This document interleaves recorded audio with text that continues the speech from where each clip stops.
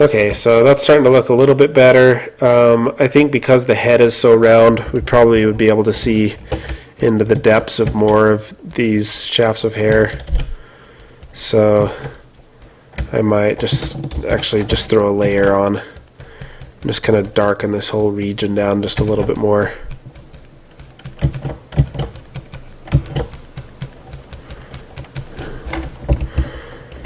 At least in that upper band where the hair is facing out towards us before it starts to hang down a little bit more.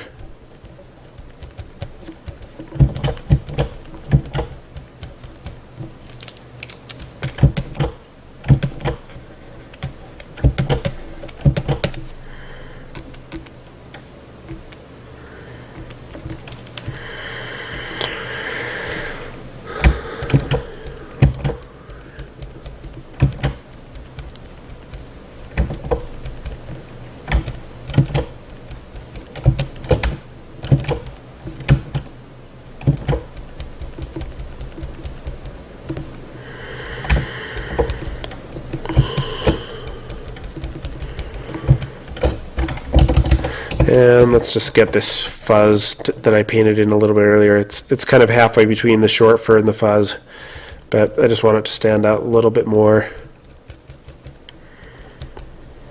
Be a little bit stronger. So I'm just making it so that outer edge where the form is curving, it just gets quite a bit brighter right there. So you can kind of see that now. Alright, let's do the same idea up here.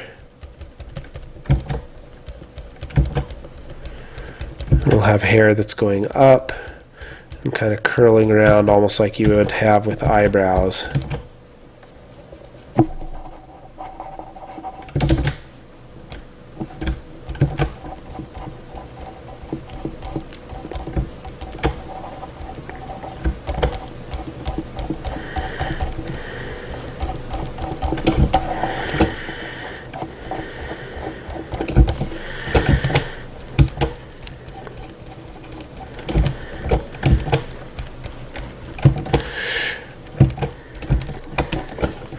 And I'm probably going to want to strengthen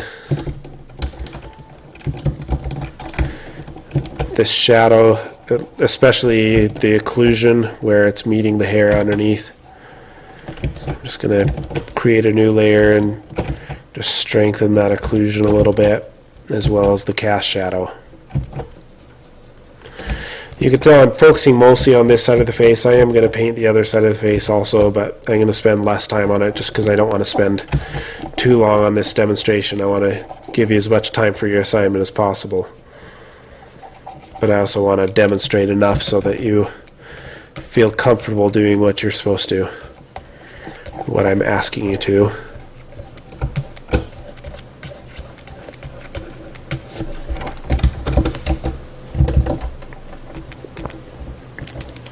And of course, how far out we're having this hair come from the head is going to affect a lot of like where these shadows are going to fall and stuff like that. But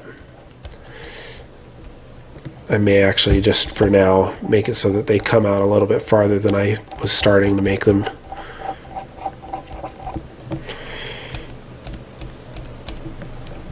That helps a little bit. Okay, now onto the hair.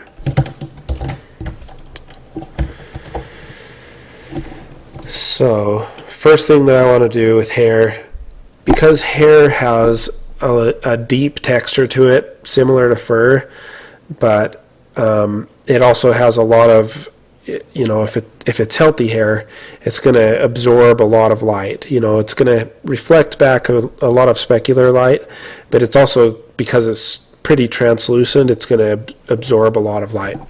So what I want to start with is maybe something that is a bit darker color and allows that kind of absorbing type of appearance. And right now I'm just going to paint it, maybe not all over the hair, but almost all over.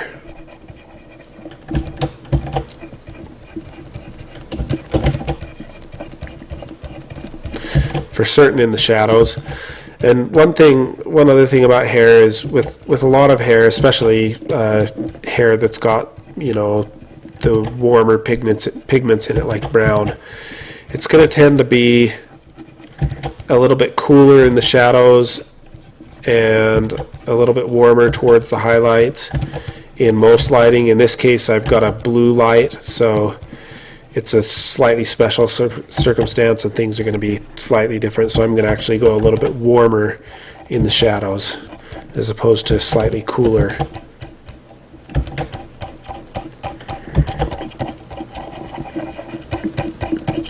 Let's make it darker everywhere, and then we can erase back if we want for the highlights.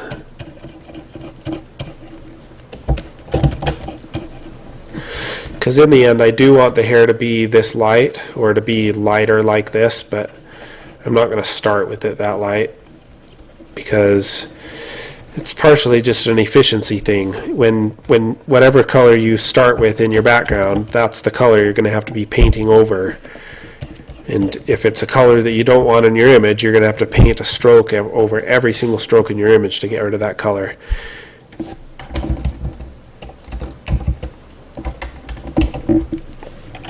Okay, now if I had a specular highlight on this based on my highlight, or based on my light position, it would probably be about right there. But of course this is an anisotropic reflection and it's hair, and so that highlight, instead of being just spread along there, it's going to be shifted slightly because of that microscopic shape of the hair. So it's going to spread along that axis.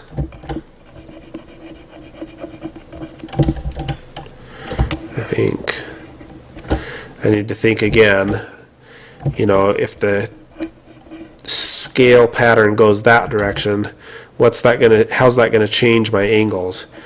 If my typical specular highlight is going to be right there, where is it going to be if the planes are facing that way? It's going to be shifted away from the root, just like this one was.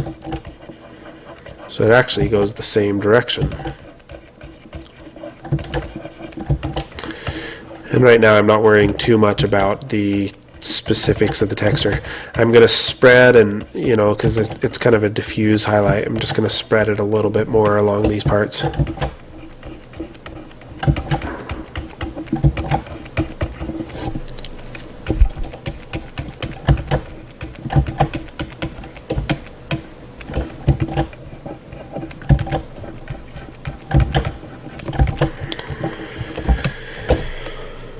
Okay, so there's my base, and I may just erase away a little bit just from some of these other parts just to kind of get that reflective quality of hair in it.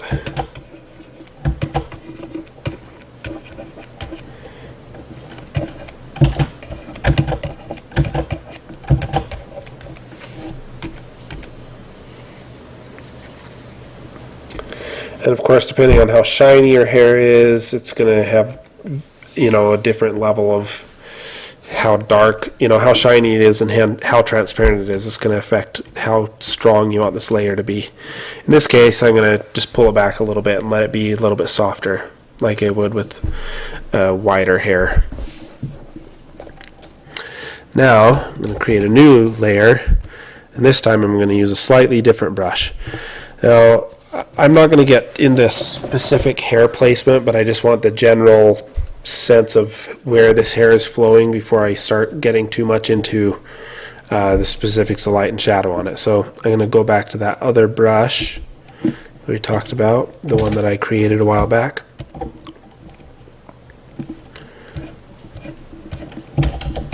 And I just created a new layer, and I'm just going to kind of brush along this where I want this hair to be. And this brush isn't behaving the way that I want it to, so I guess I'll use a different brush, which is fine if I end up just using the one that I've got, really. Just make it smaller. Again, you can see I started with the larger shapes first before I started to get into the individual hairs. But even still, I'm doing this on a layer because I don't necessarily want those individual hairs showing up everywhere.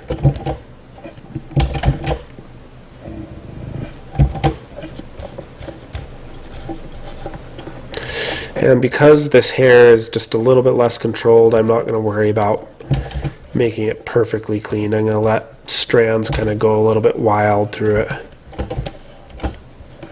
This is a slightly unkempt monster, and that's okay.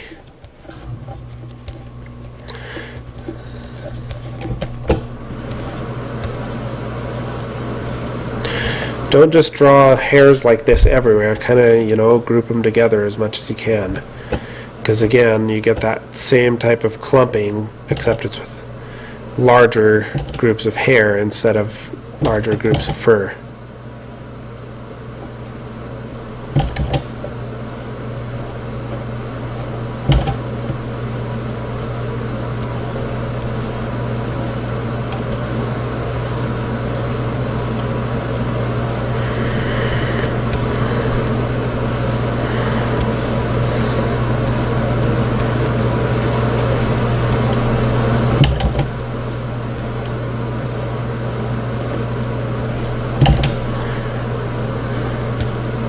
I'm going to take just a few hairs and put them over the top of the... You may want to notice that I'm not necessarily using a single pixel brush. You know, I'm doing a few strands with each stroke.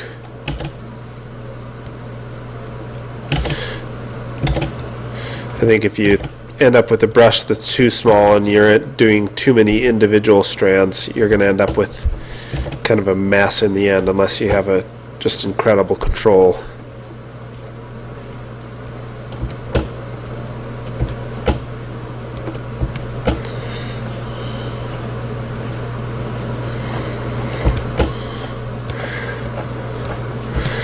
Again, when you're doing this, you don't need to paint in all of the hairs.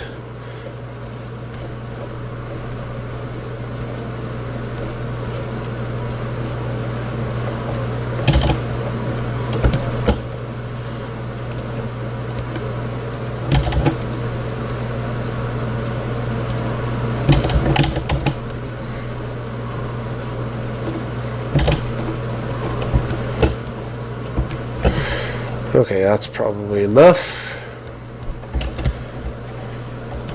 Now that I've got that in, I'm going to turn on Preserve Transparency here, and then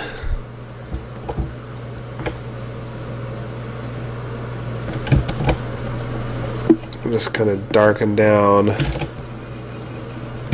the strands on one half of the hair.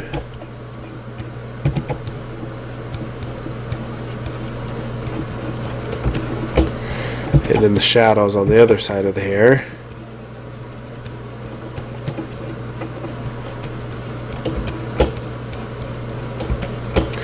And then I'm going to lighten them quite a bit on the highlight side.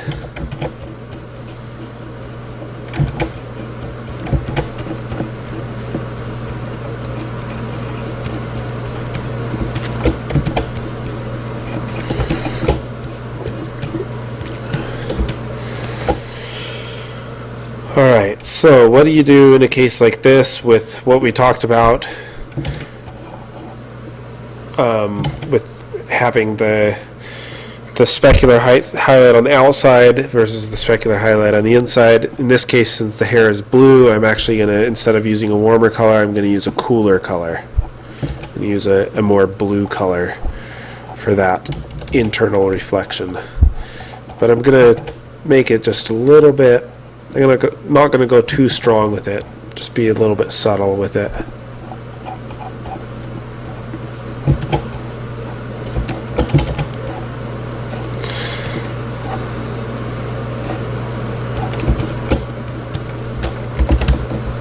I say subtle and then paint it in really obvious and big. Let's pull that back just a little bit.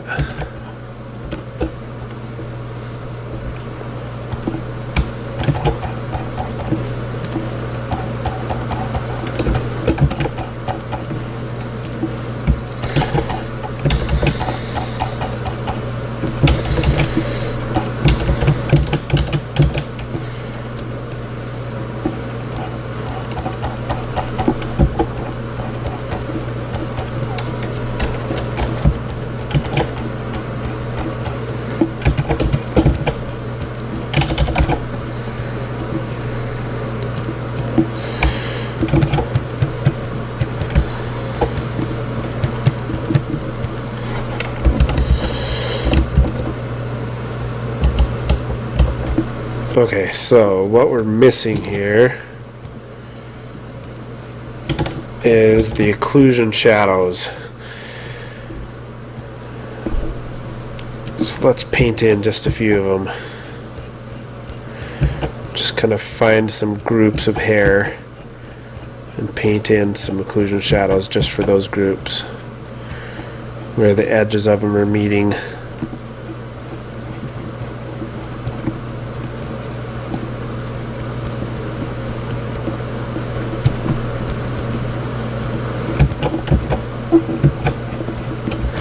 I don't really need to do it with all of them because I'm going to assume that the hair is, for the most part, going to be making a big shape, but occasionally we'll have places where the hairs separate and kind of leave one of these little holes. I'm doing this again on a layer so that it's really easy if I go too far to get rid of it. This is generally how I work. I'll work on a single layer or create a couple layers until they've served their purpose, and then I'll collapse them down so that I'm not having to deal with a big mess of layers.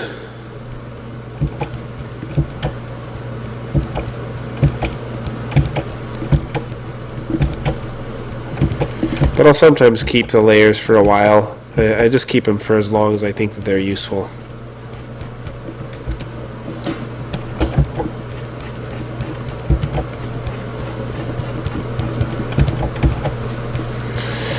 I'm using kind of a deep purple here just for the blues in the hair, and it's probably not going to work as well for these warmer colors that are in the skin.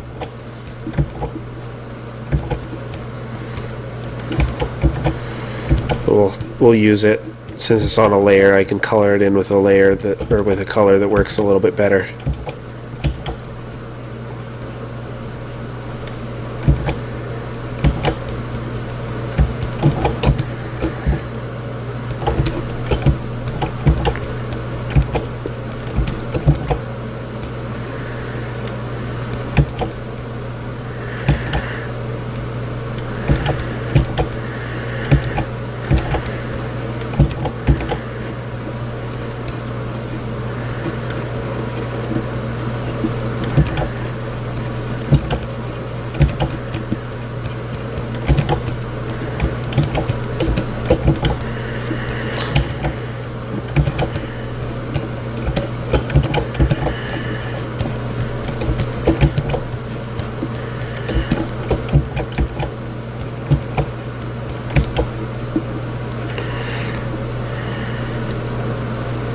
Again, I'm thinking in terms of design, I don't want to have all uniform shapes, so I'm creating big shapes, medium shapes, and small shapes.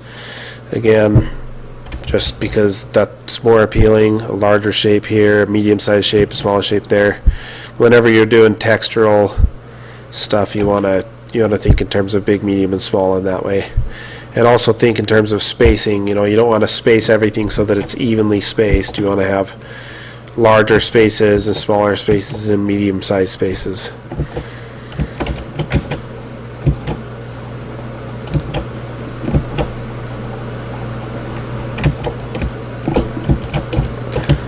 I think we have a tendency to just kind of space things evenly when we're trying to make something look random, but it looks much more random, adds a lot more variety when we actually have real variety in the size of the spaces and so forth.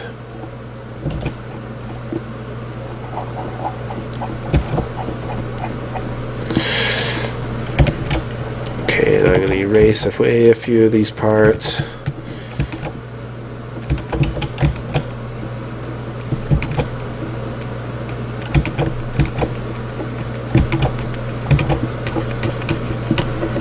Especially around these edges. Just make it so that transition is nice.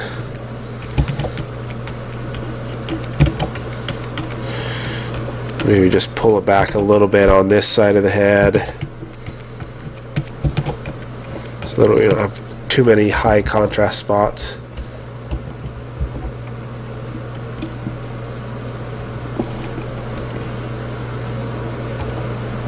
And we'll change the color of the stuff that's close to the head here.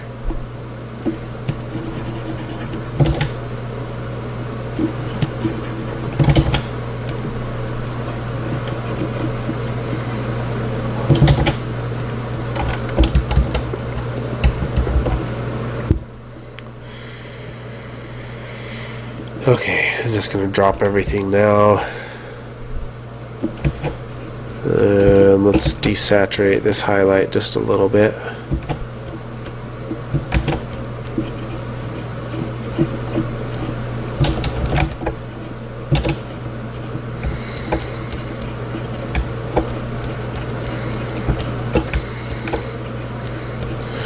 And we'll create some kind of continuity between the eyebrows and the hair here. Just let the eyebrows be a little bit longer right in the center where it transitions up into the hair, just to add some kind of monstery weirdness here. And we'll get some of this kind of warmer colored deep right here in that sort of part, the monster hair part.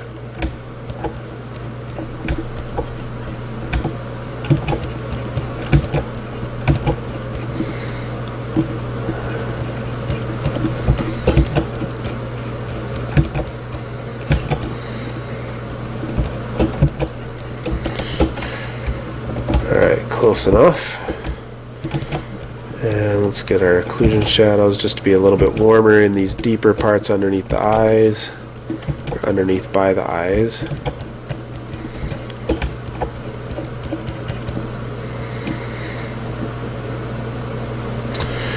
Should have been using a better brush this whole time.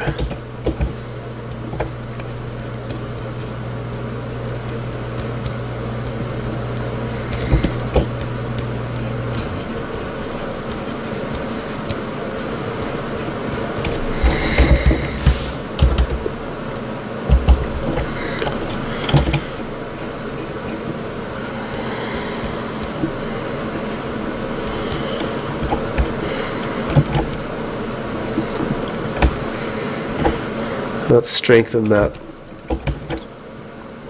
lit side of the fuzz on this side so that nose looks nice and fuzzy.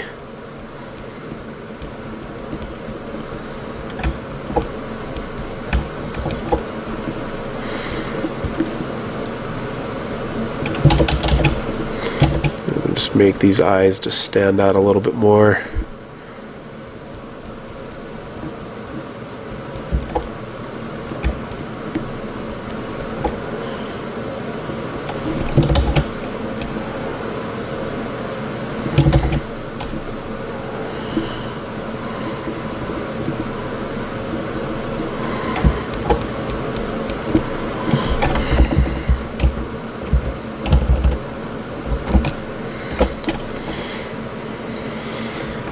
And we'll just catch a little bit of light on this side.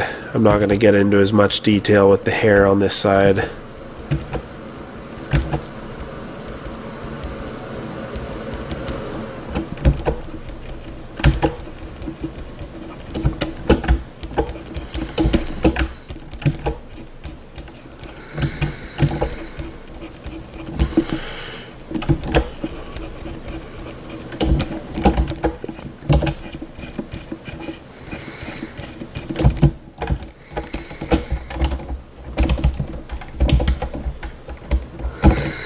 Okay, and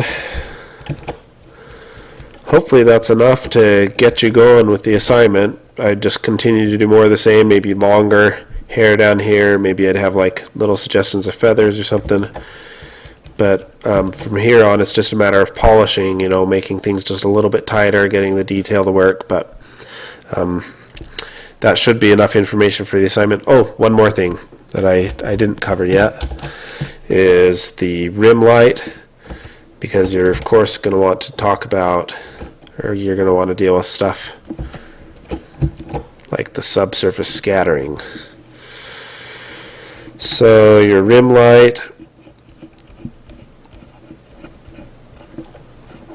for the initial at least the very first stuff, is going to be very much like you would deal with a rim light on any other surface. You're just going to get that stronger lighting, and it doesn't have to be a pure rim light. If you want to have the light coming just a little bit from around one side, you can decide that for yourself. I'm going to have it coming slightly around from the right side.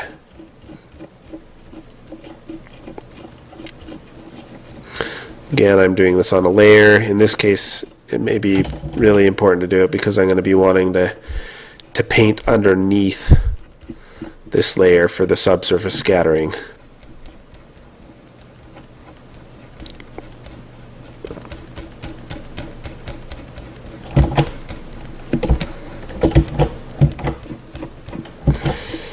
This would be a lot easier, of course, if I had already painted the stuff down here, but just for the sake of time, we'll just kind of rush through something here.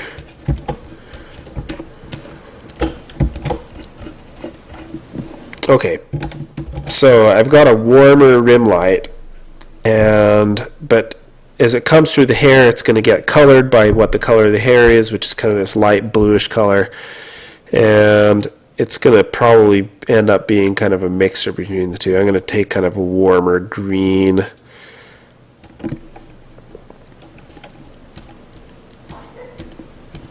and I'm going to put the layer in between.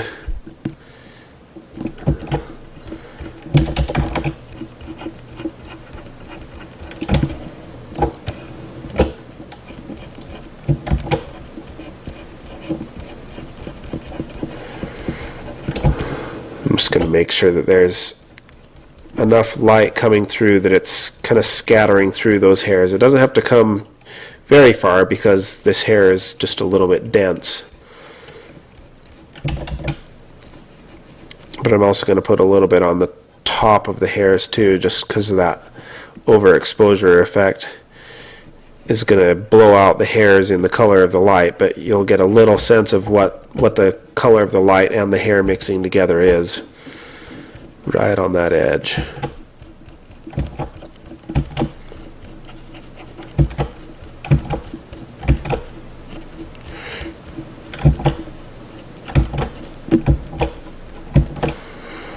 Of course, areas where it's easier for the light to pass through, it will.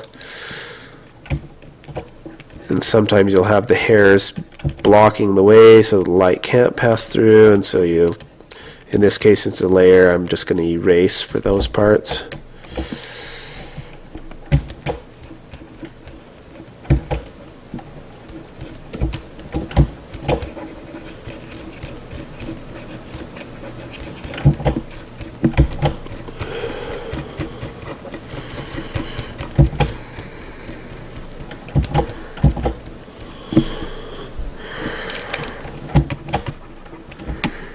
So I'd essentially do that all the way along that edge, and areas where the light couldn't get because of the cast shadow, I'd still have the subsurface scattering, and I'd just have it kind of fade off into the hairs. Alright, so hopefully that's enough, and I think it should be. I would basically just continue doing what I was doing, but do it for the whole piece. And I look forward to seeing your assignments, and thank you. Welcome to Lesson 6, which will be on various types of flesh. And before we get too much into this subject, let's just go back to our previous lesson. I spent a little bit more time on this picture since the last time, so you can see a little bit where I was able to take it with more time. But also, I wanted to talk about how, even though we spent the majority of the time talking about hair and fur and fuzz and, things like that, these principles that apply to deep textures are going to apply to a bunch of different types of deep texture. For example, trees from a distance and other types of foliage that have that deep texture. They'll also apply to certain kinds of cloth. And some of the things we talked about last week will actually also apply to flesh. And obviously hair is going to be part of, and in many cases associated with, flesh, but it's also going to be an important part of rendering the flesh itself. So let's talk about what it is exactly that makes flesh unique. So there's basically three basic things that we've talked about so far, and all of those things apply to flesh. Not necessarily every part or every manifestation of the principles that we've talked about so far, but we've got Lambertian reflection. We've also got texture effects, such as just basic texture, and also things like fuzz. We also have reflective properties like the specular highlight and other, or if it becomes very reflective, even more than that. And even when there is very little reflectivity, we get Fresnel effects. We also have transparency effects such as subsurface scattering, and also when the skin is just transparent and you're seeing what's underneath it, like, you know, blood vessels and things like that. And you can see all of those things here. You can see how we've got fuzz on the edges of her skin. We've got the textural effects.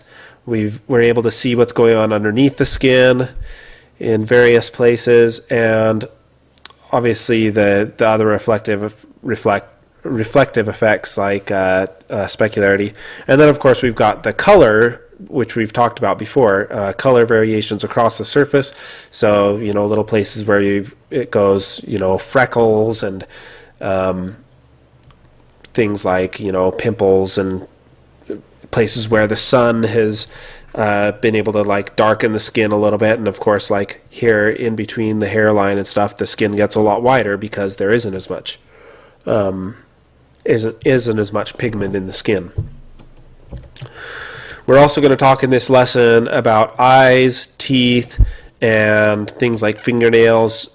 We might not be able to talk about every type of fleshy thing. You know, we're not going to talk about what it looks like to rip the skin off and see the muscles and flesh underneath. But we'll talk about the basics of surface, the surface of flesh. And most of this stuff will apply. I mean, if you do need to, you know, have a nasty wound with bone showing and everything, a lot of these principles will apply as well to that type of situation. Okay, so one of the things that is important about flesh is also the type of wrinkle patterns that you get in the flesh. And we're not going to talk specifically about where people get wrinkles and why they get them and everything like that. You know, part of that is something that's better left to an anatomy lesson, but you can always look at reference art to see common areas, or even if you want a specific example, you know, it's often best to look for an actor or a person who has the appearance and the types of wrinkles that you're looking for and use them as reference. Skin is such a complex thing that it is good to use reference. Even if you do understand all of the principles, it'll just help enrich your experience, and it'll remind you of things that you wouldn't have thought of otherwise. We will talk really quickly here about some of the more basic textural effects that we see on skin. So the majority of a healthy skin texture is going to be based around two textural properties. One is the pores, and the way that the pores, I don't know why this happens exactly, but it just seems like the skin kind of bends around the pores, and you get little tiny wrinkles between the pores as well. And then of course over larger areas you get wrinkles that go in the direction that the flesh is kind of folding in on itself, or where it's having to kind of stretch across. So this, because you see all of this these wrinkles kind of going vertically, that's an area that is going to be stretching and expanding and contracting on that axis. So those are just kind of some basic rules. So if you're doing like an arm, and you want to know which way to do the wrinkles. That direction of wrinkles is not going to work unless you've got really floppy skin. Most of the time, the wrinkles are going to go along that axis because that's the way that the skin is going to be stretching. All right, let's move on. And I'm going to move pretty quickly through all of this because I want to get onto the demonstration, because painting skin correctly, a lot of it is about process. And so that's a much more important part than a lot of the other things that we're going to talk about here. So let's talk about what goes on underneath skin. So one of the most important attributes of skin is its transparency. So we have things like this where the light, and this is something that usually happens with more intense light. So like in this example, we have a sunlight on the skin. It's actually going into the skin, and you're actually going to be getting around the majority of this, as the light is going in, this very strong light source. You will get a little bit of light coming out again from subsurface scattering. It'll go into the skin, bounce off of the stuff, and come out again. And that will warm up the skin where it's being lit and around the perimeter of it. But you'll see it mostly, you'll see that subsurface scattering most strongly in areas where you've got cast shadows, especially with hard edge shadows. So you can see it all the way along that edge, all the subsurface scattering. See how you get that kind of, we've talked about with subsurface scattering how the color is getting warmer.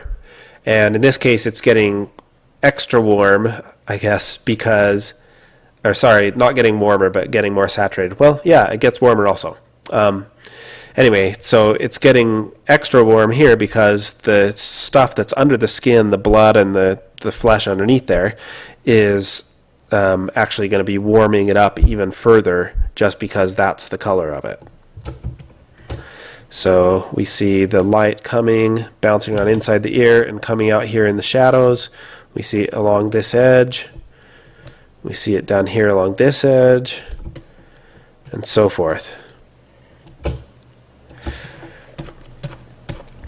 Same type of thing here. And again, you're going to see a lot less of this very strong effect where the flesh is just a little bit less transparent. So noses and ears tend to be more transparent because there's cartilage in there and not a whole lot of muscle and stuff, whereas like cheeks and things like that will be still transparent but not nearly as transparent. And also just the density of the material is going to change based on the person and their age and stuff like that. So you can see this nose is a lot less transparent, even though there is a little bit of subsurface scattering along that edge and here and stuff. It's much less pronounced than it is for like a little kid. Another thing, not just with subsurface scattering, but also just with what's underneath the surface is going to be affecting things. So here you can see all the place where the hairs underneath the skin, even though this face is clean shaven, you've got the hairs underneath the surface are coloring the skin and just making it a little bit cooler right in that area. You're seeing those hairs even though they're shaved. In this case, you're going to get a combination of two effects. You're getting the subsurface scattering that's going on in the surface. You're also getting the light that's bouncing off of the back side of these fingers and warming up as it bounces, so that it's you actually get quite a bit of glowing in the fingers because they're so transparent, especially here on the tips. But you're getting additional warming in that case as well because of the bounce light. You can see in this case that the skin is a bit wider there and a bit darker here, right? Lighter here and darker there. This is a combination of effects. One is that you've got blood vessels running through here that are going to be a little bit on the purplish side, and then you've also got a paler skin that's not getting as much sun, so some of the transparency is showing up a little bit better there. You're also getting paler skin on the underside of the arm, whereas the upper side of the arm is getting more sun and it's going to be a bit darker. Same thing with the back of the hand. The knuckles, you can see, have a little bit of a red tint to them. That's pretty common just because knuckles are constantly kind of getting beat up by things. And of course, other things like, see how that thumb is very red and pink compared to everything else. And some of these effects, they're unpredictable. A thumb may be pinker sometimes, and it may turn white if it's, pressing hard against something and the blood is being forced out of it.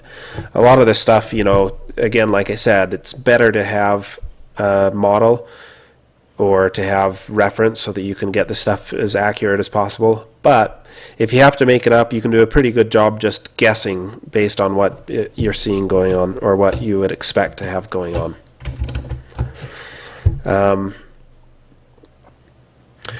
I think another thing, I'm seeing here that there's a darkening in the knuckles, and that could also be an effect of callousing.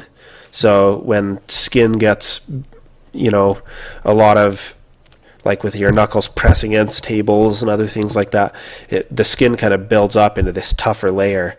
And I think that layer gets discoloration in it, as well as, the light may have a harder time passing through it. So those are the types of things that you'll want to look at. Of course, you can't predict every case, but in most cases you can get pretty good. One last thing about this stuff, I don't have necessarily an ideal example of it here, because babies are a little bit different, but generally speaking, because the skull is close to the surface up here, then the light that you get passing through the surface, the transparency in the areas like, maybe this upper part of the nose and of course on the upper part of the skull will tend to be a little bit whiter or yellowish. There tends to be kind of a paler band up there. Then in the nose, a little bit around the eyes and in the ears and in the cheeks, you get a lot more blood vessels that are close to the surface that are on the red side, and so they'll tend to be pink. So you'll almost get this pinkish reddish band in that area. And then down here you've got less sunlight, and of course on older guys you'll get whiskers and things like that are changing the color. But also on women you'll see this as well, where I don't know if it's just that like the blood vessels are pulling away from the surface or what, but the skin tends to be a little bit cooler down here. It gets into the slightly greenish, slightly bluish range. Also around the eyes, let's go back to this image. Actually, this would have been a good example. So see how there's a little bit of yellower tones up here, slightly pinker tones in this range, and then down here there's a little bit of the cools, and it's all very subtle. You can see it all there, but in fact, some of you might be looking at this and saying, what is he talking about? But just trust me that I'm saying this, and I'll show you how we can apply it in painting in a little while. You'll also sometimes get, because of the proximity of the purplish blood vessels close to the surface, you'll get some kind of blueness around the eyes sometimes as well. Another thing that's variable across the surface of skin, meaning that it's not uniform everywhere, is, let's undo this real quick, is reflectivity.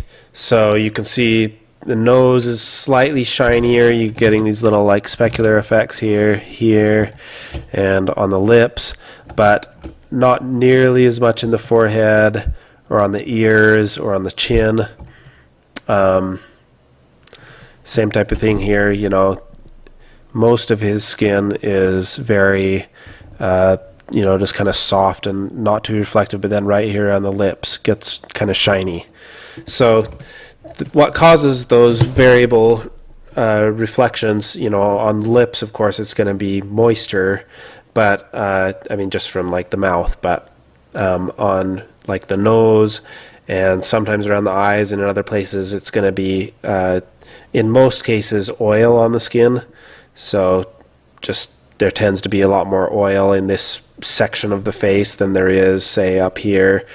And although sometimes foreheads, and each person is different, so some people will have very oily foreheads and other people will have oily chins, but for the most part the distribution of the oilier parts are maybe in this upper region, whereas like the neck, unless the person is sweating, is going to tend to be a little bit more matte. But there's always a little bit of reflectivity to the skin, and it's especially apparent when you get skin with different colors. So, and part of that is just because the skin is lowered down in value a little bit, and so the specular reflection shows up a lot stronger. In this case, you're getting quite a bit of reflection, and you're getting quite a bit of color across the skin in those reflections. What you're seeing here is in those warm highlights where it's very almost reddish in the skin here. It's that's the Lambertian reflection, and then you're getting a cooler specular reflection on top of that. It's a little bit diffused by the texture of the skin, but pretty shiny. A little bit less so on this guy. So for the most part, all of the rules that I've talked about so far hold pretty true. Like, there's kind of a yellower band up here. There's a little bit more pink in the skin, and actually in this case a little bit more pink and a little bit lighter in this band. And then in this area you get the cooler color, right? But each race is going to have slightly different variations on the type of coloration that happens, and it is pretty different. So you'll want to do your research. You'll get different things, like black people get their fingernail, even though their skin can get quite dark, their fingernails and palms tend to be a lot lighter, and that's the type of thing that you're not necessarily going to come up with on your own, so make sure that you're kind of paying attention to it on your own. Important to note here, we also have the fuzz effects here that we've talked about in the previous lesson, but in this case the hairs are a little bit darker and they're a little bit longer, and they're also pretty sparse, so it's not terribly strong, but it is definitely an effect, a factor here. Like here you're not seeing as much hair, but here, where his hand is bent back, you see quite a bit of it. Even though you can see here, the distribution of hairs isn't necessarily greater, it's just the angle that we're seeing it at. You're also getting the veins under the surface, which are both changing the color and adding a texture to the skin. It's another thing that you're going to want to look up, in your anatomy books, or look at the backs of your own hands or whatever to see where those veins are. You can usually see them, even if there's just even if there's no textural change, you can see the slight discolorations caused by that kind of purple-blue blood underneath the skin. Blood, by the way, when it's in the skin, when it has oxygen in it, it's red, and when it has no oxygen in it, then it tends to be blue. And the overall impression that you get of the veins and blood vessels tend to be kind of this purple, because they're more evenly distributed throughout. But you will get some areas in the skin where it is definitely more blue, and areas where it's definitely more red, like we've talked about around the eyes and the nose. So it's just beautiful skin, like all the different colors that you get here. And part of that, I might have said this already, but part of that reflection being a little bit stronger, a little bit more prominent color-wise, is just because the skin is darker. You're able to see it more. Although some races also have, slightly more oily and shinier skin. And so, yeah, again, I'm not necessarily going to cover every single case, but just giving general principles, and hopefully as you do research and study on the characters that you're painting, you'll pay better attention to that sort of thing. And there's, of course, a gradient between very dark skin to slightly lighter skin to quite a bit lighter skin to kind of pinkish skin to, you know, almost a light yellow skin. And everybody's different. Every person has slightly different variations in their skin. Even within a race, you'll have quite a bit of variation. Another thing that's important to note about the color of skin is how the lighting in the scene affects the color of the skin. So in this case, the lighting in the scene is pretty yellow. You know, we've got kind of a cooler fill light from above and a warmer fill light from below, and then of course the sunlight rim light from behind. But the overall light in the scene, you know, this is during golden hour when all the light just kind of gets this kind of orangish cast to it. So even the cooler areas are only cool in comparison. In fact, let's turn this on. You can see we're staying in pretty much the same area of the spectrum the whole time. It's just subtle variations throughout. So you're able to make all of the variations that you have in skin without necessarily going very far on the spectrum. And then when you turn the light to a cooler color, some different things start to happen. And I'm using old masters paintings here because they are, especially Bouguereau was very, very good at handling how skin and light interacted. So you can see here underneath the surface of the skin, there's all these variations between the warm and cool, which is coming from, you know, just the colors of the skin and the transparency in it, the blood vessels underneath. You just have these, they're not really random variations, but the overall impression of it just kind of gives this mottled, interesting look. But then you've got a cooler fill light source here, and look what's happening in the shadows. You may actually have a warm fill light here, but what about here? Is there a warm fill light there? There's not necessarily a fill light there that is casting that pink color. And a lot of this is the just the transparency of skin and the way that light goes into it and then passes out again tends to make it so that even when you've got a cool light, that the shadows or the areas where the form rolls off tends to roll off towards warmer colors.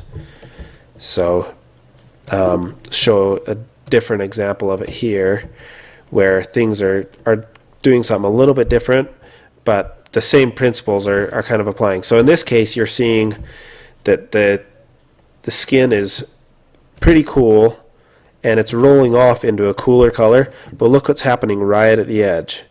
See, it's a cooler color, and then look right as I get to that edge. See, it goes into a warmer color. It went from these purples and pretty desaturated to that cooler, to that, you know, kind of darkish warm color. So he's doing that just at the edges and not necessarily on all the edges, you know, because skin is reflective. It's going to be catching the light from the background in various places. You know, here it's going to be quite cool because you've got the light from the sky, the reflections from the background. But for the most part, you know, you'll have like those exceptions, but in all the cases where it matters, you're going to be pulling that warm color back in again, right there along that edge. He's also, just to add a little bit more life to the skin, he's actually rolling from a cooler color, kind of up in the whites range, into a warmer color here in the pinks, and then down into a cooler color again. And that's adding a lot of that life to the skin. You can see again here, we've talked about the cool band of color here, the warmer band of color here, and the forehead's a little bit in shadow, so it's harder to tell, but you're definitely catching the middle one there. Also notice how, you know, there's various places like on the knuckles here and on the elbow, you get that slightly reddish or pinkish tone that I pointed out on the knuckles earlier. Again, I'm not sure exactly what it is that causes that, but you'll see it any place where you've got like an extremity a little bit, where, you know, it's bumping against stuff like the ankle. You can see it again there, ankle and the heel. Not in every case, of course, but I think it's a good rule to follow. You can always do it in every case and then pull back when it doesn't seem to work.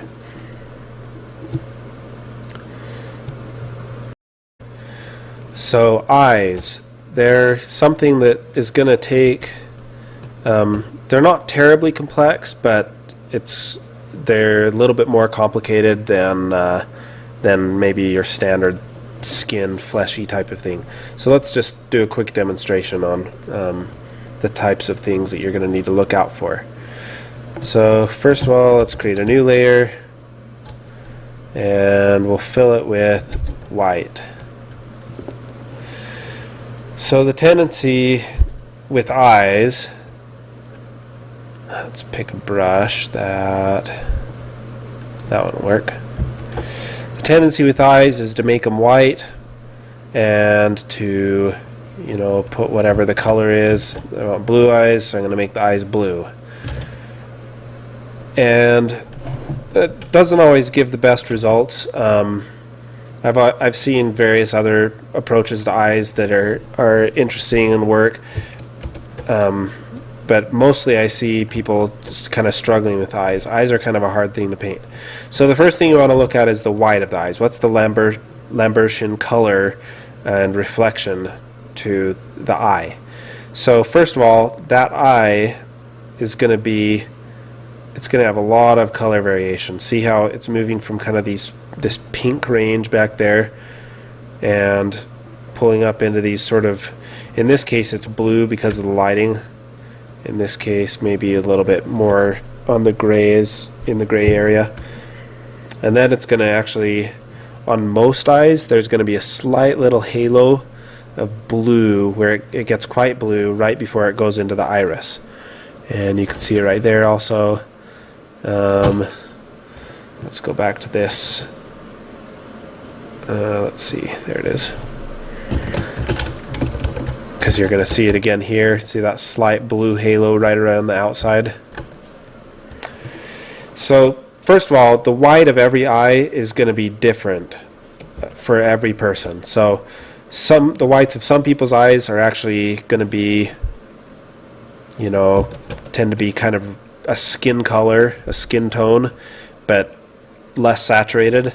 Some people will have a bluer white to their eye, and of course I've seen a lot of people who have yellow whites. We call them whites, but in fact there's quite a bit of color variation from one eye to another, but there's also a lot of variation within the eye as well. For example, going towards the back of the eye, we're looking at the eyeball from the side, we're going to get kind of a gradient from the back of the eye to the front, where it goes from these sort of pink colors to the white in front. So if somebody is looking strongly to one side or the other, you're going to get some of this gradient showing up there. And then right at the iris, which we'll just kind of draw in real quickly, I'll do it with a brown. You're going to have that blue halo right at that edge. So you can see how already they're starting to get some resemblance to a real eye there, even though I haven't necessarily painted in the details with, the blood vessels and stuff like that. Just getting those colors right, it starts to feel pretty good already. Now there's another thing though that is pretty important with eyes, and that is the iris has a dome over it, which is filled with fluid. So all that in there is fluid. And because there's fluid in there, we're going to have the same effects that we're familiar with, where light comes in and it's going to tend to bend because of refraction, like we've talked about. But also you've got the shape inside the eye, so if we create another layer, the eye is actually hollow,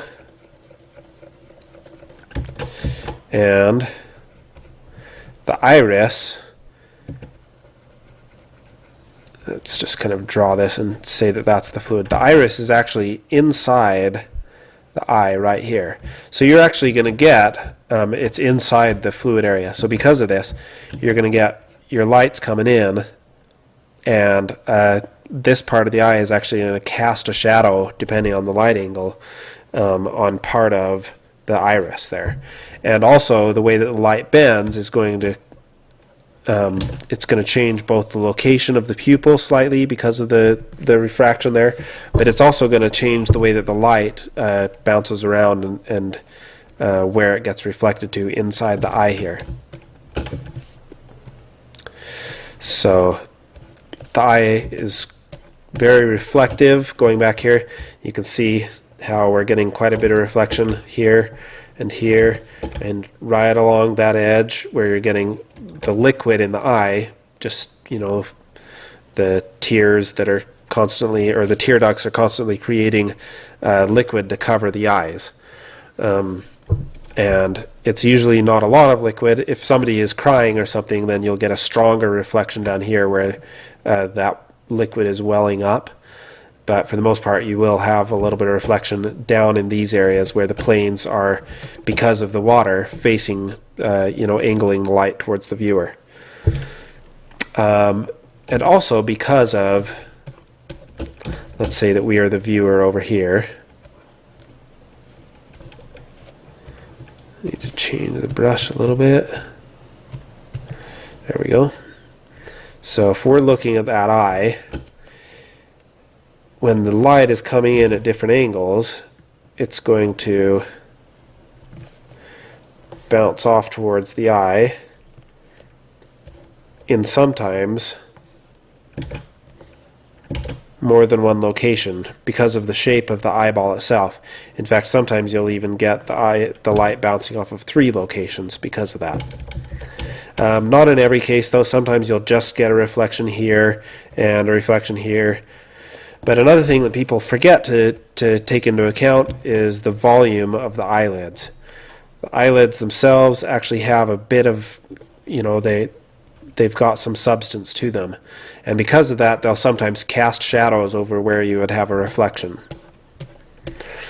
You can see here how there's a bit of a space between the edge of the eye here, the eyeball, and where the flap of skin starts to turn down away from and wrap around the eye. So you've actually got a gap there between the eye and where the eyelashes show up also. This is true also on the top of the eye. You've got a flap of flesh there that folds up in on itself when the eye opens. And of course the eyelashes themselves have a distinctive shape, which we won't necessarily talk about. But if you are painting the eyelashes, generally it's good to think in terms of just a single solid shape for the eyelashes. So instead of, I think people tend to, with the eye, they want to put in individual eyelashes because that's what they see. That, that's the natural solution, the natural way of thinking about it. But realistically, when we're looking at eyes from a distance, what we're seeing our first read is actually just the general shape that those eyelashes are making. Same thing in the case of this girl. Even though we do have some spreading of the eyelashes, what I'd suggest that you do is draw those eyelashes in a single shape, and then if you need to really, sell it and make it look realistic, you can break that shape apart. But start with the big shape instead of the other way around, if that makes sense. Anyway, okay, back to the eye. So we've talked about the reflective, we talked about the refraction inside the eye, and you can see an example of that refraction here. See how the pupil is kind of distorted outward along to kind of like match that dome, and that's going to be different. You're not going to have the same type of, the position of the eye is not going to follow the same rules in every case. So I wouldn't necessarily worry about getting it exact, but in fact that may be like just the rule to remember. Don't worry about getting the pupil exact. the size of the pupil is important. It's an emotional cue. You know, big pupils mean something, small pupils mean something else. You know, if you make somebody have small pupils, they're going to tend to look kind of freaked out. If you have big pupils, they're going to tend to be, you know, look warm and inviting. But also the way that the lighting in the scene is set up is going to affect whether or not that looks right. So if you've got someone standing in sunlight and you've got big pupils, then they're going to end up looking really weird. It's going to look unnatural, because we know that people, when they get out into a lot of light, their pupils close down. And likewise, when we get into darkness, our eyes open up. So be sensitive to that.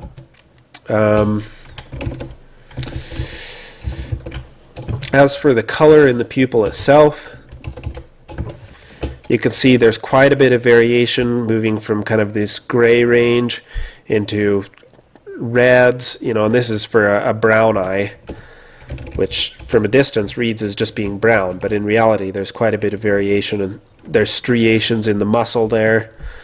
You can see similar types of things here with the variation, kind of these blue grays around the outside, and then moving into kind of a gray that also towards the center turns into these yellows and oranges. And actually, let's move back to this picture, because she's got pretty interesting eyes here, moving from blues into the yellows into the oranges again.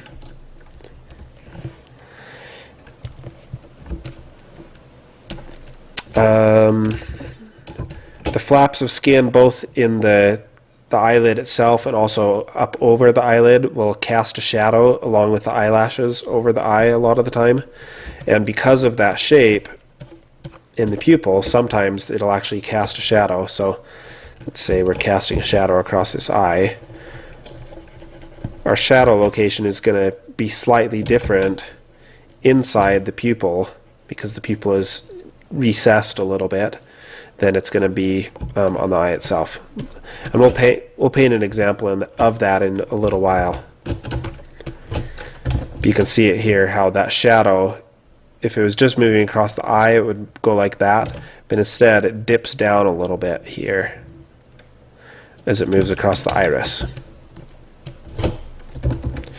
Usually you don't want to make your pupils a pure black, because there is, you know, there's fluid in there that's catching the light. You've also got the reflections on top of it. If you make them pure black, the only reason why you would want to do that is because your shadows elsewhere are also turning black. So be careful about that. If you want a nice safe color to use, usually a deep red is okay, because the retina in the back of the eye is pretty red, and if it catches any light, it's going to tend to make the pupil be a little bit slightly red. Don't necessarily, unless you're doing a girl with makeup on, don't do the eyelashes black either, or unless of course you're doing a girl that has jet black hair or something. Add a little bit of color to those eyelashes to make them look natural, and don't make them too thick. Alright, so moving on from eyes. Oh, and then the last thing to remember with the eye is that, you know, we tend to want to just do like the little dot, the specular reflection like that in the eye. And that's not necessarily bad, you know, that'll work. But if you really want your eyes to look realistic, you need to remember that they're going to be reflecting your scene. Stuff that's in the shadows and stuff, there's not going to be enough light for those things to reflect off of the eye. But any light source like the sky, any lights in the scene, anything that's bright is going to actually have like a true reflection off of the eye, because it's so shiny. Last thing, you're usually going to get slightly pinker skin just towards the inside, facing the eye. And especially if somebody's like getting their eyelids pulled down, the color of that skin underneath is quite pink. Alright, next up we have lips, which tend to be slightly different color than the skin around them. Lip color is going to vary based on race. So we'll go back to this one. So here we have kind of a pinkish lip compared to the skin tone. Here we have slightly pinker, but it's almost got this kind of like brown, rusty color to the lips. And then here, the lips are pinker, but they're actually lighter than the skin around them in the center, but then darker than the skin around them around the outside. And then here you have kind of that interesting rusty pink mix going on with the lighter pink on the inside and then the rustier color on the outside. So you can have a lot of variety in the type of color that you've got with lips. You can get away with a lot. Next up is teeth and the tongue, the gums. Let's go back to, oops, wrong one. So teeth are usually not the same color as the eyes. You can see here these eyes kind of have this blue-gray pink tint going on there, and then the teeth actually have kind of this yellow-orange color going on. Unless, of course, somebody's like posing for a commercial where they've whitened their teeth and their eyes and everything, there tends to be a bit of difference between those colors there. And usually teeth tend to be quite yellow, or they've got, little hints of green or orange to them. But the other thing to remember about teeth is they're pretty transparent. So this being a good example, especially with younger kids, you can see that transparency pretty strongly around the edge. But if you ever have a strong light catching on the teeth, it's going to tend to, add a little bit more warmth in the teeth. They will get the light passing through them. Gums usually about the same color as the lips, but of course you've got a variety of different things with different people. I'm not going to talk about the range of colors that you get on the tongue, other than just that the texture on the tongue is pretty distinctive. It tends to be very shiny. The teeth also tend to be very shiny, and inside the mouth you're going to want to have the colors be pretty warm, especially in the deep shadows in it. I don't know, it could be subsurface scattering. It's just something that I've observed a lot, that they tend to get really warm inside there. And of course, like liquid in the mouth is going to cause light to catch sometimes in, like larger areas than, just like in this case, you're actually getting some liquid right there between the tongue and the gums that's actually catching light as well. Just make it feel, nice and wet in there. Fingers, we won't talk about the textures on them necessarily, but the fingernails themselves. Fingernails and hair are actually made out of the same material. It's keratin. It's a type of protein that has this shine to it and transparency. So they'll tend to be reflective. They'll tend to be transparent. So, this kind of variety of color that you're getting here, where it's kind of the darker pink and the lighter color right there, that's a lot of that is just what's going on underneath the nail. Although some of that coloration is coming from the nail itself. And then, of course, you get the dead material at the end, which turns this sort of whitish gray. This color is going to tend to be closer to what the skin color is, or what the skin color is underneath it, whereas what's outside on the nail will be either the color of the nail itself, or if you've actually got like dirt underneath the nails, it'll get a bit of different color in it. And I think we can talk probably about all sorts of other things that happen with skin, with different types of flesh, but most of these things, the eyes, the teeth, and the fingernails tend to be, that covers most of it. Calluses and stuff like that, they tend to be like a lot of the other flesh, but with a little bit more texture. And anyway, we won't talk about all that stuff. Instead, we are going to move on so that we can get to the demonstration as quickly as possible, because that's where all the good stuff is. Even though we're not going to talk about animal flesh, or we're not going to do for our assignment anything that has to do with animal flesh. I'm just going to point out how it follows a lot of the same rules, even though the coloration is different. You'll notice the type of wrinkling patterns that we're getting. Same types of things with the pores affecting the texture. The transitions that we talked about from hair into fur, from the skin to the fur. We've talked about, see how there's kind of a pink light catching underneath there. Anyway, also notice how different the eyes are, even though we have some similar things like the darker ring around the outside and the lighter stuff on the inside, and still we have like the reflectivity and stuff. Look how brown the white of that eye is, and how there's this strong gradient into it. And of course the flesh around it kind of has this slightly pinkish brown gray thing before it goes into the sort of blue tones of the flesh. We also have the fuzz that we've talked about right there. You can see it. Fuzz isn't necessarily going to be uniform on people either. It's going to be concentrated in areas like the cheek. Maybe you'll get a little bit on the forehead, stuff like that. Sometimes texture is going to be a huge factor, but the texture can be, there you can have a lot of variety even in a texture. Like, I think the tendency, like say if you're doing this is crocodile skin. If you're doing crocodile skin, the tendency is just to think in terms of the texture. But look at how much color is going on, even almost outside the texture. There is some slight color change between the scales here, but for the most part, you've just got this kind of area of that sort of orange, you've got an area of green, you've got an area of yellow, these darker splotches up here, that are almost outside of or unrelated to the scales. Rhinoceros skin is always really interesting to look at. You just get a variety of really interesting textures here. It tends to look really tough. When you're doing flesh textures and stuff like that, you want to make sure that your texture is matching kind of the properties or the personality and stuff like that of the creature that you're doing.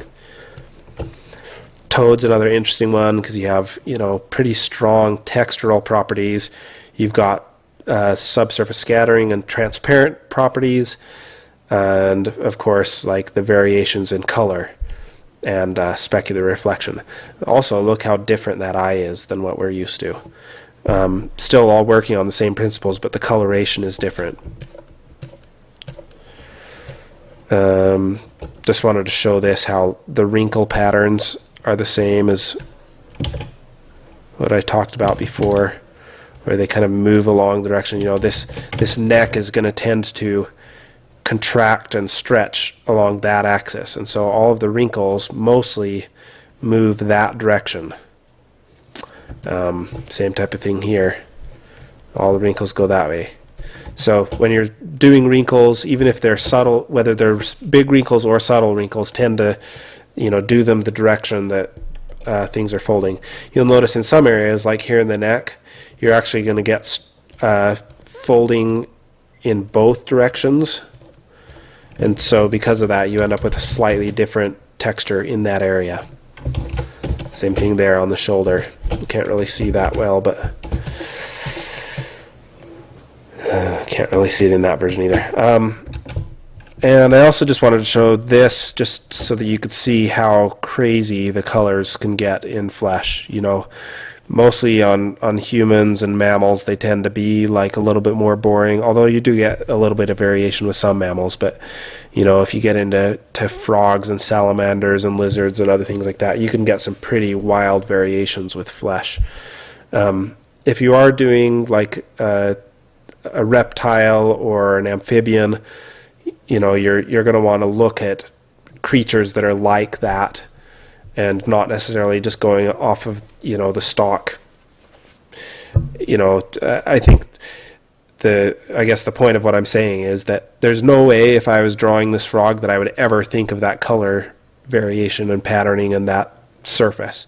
These are things where if you're not paying attention in real life, your creativity is going to be stifled. You're going to have a hard time coming up with new and interesting things because nature's already beaten you to it. It's just, there's amazing things out there already that you should be drawing on. They say, I heard a quote that that good artists borrow from other artists and great artists steal. And so nature is a great source to steal from. All right, so let's move on to our assignment now.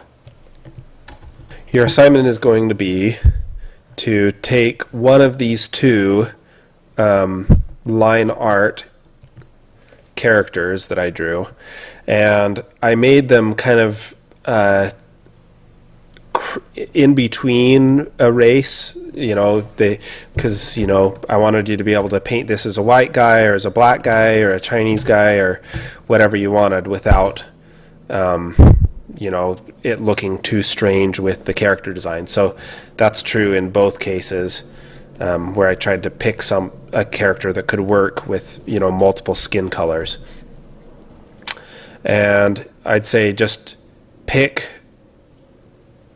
the type of skin color, eye color, etc., that you want. Don't worry too much about the hair. You can just block it out as a big shape, or you can, if you want to paint it out, you can use all the stuff that we learned in our last lesson.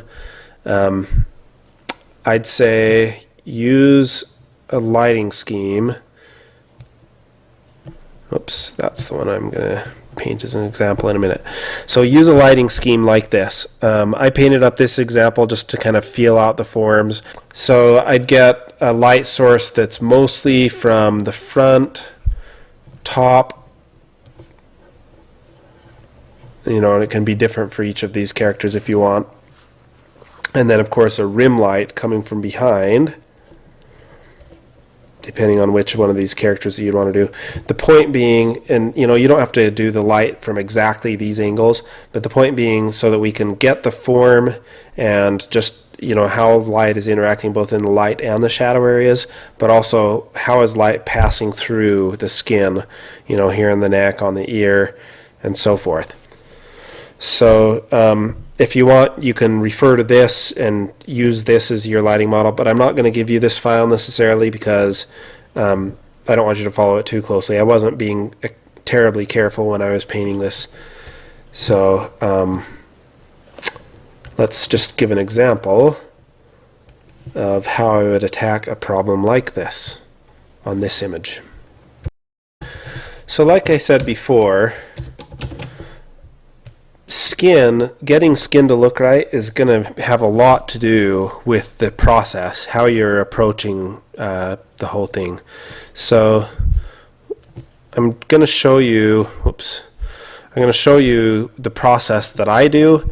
I've talked about all of the different things that go into making skin, and we kind of went over the different types of material that you have to look at to get your skin to look right. There's really a variety of ways to approach the process. This is maybe a good way if you're a beginner and have a hard time handling the complexity that is in skin, because skin, it's a complex thing to do. Painters have been trying to get it right for ages, and you shouldn't necessarily expect to get it right at once. Hopefully this way will help you in your first time, at least get it somewhere in the ballpark of where it should be. First, I'm going to start with my background, something kind of dark and just something that has a little bit of interesting color to it. So I'm not going to try and do anything too crazy with the light sources in this, but I will make sure that I've got a cool light source and a warm light source. That's something you always want to think about when you're doing a painting, is not just having a uniformity in your light sources, but having them each have a slight contrast to each other, even if it's just in the color temperature. Let's switch my brush to something, and I'm going to create a new layer with just kind of like the outline of this guy in it. And I'm going to start out with kind of a deeper color in the drawing, I imagine this guy was wearing a shirt, but I don't know if I'm necessarily going to paint it that way at first anyway. Maybe he'll start to freak me out after a while and I'll put some clothes on him. And on all of these characters, I picked characters that, especially for your assignment, I picked characters that are not going to necessarily look too strange if you make the skin too realistic. You know, if you have a character like this, if I tried to make this skin be too realistic, it's going to end up starting to look really kind of, we're going to start to get into what they call the uncanny valley, where things just look unnatural because we're getting close to realism in a way, but on a surface where it doesn't seem right for it to be that realistic. But I'll still take it pretty far in this image just to demonstrate how I would do things. I don't know that I'm going to mess a lot with the hair in this case, but I'll put in a color there.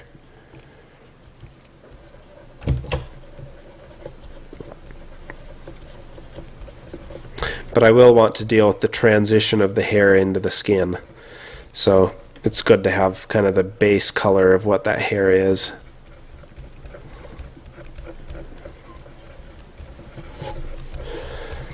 Okay. That's pretty good. We'll just get a little bit more of that edge in there.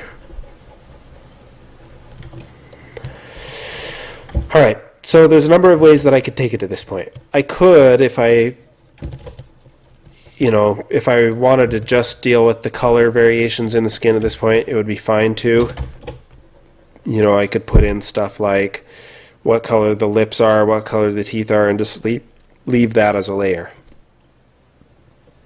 Instead, what I'm going to do is I'm going to start dealing up front with the occlusion just to feel out the forms just a little bit more. And because I'm doing this in layers, it doesn't necessarily matter that much which order I do it in.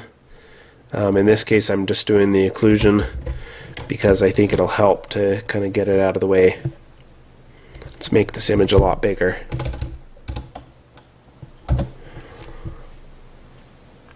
You shouldn't have to do that on your images. I've already made them pretty big. Oops. So I'm going to do my standard. And this, you know, I said at the beginning of this lesson that this is the part where things start to get fun. This is where I really start to enjoy things. And a lot of it is just because we've already learned the basics. You know, we've learned how to deal with stuff like occlusion, and now we're getting into cases where we get to apply occlusion onto something that's kind of interesting. You know, we're not just dealing with abstract shapes, we're dealing with, you know, character portraits and stuff like that.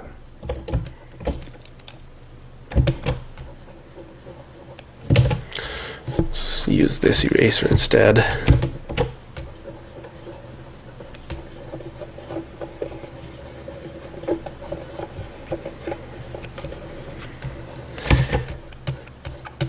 And I didn't have all of this stuff done already, mainly because I wanted to demonstrate it again in a different type of scenario so that you could see how these rules are applied in a variety of situations. It's reinforcing the principles that we've already learned, really.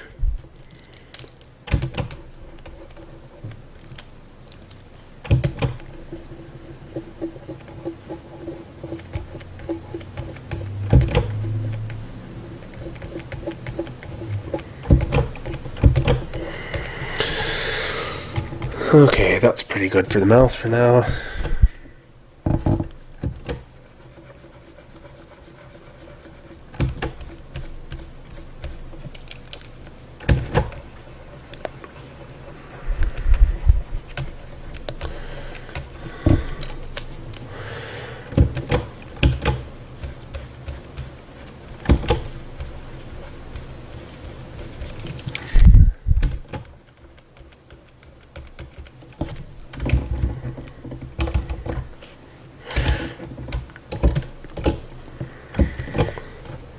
Sometimes it helps to do the occlusion part first, just because it helps you relax a little bit about the forms. You're not as uptight about making everything work, because once you've got the occlusion in, it helps define those forms enough that, you know, you feel comfortable with leaving things maybe a little bit under rendered sometimes. And maybe that's a bad thing because we tend to be lazy, but maybe I just like bad things. I think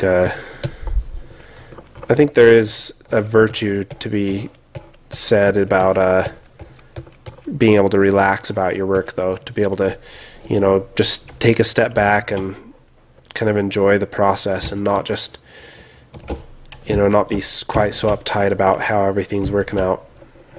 You can see I'm using kind of warmer dark color for the occlusion. We've talked about why that is several times in the past. Just bringing it to your attention again.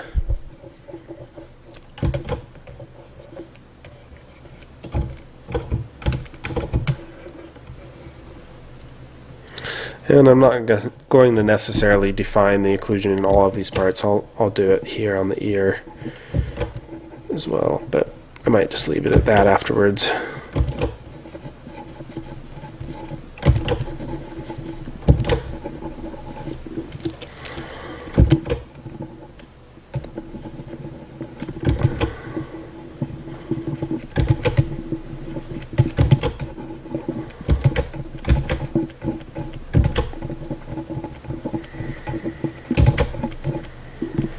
All right.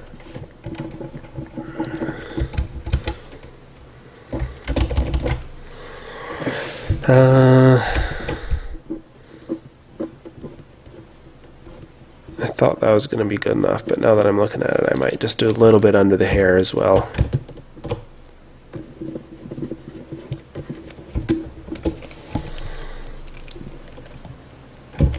Just so that we don't have to deal with it later. There are more areas where I would do occlusion, but I don't want to get into too much detail around the eyes and everything yet, because there is some form discovery to be done there.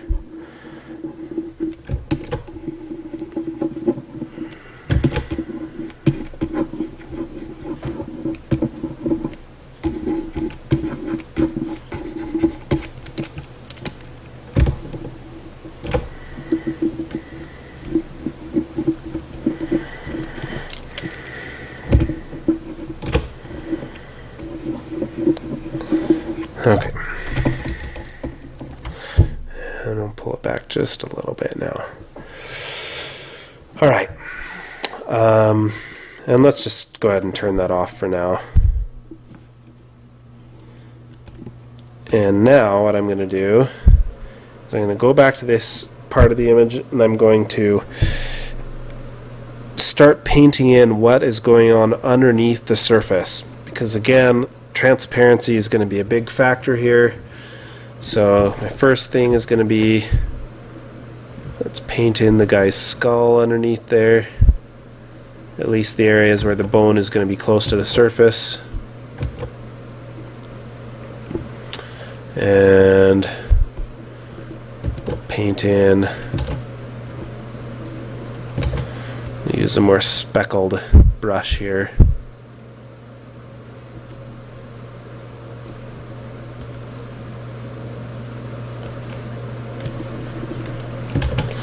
And something a little bit darker and kind of a grayish blue texture to it. I've got preserve transparency on. Whoops. Let's pick something a little bit larger. Maybe the coarse spray will do it. Alright.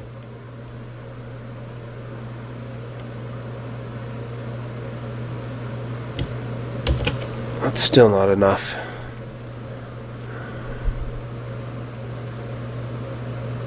Variable splatter, maybe that'll do it. I just wanted something that left, yeah, that's good. Something that left kind of like larger splatters. Which I probably should have gone if I was looking for larger splatters for the variable splatter brush in the first place.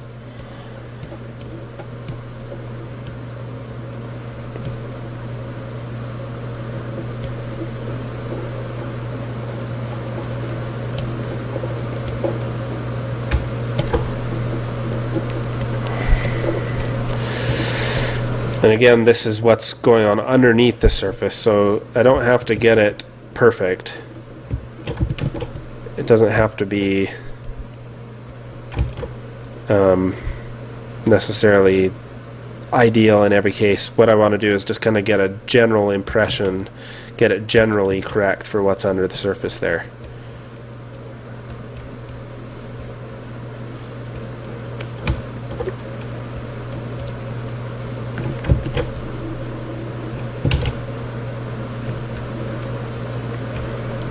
And I'm going a little bit more saturated and a little bit stronger with those colors than maybe I would otherwise if I was just painting directly, because I can trust that you know, I'm going to be painting over the top of this. This isn't what my final thing is. This is just kind of the underpainting for where the skin is going to go eventually.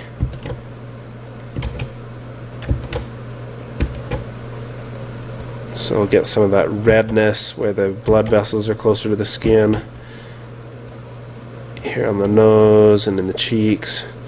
Maybe a little bit of blue around the eyes.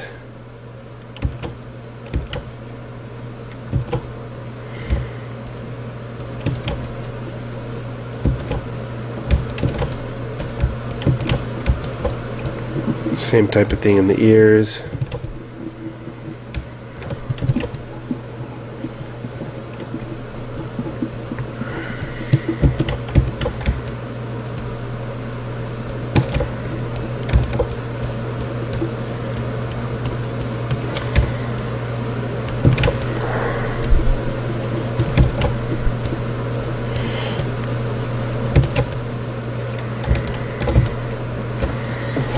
Okay.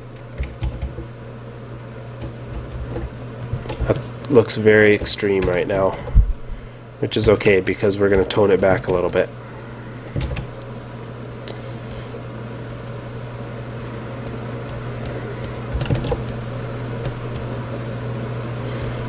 And we'll get just a little bit of green under the surface here too. Can get a lot of interest in the color variations here.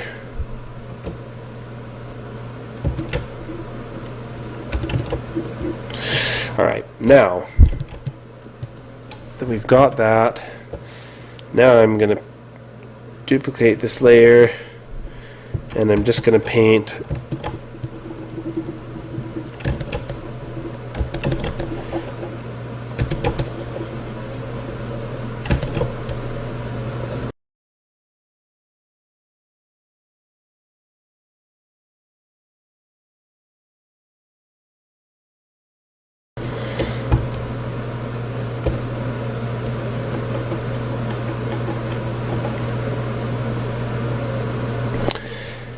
So now what I'm going to paint is the layer over that where the lighting is going to be.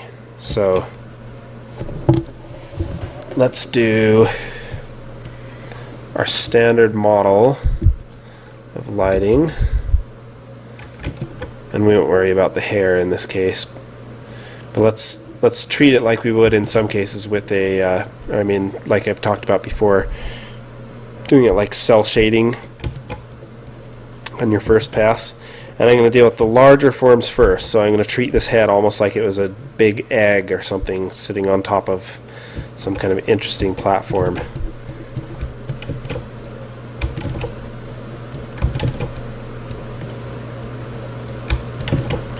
So I'm not worried yet about the smaller forms, just that larger overall form. And I may wrap that light around just a little bit so that it's catching on the back here with the ear.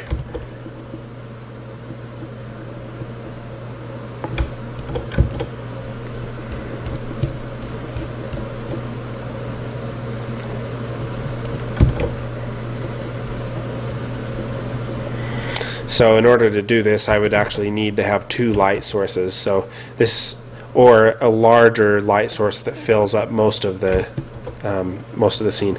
In this case, I'm actually going to do a bright, cool light source on this side.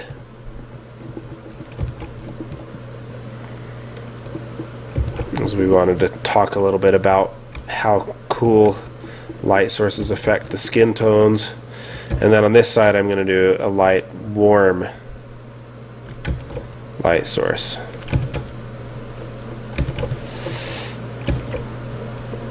And once I've done that larger shape, I can start to break it down into the smaller forms. And of course the shadows. I haven't done a fill light yet, so let's just do kind of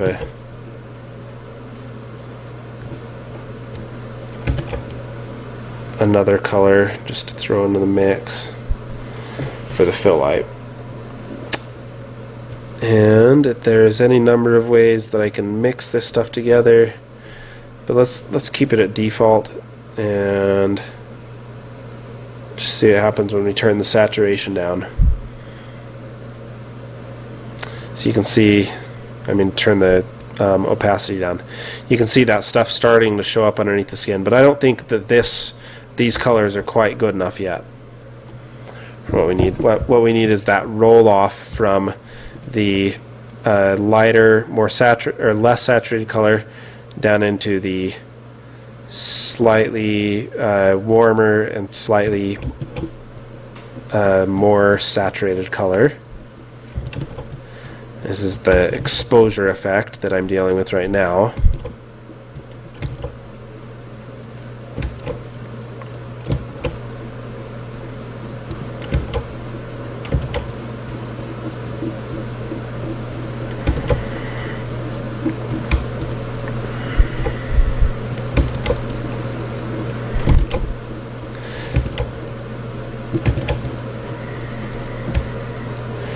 And let's bring in a cooler light source, fill light, on the upper side of things.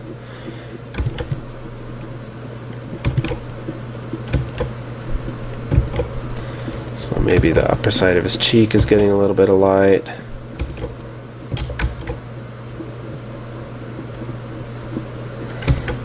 Anywhere that we have a shadow cast, it's going to be slightly cooler on this upper side.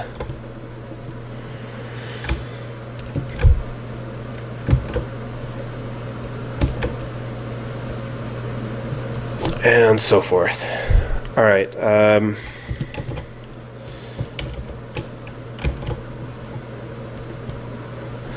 and again, I've got multiple layers to apply here, so if you're doing this on your own piece and it still doesn't look quite right at this point, that's okay. Don't panic, because it's going to come together. You just want to be patient with skin because it takes so many layers to build things up. So I want this layer probably to have a little bit more contrast in it than it does right now.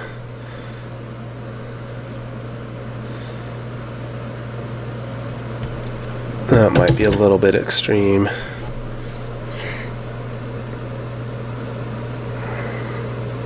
So you can see what happens when we start to get those color variations showing up underneath the surface.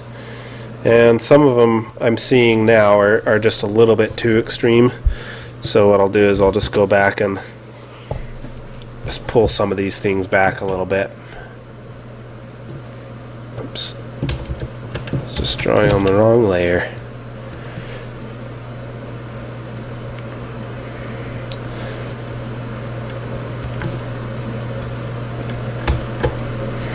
On a character this stylized, I probably wouldn't normally paint in the veins like this on the temple, except that I think that it's going to help like the intensity of the character's expression to have that there. In fact, I might even do a similar thing in the neck.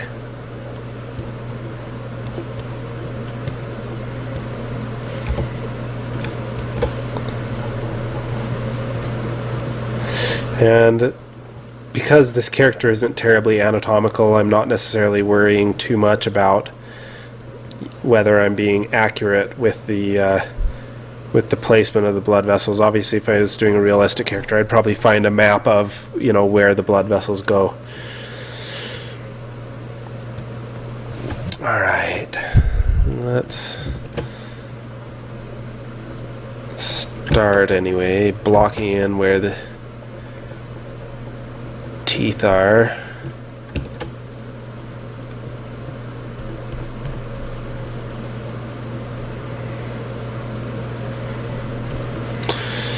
And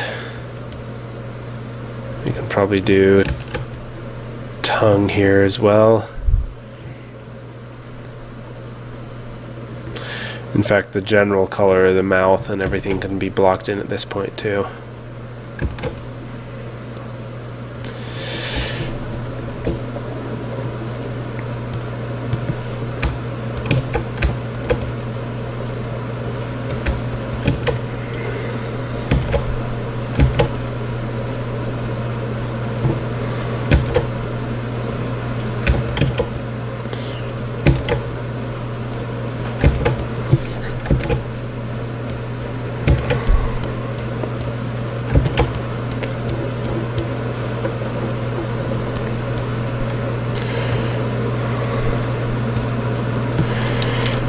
So I can erase away this layer a little bit if I want to have what's underneath show up a little bit stronger, if I want to have places where things are slightly more transparent and so forth.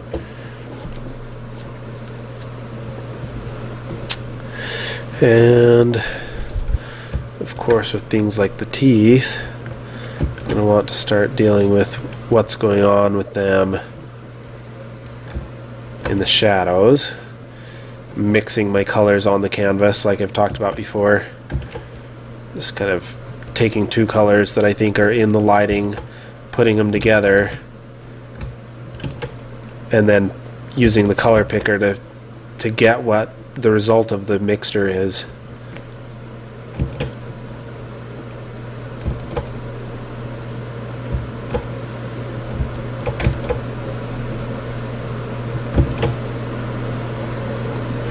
So at this point I'm not worrying about subsurface scattering and things like that. All that's going to be taken care of when I start to layer in the colors and stuff.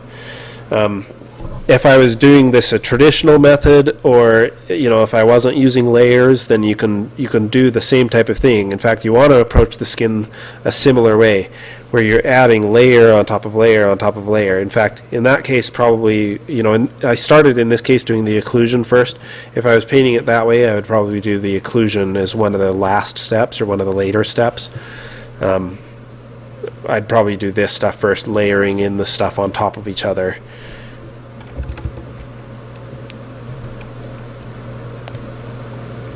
But we'll put the occlusion in there now so that we can see how it looks with it in there. And it's not too bad.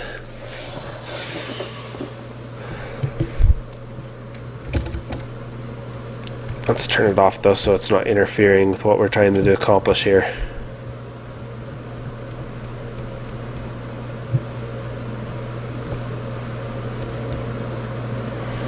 Have the light catching on the inner side of the lip.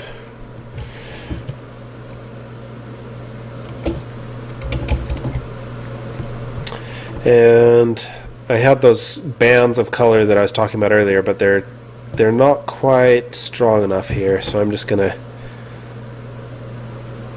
pull a cooler band, do kind of a blue-green across the face here, which is too strong, way too strong. And I'm gonna pull some like pale yellowish white here into the shadows.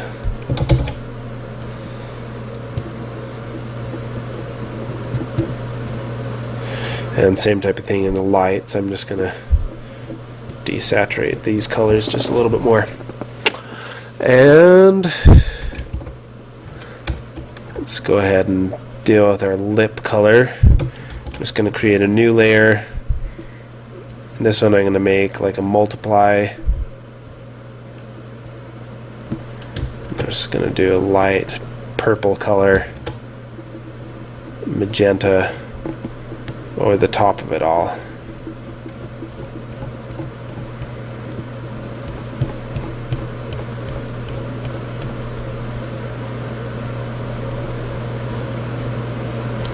Which is obviously too strong, so I'm just going to replace it with something that's a little bit less saturated and just pull it back until it's starting to look a little bit better.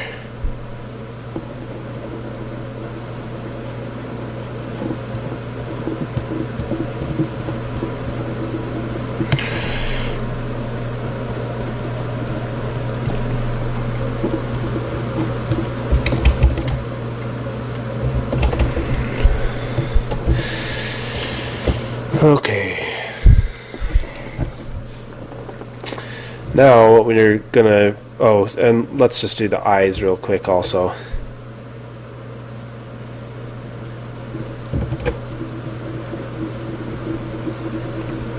I'm gonna start off with the kind of underlying color, that sort of pinkish, pale pink color that we would see on the back sides of the eyes.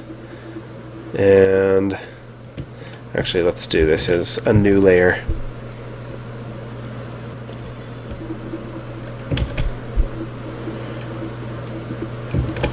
So for now, I'm just going to do what the gradient is towards the center of the eye and not necessarily worry about the lighting for the moment.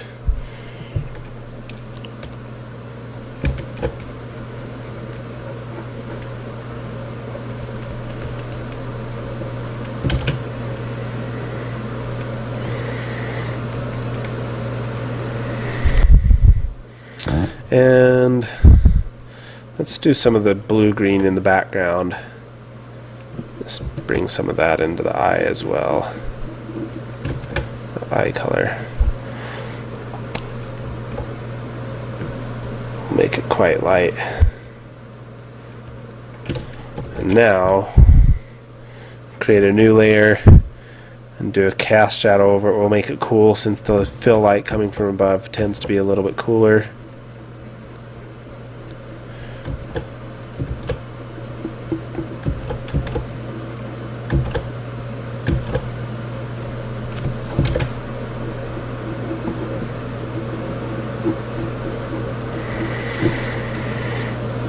And we'll imagine that the iris is going to go there, so I'm going to just cut that shadow into the iris as well.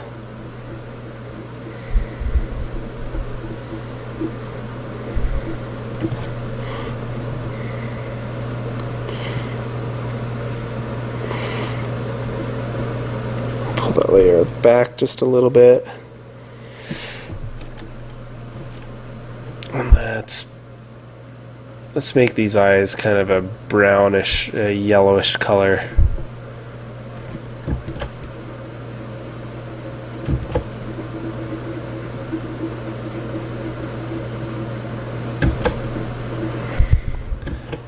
And I'm usually, with the eye, I'm not using a hard-edged brush because the transition from the iris, if we go back to these images,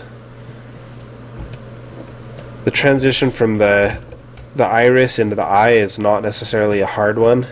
It'll appear hard from a distance, or it'll appear a little bit stronger from a distance, but there's a slightly soft edge to it, and I want to get that in my image here.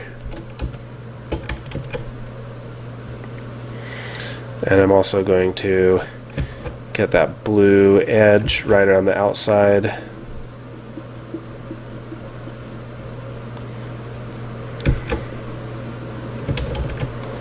Not every eye has that blue edge, but enough of them do that you can get away with it in most cases, and it looks pretty good. It looks pretty natural.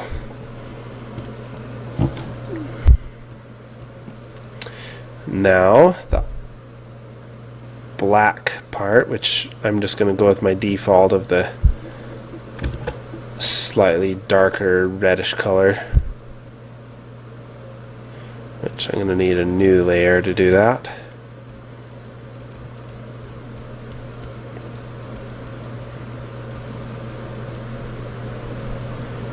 And in this case I could use a harder brush because the edge to the iris, to the pupil, is a bit of a harder edge.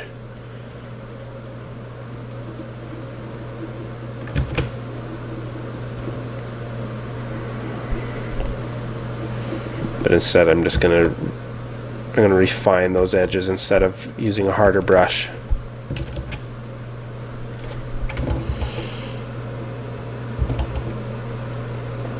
Those eyes look pretty freaked out. I might just get a little bit of light catching off the iris in there. Just a little bit, not a lot. Just because they're open so big. And I may actually pull that back a little bit because it looked good in the drawing, but it looks like it might be a little bit too strong in this case.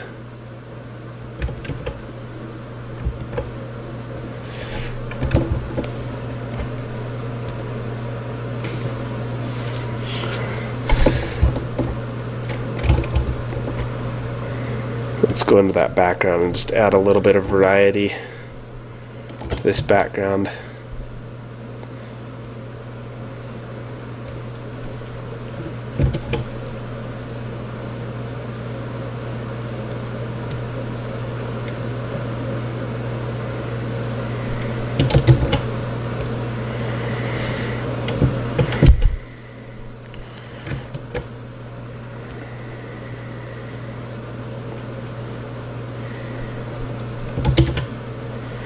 Let's choose a different brush because that one's just running a little bit too slow. We'll just go with something a little bit more airbrushy to add in that variety.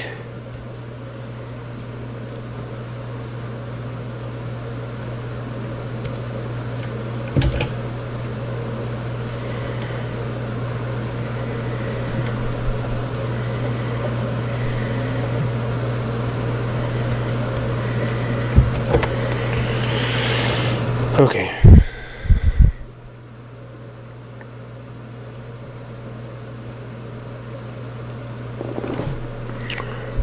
All right, next up is going to be, and at this point I'm probably pretty safe flattening down my image.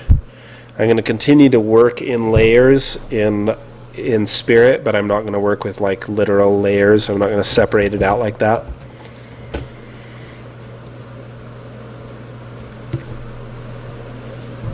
So first of all, let's try and get some of that variation in the iris itself.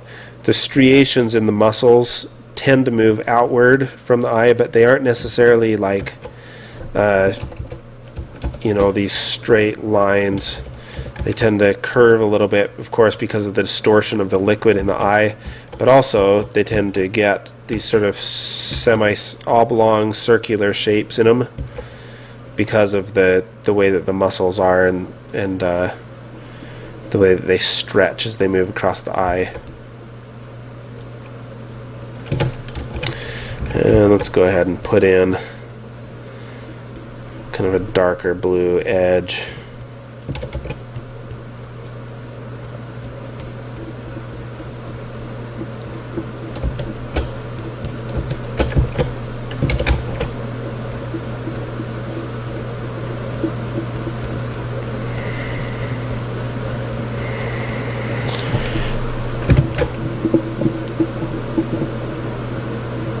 And that darker blue edge is just kind of the darkening that's going on around the outside of the iris. It doesn't necessarily have to be darker blue. In fact, I'm probably going to gray this one out because it's looking too strong. It could be just a darker brown edge or whatever. And not all eyes even have that darker edge. I just thought it would look good in this case.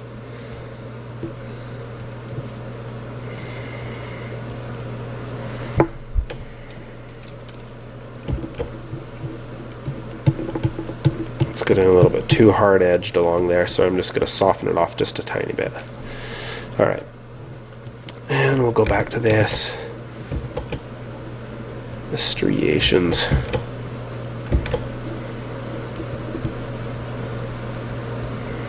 I don't want these eyes to be too realistic necessarily, but I want them to have enough, because I want this face to be slightly freakier. So it's okay if we get a little bit of the uncanny valley with it.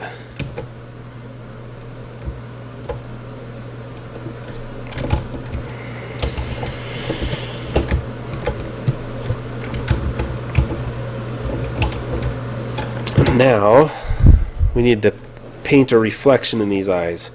So what I'm going to do is I'm going to figure out what the reflections in my scene are. I'm just going to do something that's kind of approximate. So maybe the cooler reflections that we've got are, maybe this guy's standing on a porch or something. So we've got the sky with maybe a couple pillars cutting it off.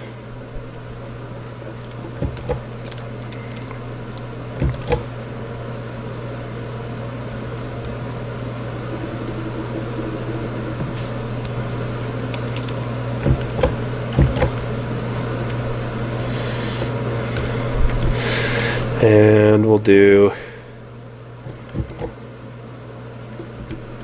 since the light source is coming from that side, kind of from behind the guy, I figure if this eye goes back into the head, the reflection's going to be about right there.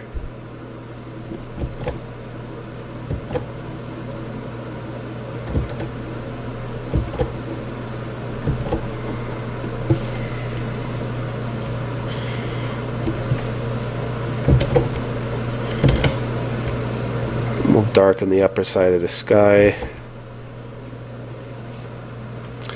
And let's go ahead and let's say that there's something else down here that is reflecting off the eye as well. Maybe there's something, the sun is reflecting off the ground or something like that. Now, I'm going to turn this to a screen layer and erase this stuff because it's going to be a lot less bright than the sky is. I may pull the sky back just a little bit as well.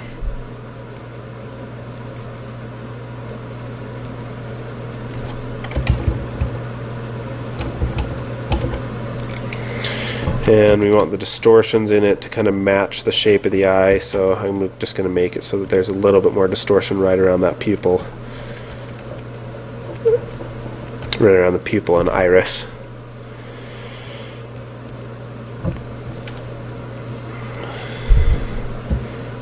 Now, what we also need is the reflection that's down here in the cracks of the eye.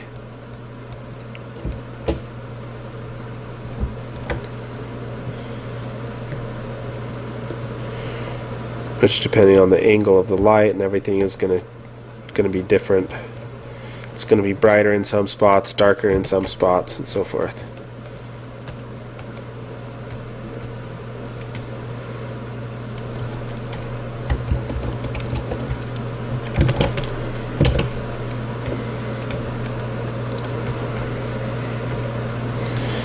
And since I'm turning down my layer, which is probably a good thing anyway, I'm going to need to make my most intense highlight quite a bit brighter.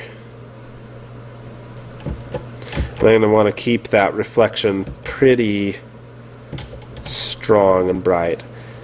And it's going to reflect differently based on where it's at in the eye. Here we've actually it's going to stretch a little bit more because the eye is changing shape across that form. And let's erase everything, or hide everything right now, and just get the light on this eye feeling a little bit better. I feel like it's not exactly right here.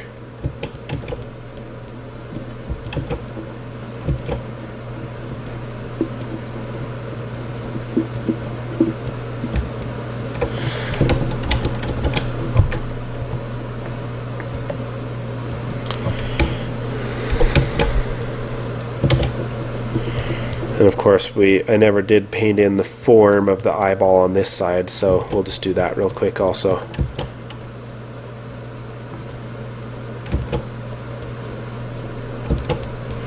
Again, I'm going to treat these like balls inside the head, even though they're probably a little bit more flattened than that.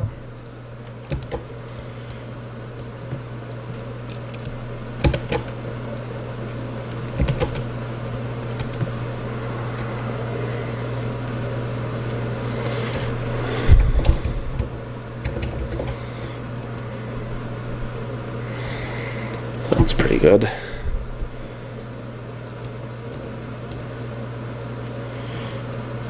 And before I put those, the stuff like reflections and those last layer effects, you want to put those off till last. That's why I'm painting underneath them and, you know, not necessarily dropping my layer yet.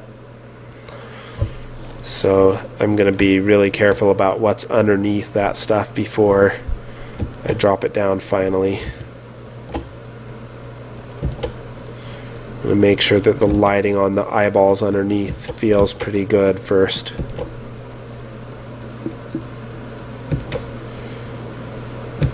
Feel like looking at these that the Lambertian reflection wasn't quite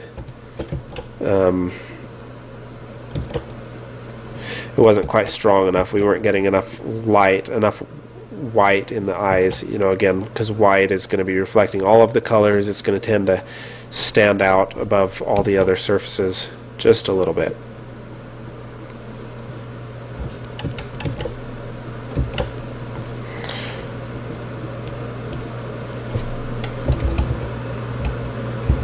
Alright, those eyes are looking pretty good. They have that nice glassy look to them now. And I'll probably do more work with them later, but let's just drop everything for now. Might change that curve just slightly.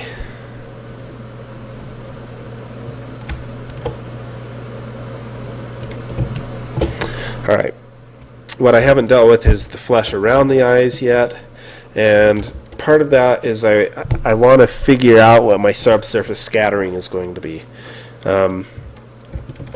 Which, if I'm going to do subsurface scattering, I probably need to figure out what the final intensity of my light on the highlight side is going to be, which I feel like it's not quite there yet. So we're going to roll up in the light color towards that brighter, the yellow, and up in value. And in this case, I'm actually going to roll down in saturation as it moves up, because it's going towards white. It's going towards being overexposed. Create a new layer, and I guess I'll just paint it in as though there is a specular highlight on this side of the head. And I'm going to do a larger area than I may necessarily want in the end, because I'm just kind of testing the extents of this light and how far it can go.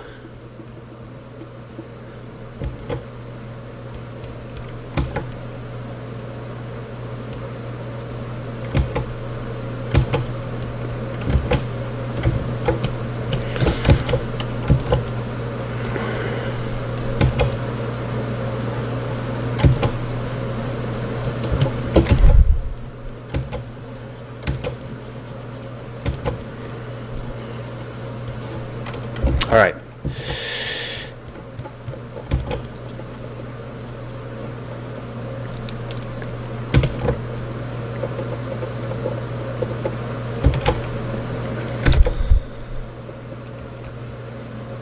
I'm erasing away a little bit. And erase away. Oops. Erase away some of this layer now.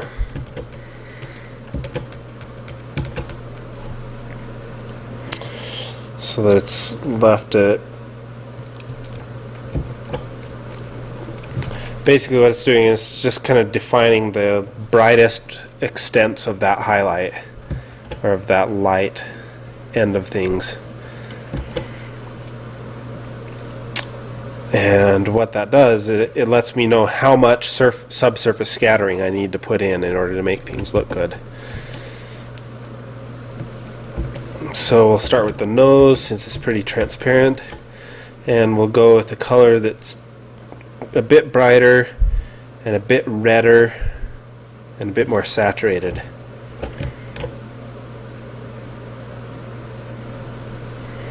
We'll have the tip of the nose be the most transparent in this case, but we'll have that transparency kind of move all the way along the edge where the light source is coming in.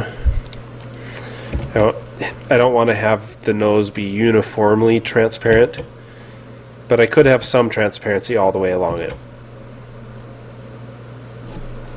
And now I'm going to switch this to a lighten layer so that it's not affecting the light, and I'm going to just pull it back just a little bit.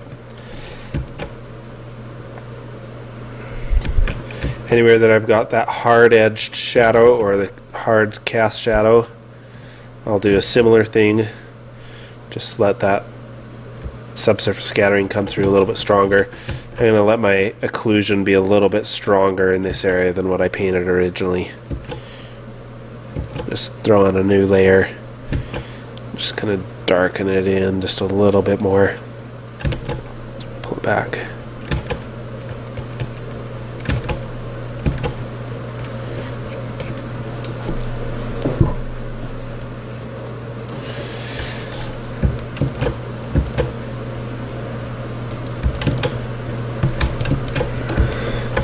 And then similar thing with the teeth here. I'm going to test the furthest extents of the light source where it's hitting the specular and, you know, where the diffuse lighting or the Lambertian reflection is going to be the strongest. And then just do a layer where I'm just letting the light just go a little bit further beyond the boundaries. Switch it to a lighten layer.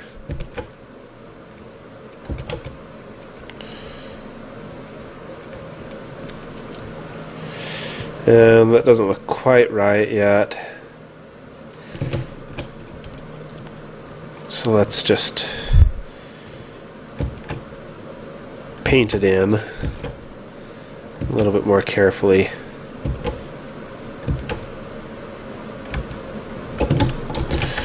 Actually, let's get a little bit of that pink from the gums. I'm not going to do the specific edge of the gums on the teeth here because I think it's going to be distracting. It's going to be detail that's unimportant. It's not going to help the image at all.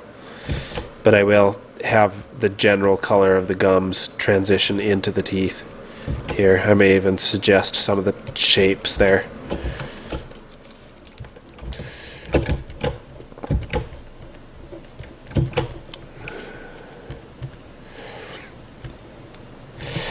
And I think the way that the light is passing through the cheek here is pretty good, but I think overall the occlusion on the mouth could be quite a bit stronger than it is. So I'm just going to work on that a little bit here.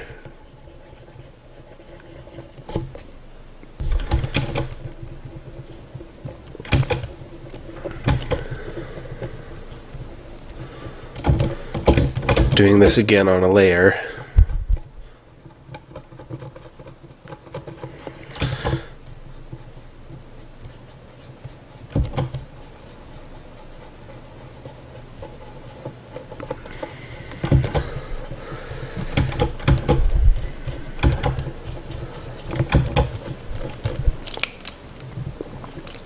And we'll actually carry it just a little bit further because I want to make it look like there's some thickness variations in the cheek.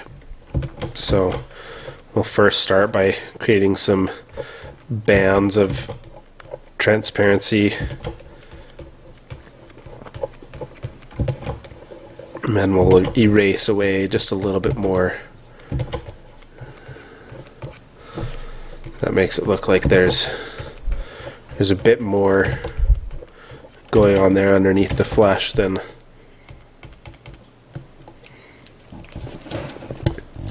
just a uniform color. There's a bit more that I could do with the teeth here, but I think I need to wrap up pretty soon so that I can give you lots of time for your assignment. So the last couple things I need to do, aside from applying the subsurface scattering, you know, to things like the eyelids and working out those areas, is I need to apply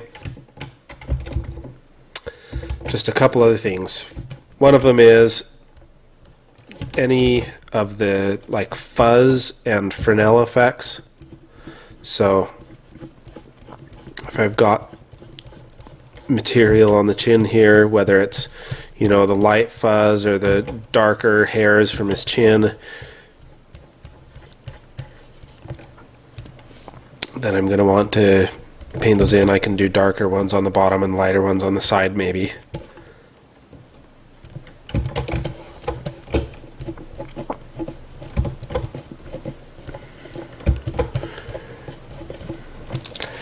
And I'm going to erase it away so that that's just showing up right on those outside edges.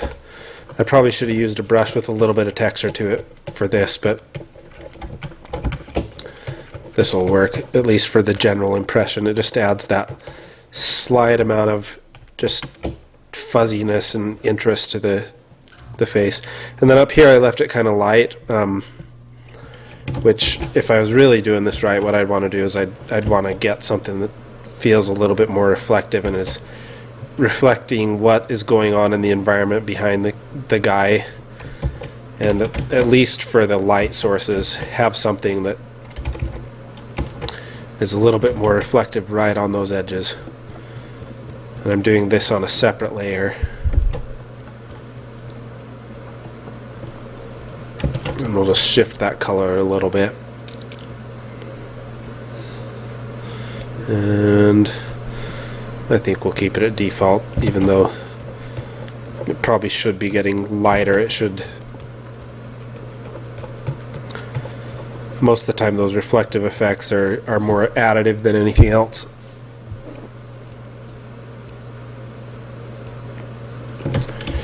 And let's put in just another layer for that stuff growing underneath his chin, just because I feel like we're not getting enough discoloration there. And it's okay if we want to like get a little bit of variation in that. It doesn't have to be just uniform in its color.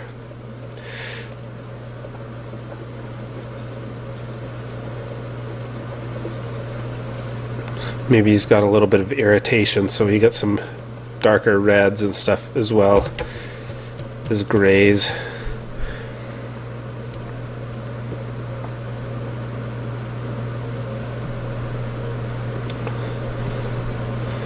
So this is how you do skin. You're just layer after layer after layer. You're just working things in, and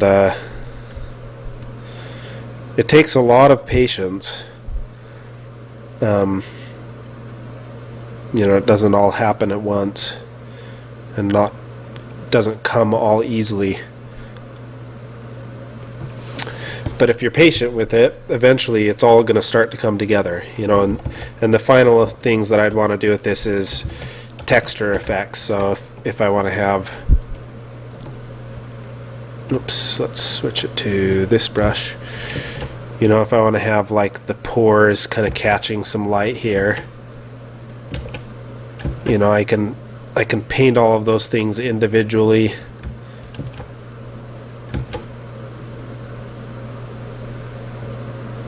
Or I can paint them all separately.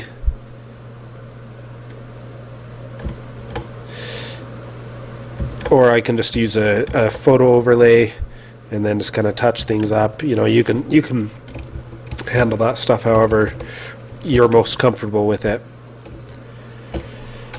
But anyway, I will spend a bit more time working on this and show it before I start the next lesson, or at the beginning of the next lesson, so that you can kind of see where I would take it. But I think if you get underway and just kind of keep layering on things, and I'll go over the lecture multiple times and look at the types of things you should be layering in, then eventually what you've got is going to look really good. So anyway, I look forward to seeing what you turn out. Hi, welcome to lesson 7. Before we get on with the lesson, I made a promise last time that I would spend a little bit more time working on this painting and show you the progress that I made. So you can see here's where I stopped during the last lecture, and here is after spending a couple more hours on it where I ended up. And the main reason why I wanted to show this is just so that you could see that getting good painting, getting accurate surfaces, it takes a lot of patience and it takes a lot of time. Really I could spend quite a bit more time on this still to really get those surfaces to feel true to life. And it just took layer after layer after layer to get it to this point. And you can see, other than the obvious areas that I've rendered out that I didn't touch before, you can see there's quite a bit of difference in how accurate the skin feels, how true to life it feels.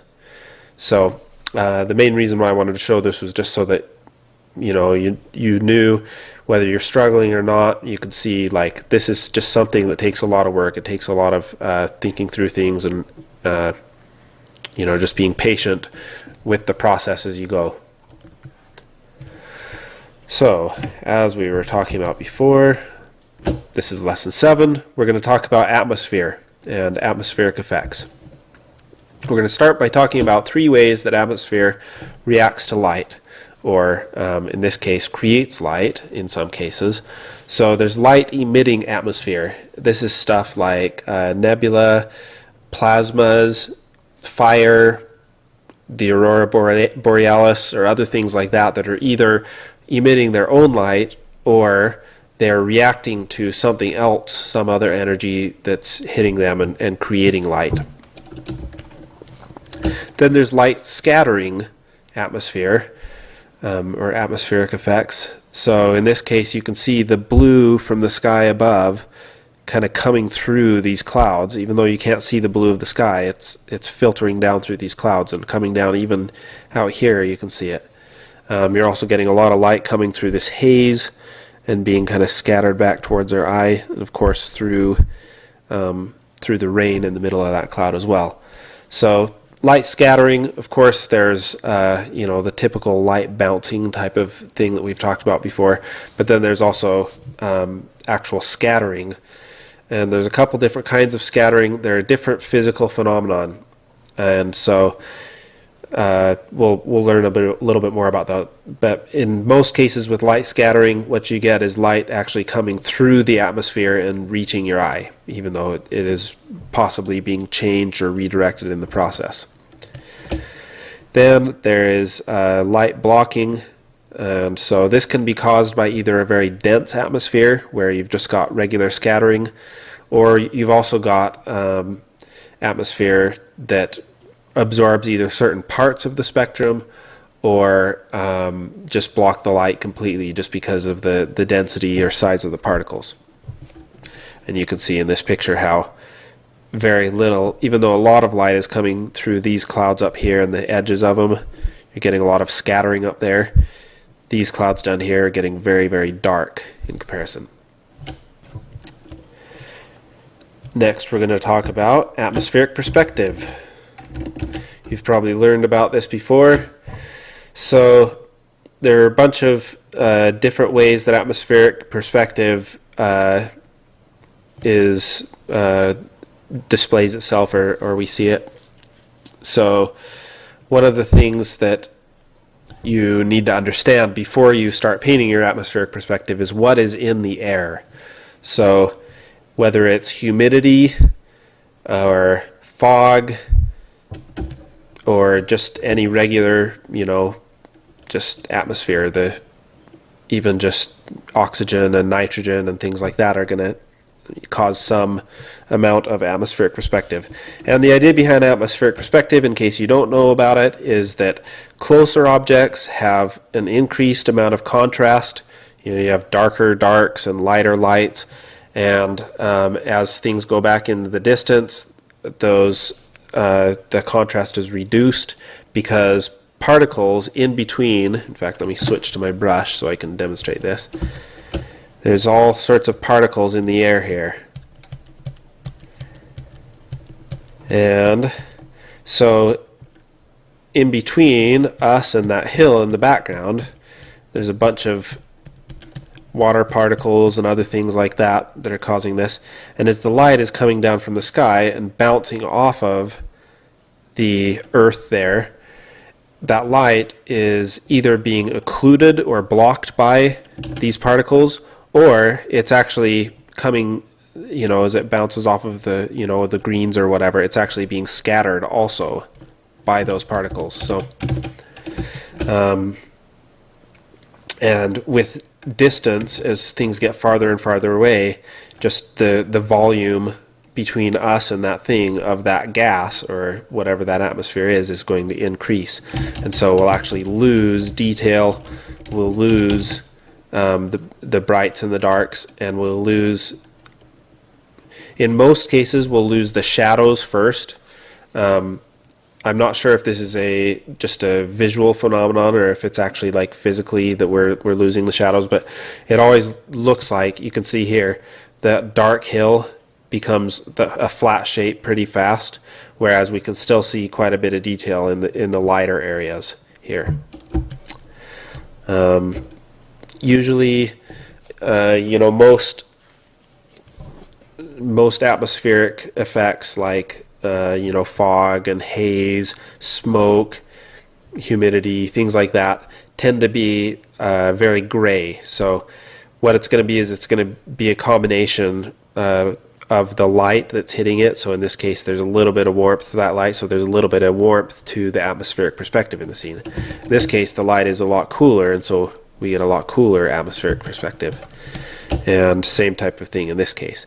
And in most cases, atmospheric perspective is very subtle. The difference between the value of the shadows back here, the trees that are very far away, and the trees that are closer to us is really not that great. We're talking about that much difference. You can overstate atmospheric perspective, and it usually looks pretty good. So but if you're trying to make something really feel true to life, you can be very subtle with it, and people will actually, our eyes are tuned to recognize even very subtle differences in atmosphere. So another type of atmospheric perspective is called Rayleigh scattering. And Rayleigh scattering is something, it happens with polarizable molecules. Let's change my color here. So polarizable molecules, I guess I don't feel like we really need to explain too much about it, other than that there's actually a polarity, or not a polarity, there's an electromagnetic charge to light, to the photons in light, and there's the potential for electromagnetic reaction to that in the molecule. And so with certain types of molecules, polarizable molecules, you'll actually get, and also just one other thing about these is these have to be very, very small molecules in order for this to happen. So in this case, we've got in the atmosphere O2, which is oxygen, or nitrogen, also a lot of that in the atmosphere around the Earth. These are polarizable molecules. And what happens with these is there's a very complex interaction dealing with the probability field of light, how it interacts. I'm not going to explain all of that, but the net result of it is that if you have a white light, it tends to scatter the blues a lot, and it tends to scatter the reds a lot less.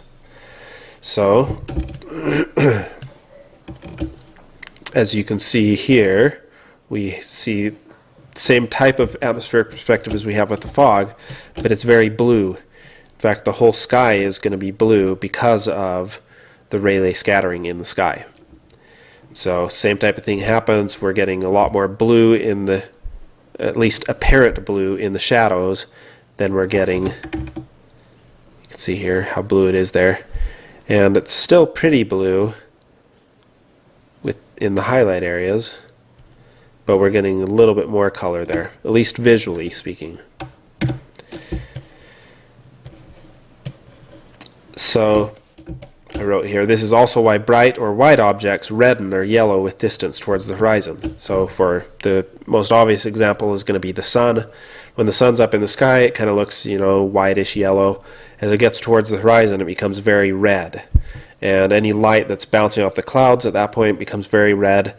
And a lot of that is just this phenomenon here, the angle that we're seeing the sun through the horizon. But we're also getting an increased strength to that effect just because of the sheer volume. Remember, we talked a couple times ago about density as you're looking that direction at an object.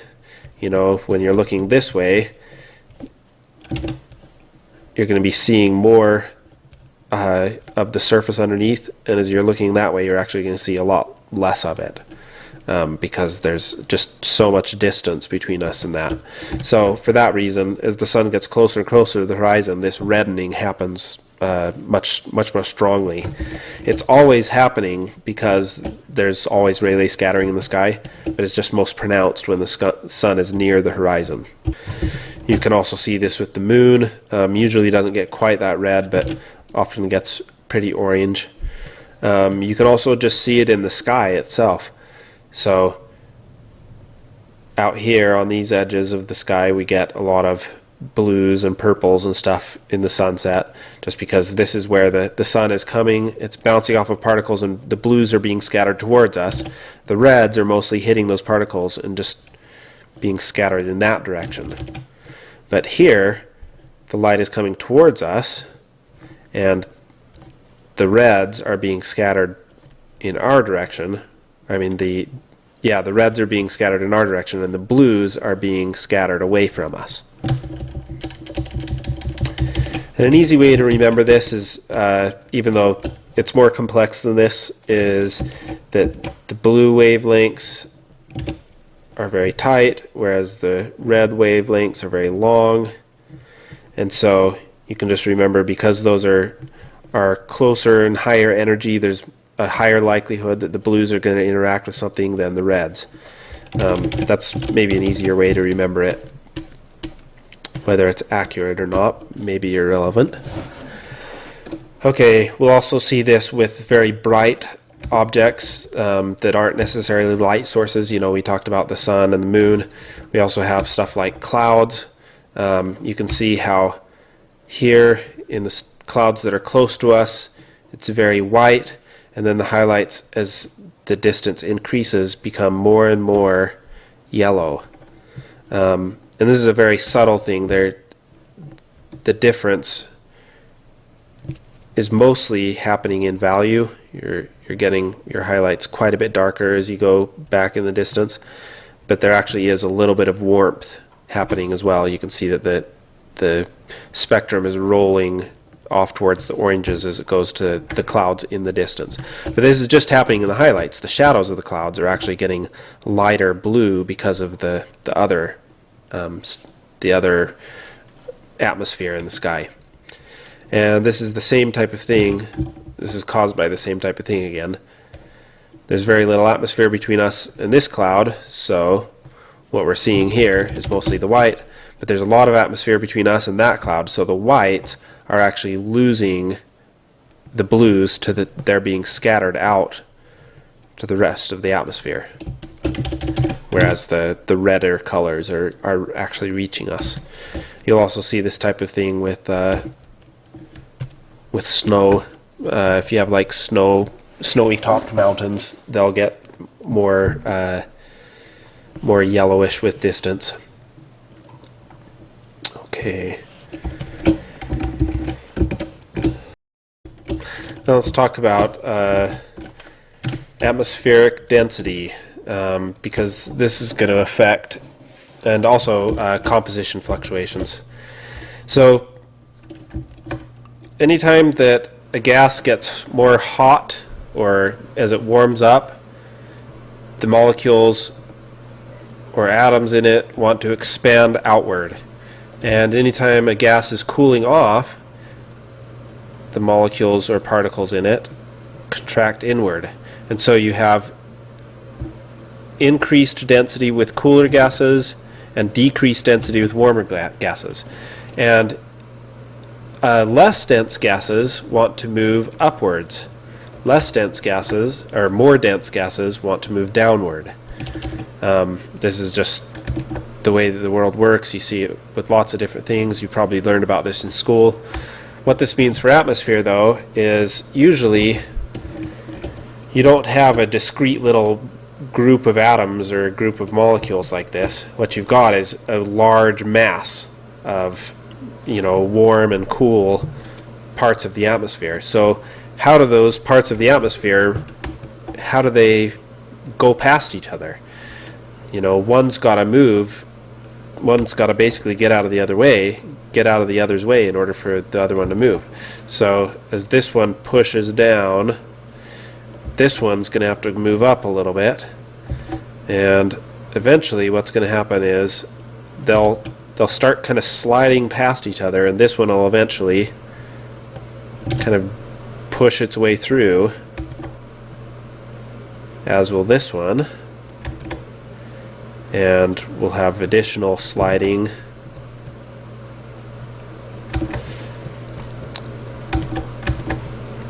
And what's happening is you get the different parts of the atmosphere moving up and down, is you end up having parts that start kind of rolling and spinning, as this one gets wider and bigger and broader, then the chance that something is actually going to cut down through the center of it, and you'll end up with like discrete things that are moving up, and the other things that are moving down increases. So you end up with a pretty complicated mass of things moving. And a lot of the time, just that friction of the bodies moving past each other is actually going to cause entire masses within this movement of heat and density is going to cause these masses to start to spin. So you'll end up with stuff that's kind of rotating upwards. This part is moving up faster than that one. Now, this seems like a pretty complicated explanation, but it's important that you understand that there's quite a bit of complexity going on with convection cells. That's what these are called, is convection cells. Basically what it means is, as the warms are trying to move up and the cools are trying to move down, although I should have drawn them in the opposite. Cools are trying to move down, warms are trying to move up.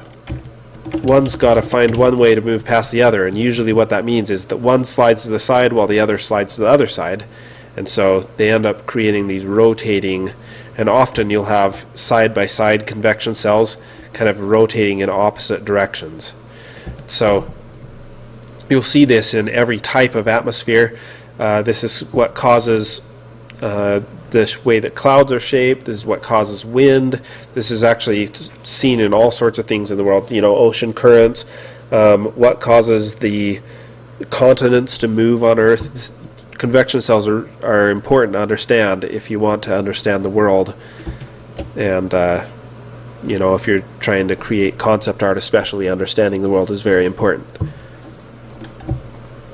So in a cloud like this is a supercell. You're going to end up with updraft currents that actually in this case are spinning, which is less important for the sake of our discussion, but you've got updraft currents that are pushing this cloud upwards, and as the cloud hits the top of the troposphere, it starts to spread outwards because of the force. And eventually, if the top of the cloud cools off enough, then it's going to actually come down again, or at least the air, that cools off as a result of that cloud hitting it or whatever, is going to eventually cause circles. And you'll also get the same type of thing happening inside the cloud. You'll get strong updrafts and downdrafts as well there. And this is part of the reason why you get a lot of rain right in the center of, or hail or other things like that in the center of a large cloud, is because it's going to, you've got these strong updrafts that are, lifting the water up so it can freeze, and then it eventually falls down right in the center of the cloud. Sometimes you'll get a little bit of it falling on the edges, and of course every cloud is different, but some general principles are true in every case. You'll also notice with this cloud that there's all these kind of bulbous shapes in it. These bulbous shapes are also kind of representing the shape of convection cells, which probably have convection cells within them. So if you were seeing this cloud moving, you would actually see these things rolling as they moved outward. And of course, big fluffy clouds are the easiest ones to understand as far as those currents go, but you've got lots of other things as well, like winds that are pushing clouds from the side. You'll have waves of warm and cool that, of course, like your winds, and of course the temperature is going to be moving stuff up and down as the clouds move along, and so you'll get clouds that kind of roll and create interesting shapes along these kind of paths in the sky and stuff like that. So there's lots of things that form clouds. I'm not going to talk about all of those because it's just way too complex for this assignment, but understanding some of the general principles, even just understanding convection currents, can help you understand why some lighter, fluffier clouds can exist and how these are moving along in the same convection current as these larger clouds down here.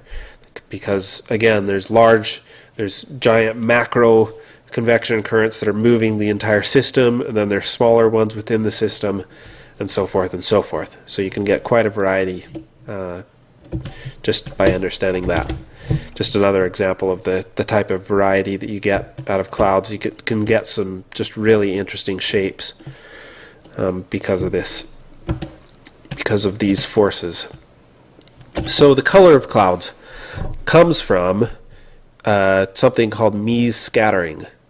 So people may ask, or I've heard people ask before, why clouds are white when, mostly steam is, you get kind of this like grayish steam coming off of when you're boiling water, and then it just disappears. And what's happening is you're getting light water that's condensing, but it's condensing into these very tiny particles. They're not, they're about the same wavelength, or they're about the same size as the wavelength of light. It's supposed to be a tiny wavelength there next to the particle. And because this particle is so small, this particle of ice or particle of water that's floating up in the cloud, the light is scattered with very little loss of color or light. There is a little bit of loss, and that's why underneath a big cloud like this you'll get a shadow. In fact, even under a small cloud you'll get some shadow, just because there is, there are so many particles there, and you're losing a little bit of light every time it scatters. But it's mostly very white, and because of this, you're going to get a lot of color from the sky affecting your cloud. You're going to get the blues on the upper sides when you're looking in the shadows.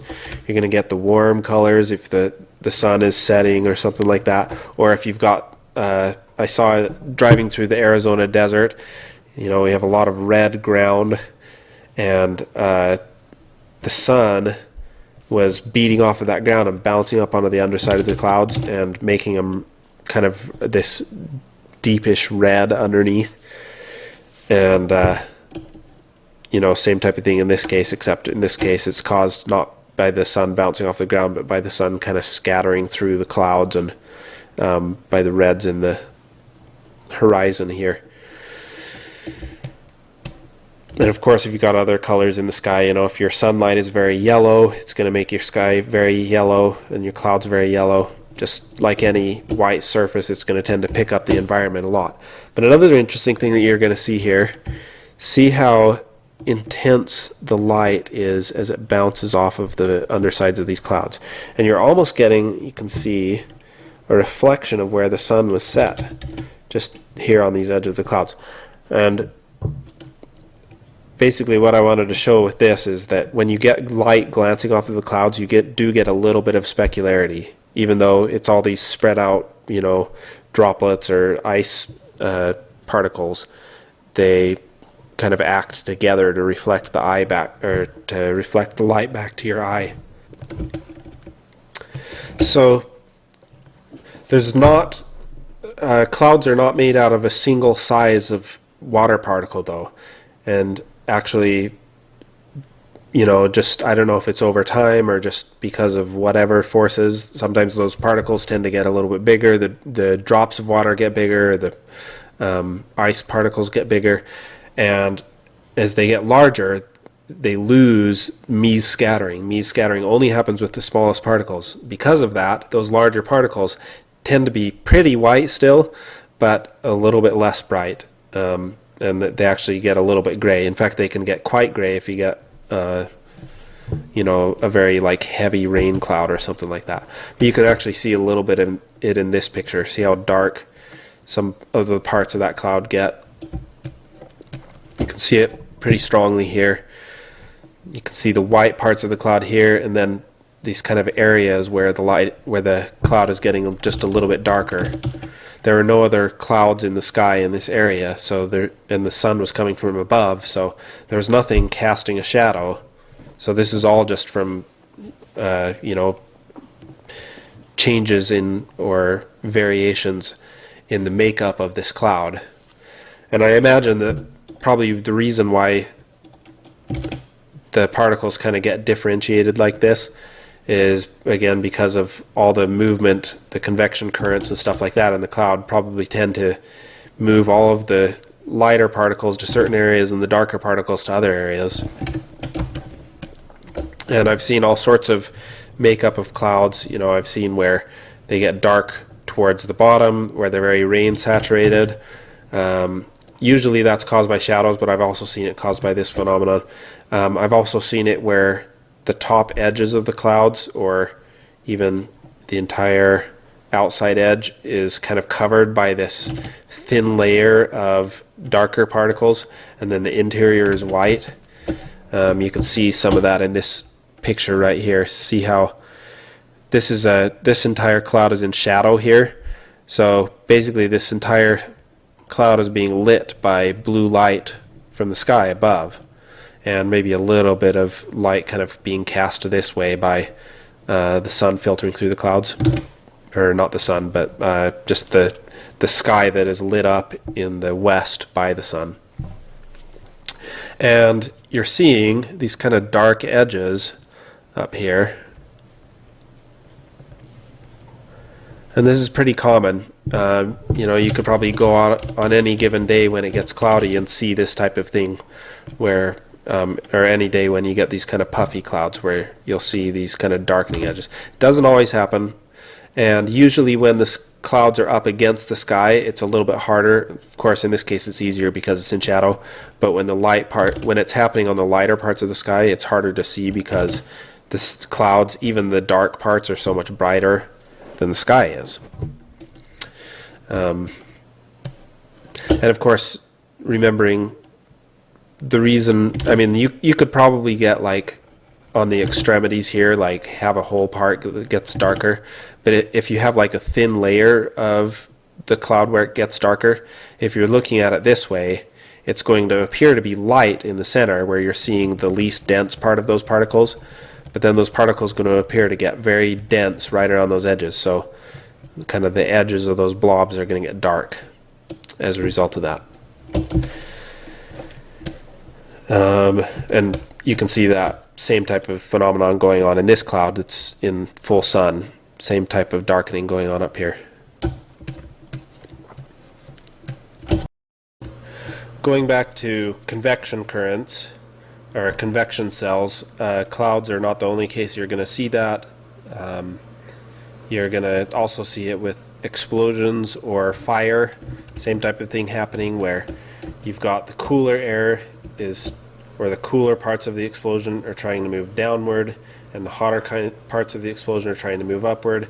And of course you've got smaller convection cells within this, which is causing these shapes.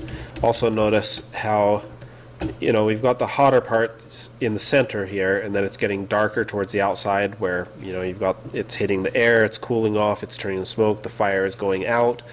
But you're getting quite a bit of warmth around the edges. It's darkening in the centers of these areas of the extremities, but also even these parts where it's still a lot of flame. See how this picture is kind of low res now because I shrunk it down, but see how you've got the lighter edges just around the outsides of these little tiny convection cells here. That's something that you'll see with a lot. In fact, going over here where the fire is a little bit more broken up, more like what you'd see with a traditional fire. What happens with fire is you usually see the shape of the fire getting brightest and strongest around the outside edges of these convection cells. So if you've got a convection cell that's moving like that, then the fire is going to tend to be around the outside or the exterior part. Or if it's going through the center of the convection cell and you've got two convection cells, You know, same type of thing where you have these kind of like hollow holes in the middle. And it's not getting fire to look right. A lot of it is going to be about the shape, but you're also getting a lot of change in the color temperature. So we're going from the reds here up into the oranges, up to the kind of brighter orange yellows, and then up into the yellows, and then even in some places into the bright white colors.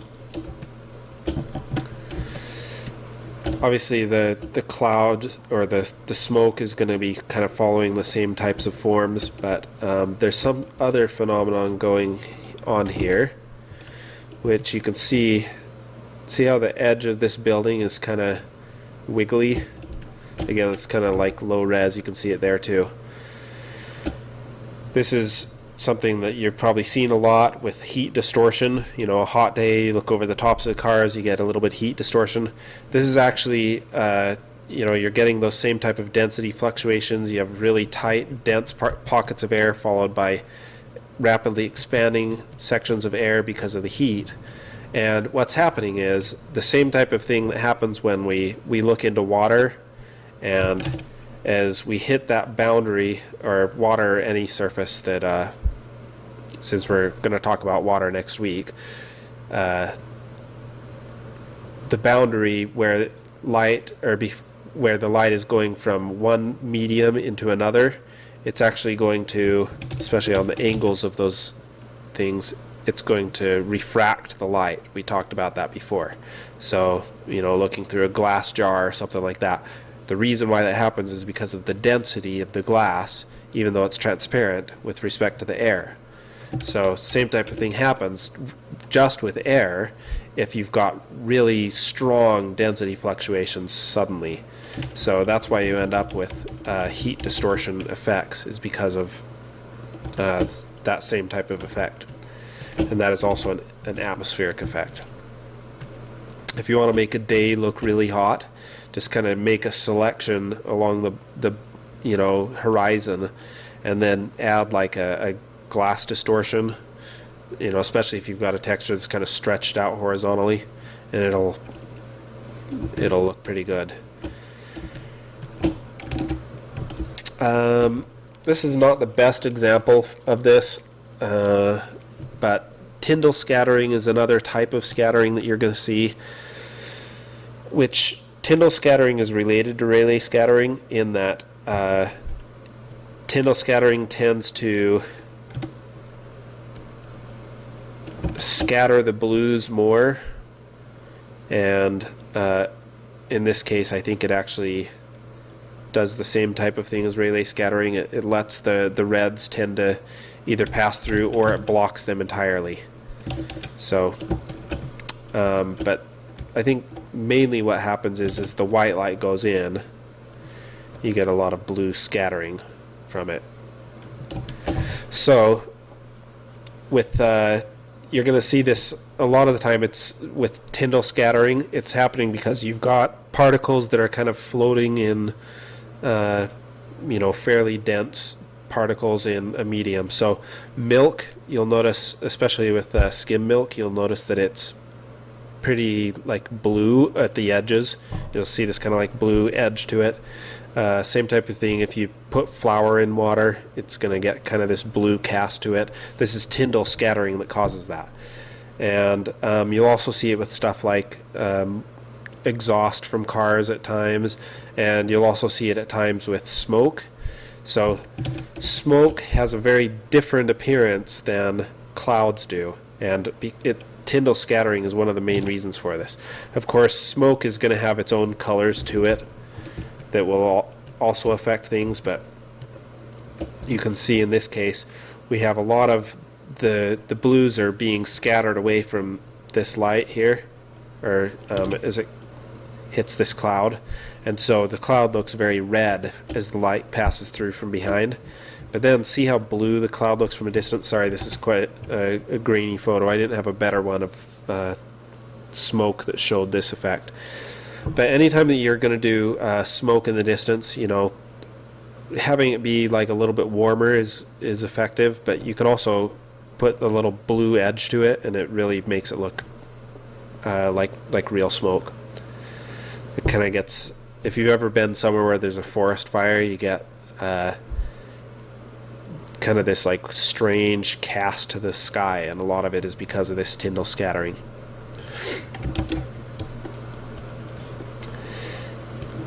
All right.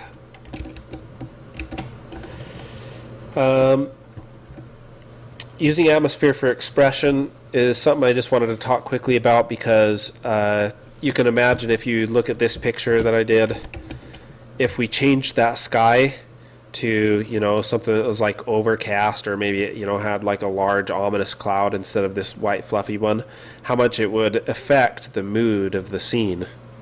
You know, what's going on in the sky is going to be one of your stronger factors in, you know, how people react to a scene. This is a Hudson River Valley painter who, you know, very interesting interaction of the, you know, brilliant white kind of peeking through the, you know, very dark foreground clouds. Gives a really strong emotional effect. You know, this type of sky, very interesting, desaturated, stormy clouds. Of course, all the reds going on here. This is actually that same forest fire you can see in the distance. Of course, a really interesting, you know, and each one of these has a very different effect to it. So when you're thinking of your sky and the atmosphere above, you know, think in terms, don't just think arbitrary ideas, think in terms of, you know, what's the impact that I want to have here. Because if you just kind of arbitrarily think like, oh, I like really big puffy clouds, but you want it to be a serious scene, it may not be the right tone for your scene. So, and of course the type of atmosphere that you've got, the things that are going on in the sky, the shadows and everything like that are going to really strongly affect your scene as well. So that is part of considering the atmosphere. So a couple other things to consider with atmosphere, things that you'll see a lot, beams of light. We've seen these called God rays. Essentially when you've got light behind a cloud or behind something else. Usually you won't see this type of thing as strongly if you can see the light source. For some reason it's probably just a contrast thing because the light source is so intense. But you know, you'll see those light sources, and this can happen with any type of light. In fact, with Rayleigh scattering, you know, you'll get parts of the sky that are like a light blue and a dark blue, and in this case you're actually going to see, because the sun is behind, you're actually going to see blues in the areas where the light is, you know, where we're getting more of the Rayleigh scattering type of effect with the blues, and then where we're looking more directly at the light source, those rays are a little bit warmer. So, and that's that same type of effect that we talked about. Just go back to this. Same type of effect that we talked about here. They're going to be warmer where we're looking more closely at the light source, and if the rays are kind of going perpendicular to us, then they're going to tend to be a little bit more blue. Of course, this is going to depend on what's in the sky. So if you've got a sky that's filled with you know, filled with a bunch of water, like very humid day or fog or something like that, then your rays of light are going to tend to be a lot wider rather than blue. In this painting, I didn't want a direct beam because I didn't want to draw attention to any specific thing. That's something to remember with rays, is that they're going to people are going to want to look right where the ray is going. I guess it's because of, you know, psychologically we're trained to look at where the spotlight is pointed because we've seen plays or something. I don't know, but in this case I kind of diffused that beam, but made it so it was kind of generally pointing in the direction of this light, and it adds this really interesting mood to the scene, and it also kind of controls the composition a little bit here. So you'll also see this type of effect, rays with dust particles, but dust particles tend to be shiny. I don't know if they're like actually shiny or if it's just one of those like quantum effects that happens. I think it's definitely has something to do with the Fresnel effect, because when I moved, this was taking a picture kind of looking up the light is a window right here up in the distance, and if I moved to look at this from the side, then I couldn't see any of these particles. It was only when I stood with the light just out of view, with the beams kind of coming towards me, that I saw all of these sparkly particles. Fog is a great effect for adding mood as well. We talked a little bit about fog already, but you can also kind of differentiate where the fog is. You know, it doesn't have to be like this solid fog that covers everything. You can have fog that lays low to the ground, kind of adds an interesting, you know, you're able to see the mountains in the distance, but it also gives that like sense of mystery.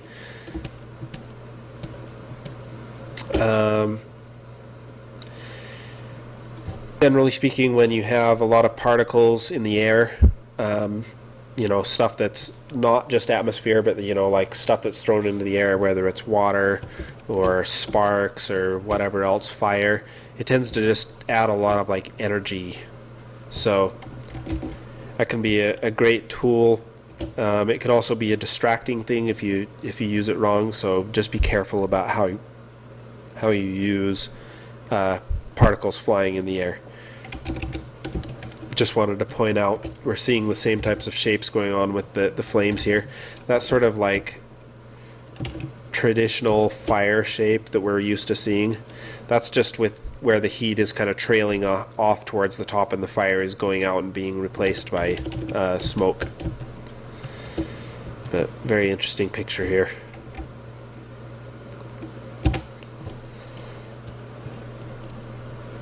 Alright, so let's move on to the assignment.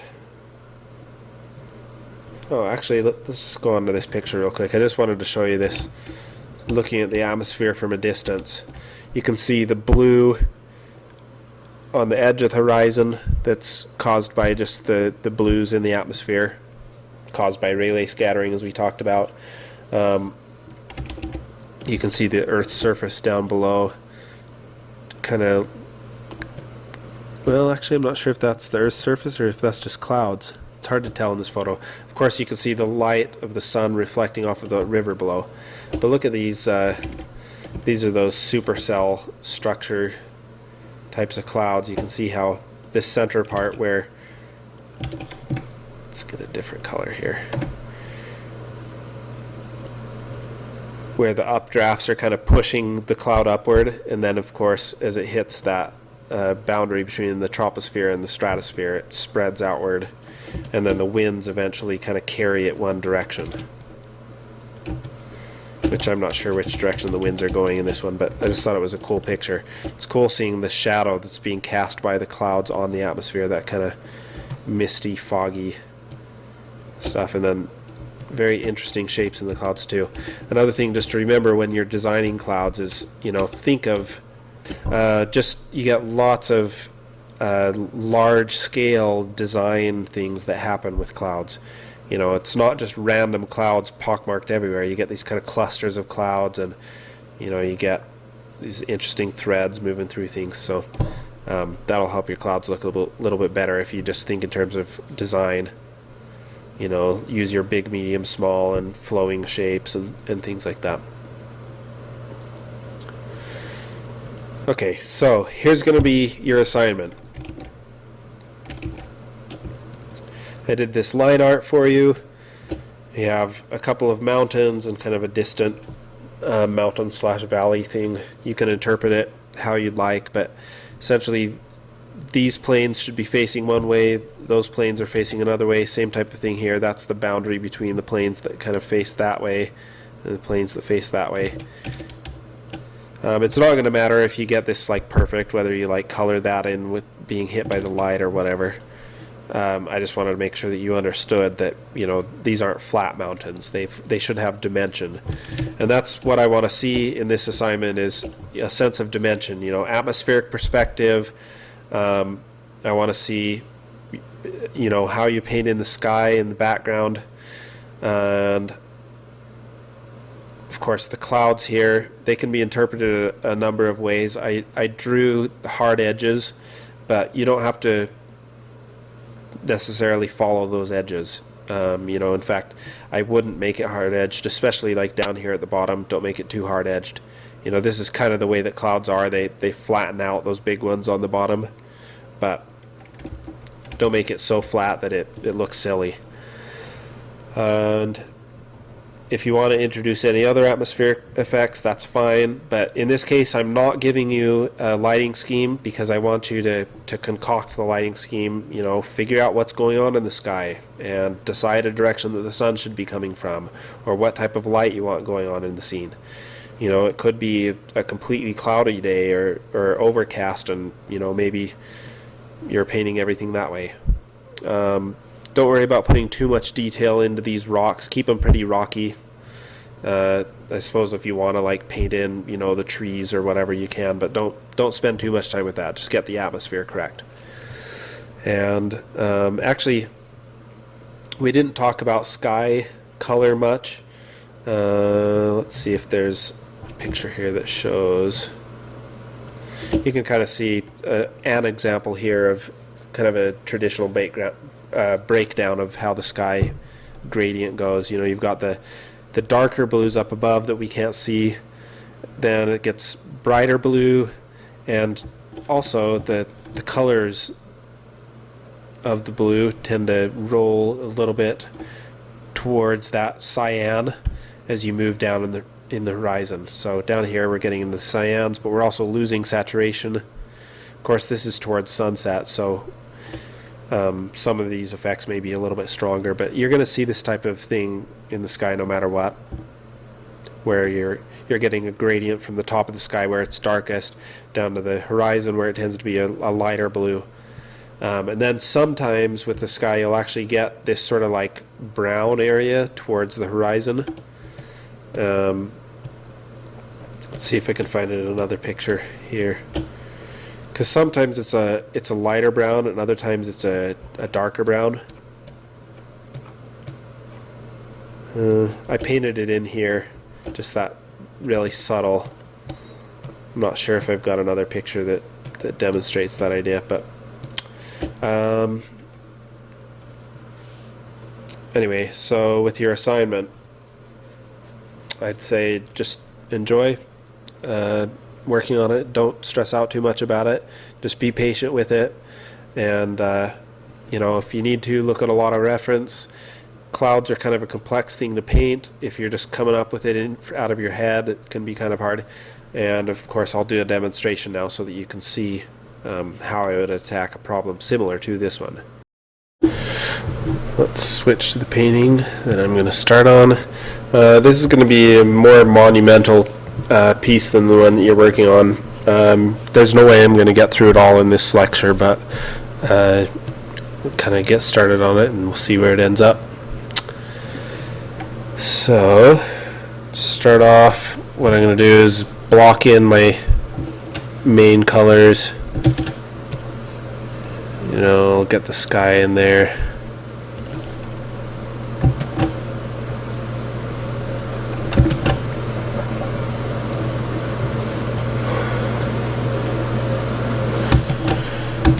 And we'll do the same type of thing with the clouds here.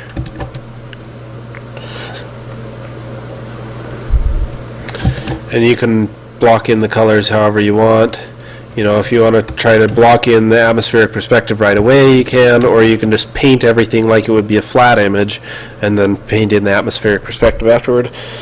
Where I'm going to go with this picture, eventually I'd like to have these foreground clouds be in shadow. So I want them to be kind of dark and silhouetted against this brighter background cloud. This kind of massive towering thing. And in this case I'm just going to bring a little bit of that purple into that cloud in the background.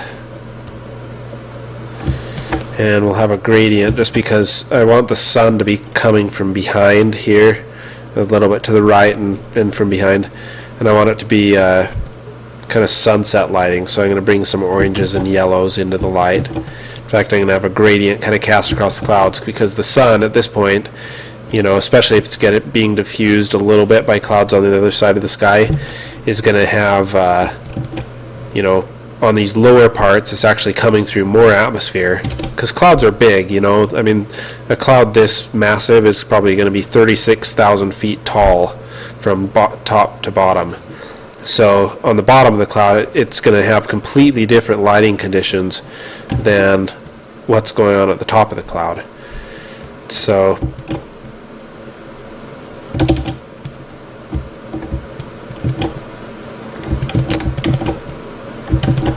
in this case, I'm putting the gradient, you know, where the sun is coming through the atmosphere more, you know, going from orange at the bottom towards something that is, you know, pretty white still, even at top. You know, maybe we'll even have some of these spots kind of getting quite a bit of reflection still. So remember, with something like this, again, you want to start with the large forms. You want to think big to small. So big forms first, and then if you want to start working in, I want clouds that are kind of like coming down here. These are called Bomatus clouds. It's on the underside of some of these bigger storm clouds or preceding storm clouds. You have these sort of like bulbous formations kind of coming underneath the clouds. Of course, the light, there's going to be shadows cast from the clouds, and of course I'm going to block all this in the entire image.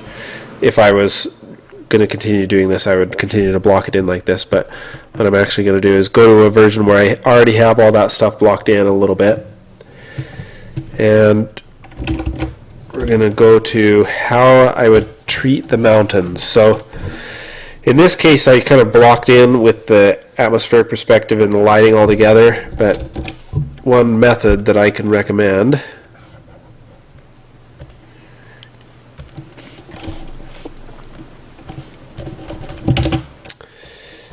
in this case, I'm not necessarily doing the same things as you will with these mountains. I'm going to have them be just a little bit of rock up at top, and then the most part is going to be kind of green. Of course, if you want to do that, go ahead, but it just complicates your assignment a little bit, so it's up to you.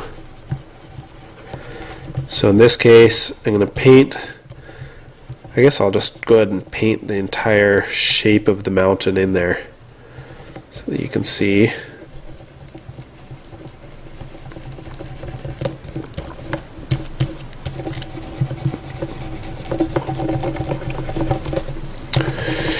And now I'm going to paint in the rocks up top, and I'm just doing what the lit side of it is.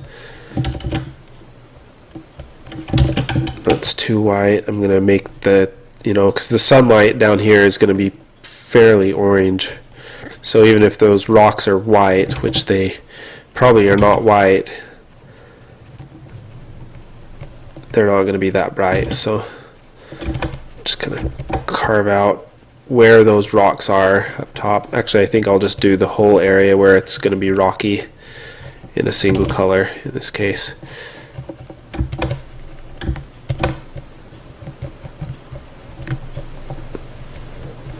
Get some kind of rock layers going on here.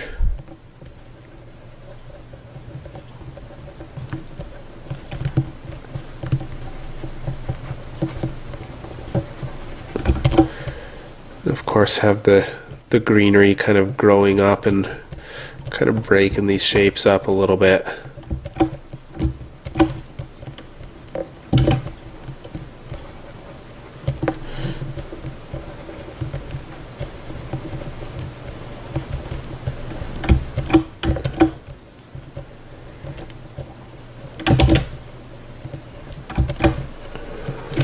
Alright, now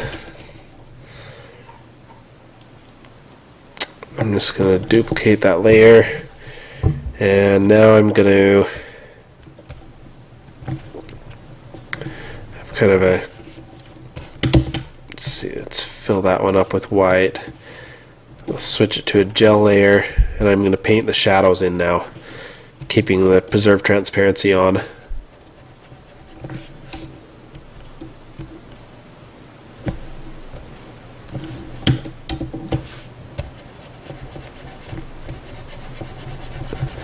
And this isn't going to work perfectly, but should be, you know, not too bad of a start for it.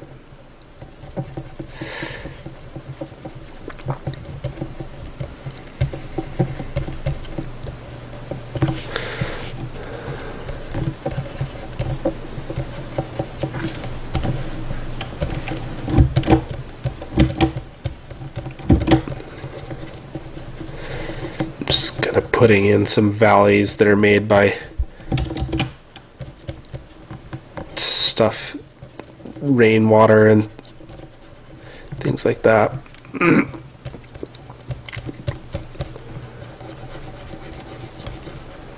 All right. And we'll turn that down until it feels pretty good. Actually, let's switch that to a multiply layer. Probably get better colors out of the, you get some kind of interesting colors that come in when you do a gel layer, but sometimes that's not necessarily desirable.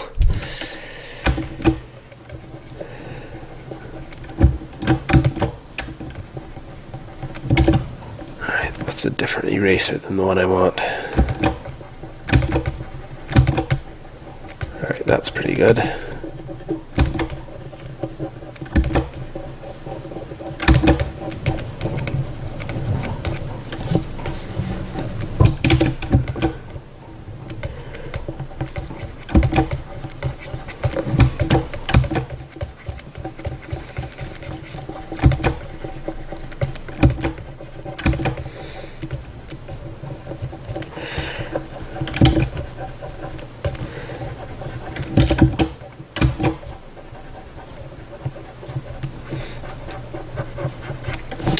Okay, that's not bad.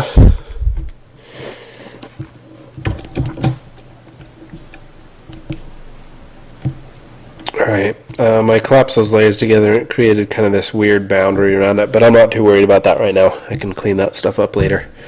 So now what I'm going to do is I'm going to create a new layer over that, and I'm going to take what my atmospheric perspective color here, which is going to be kind of a combination of that red light that's kind of coming through and bouncing off of stuff in the background towards us, and the blue that's going to be scattered by the sun.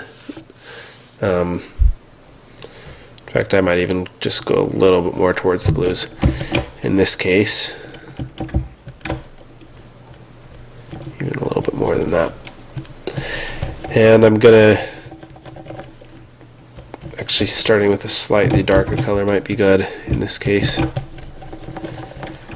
I'm just going to put my entire mountain here.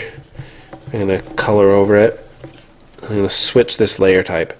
The reason why I'm doing a lighten layer is because of that whole affects the shadows more type of thing.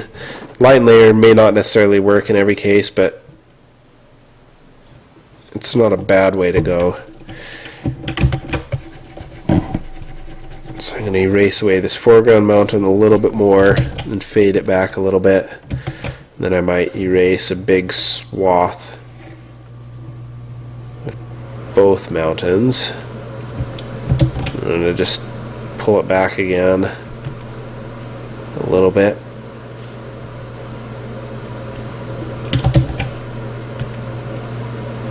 There we go. It's not too bad. And it might be just a little bit bright because I think it's affecting those highlight areas a little bit too strongly. Because I painted those colors already with the atmospheric perspective in mind.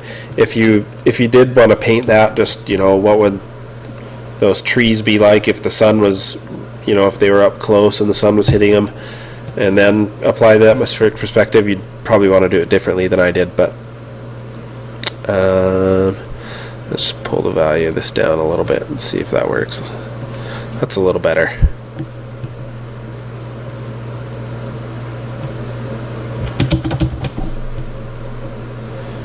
just selected that layer's transparency and then copied and pasted it over itself, so that we have something like that. So this is starting to look pretty good. I could probably layer, put a few more layers on top of that, really make it feel like it's coming towards us. In fact, in this case, I might even do another layer. And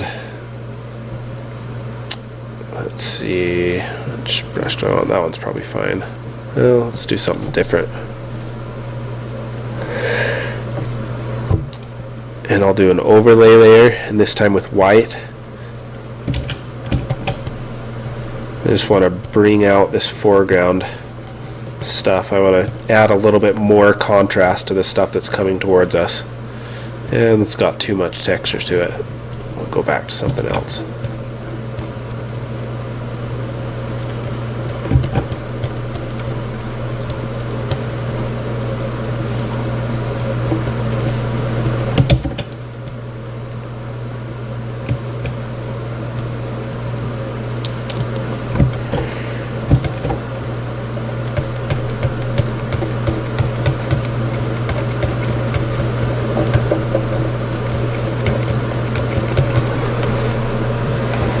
So you can see how that mountain range appears to be advancing towards us now. That it's not perfect yet, but it's starting to feel more like it's actually got some depth to it beyond just what the drawing was telling us.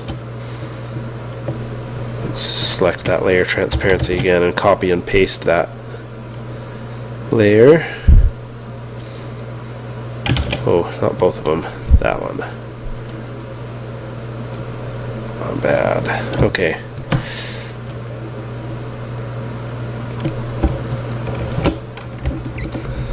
So I'd do the same type of thing with the other mountains as well, but let's move on.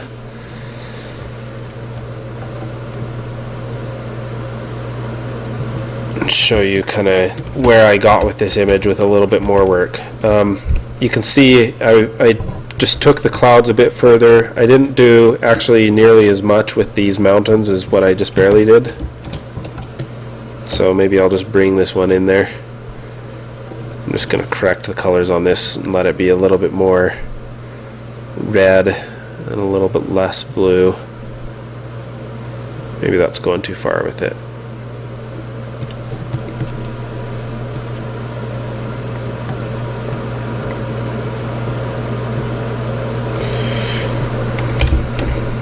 I don't know, that's not too bad. Might just erase out some of this stuff lower down here.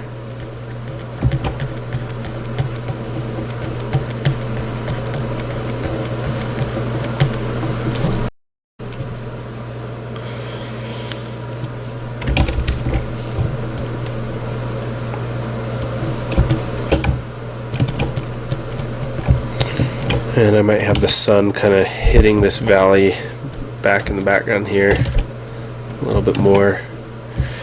And to compensate for that atmospheric perspective, I just took that color and added a little bit of gray to it when I mixed it in the background there.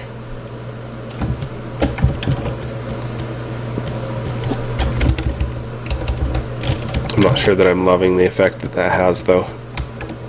So I might actually get rid of that, but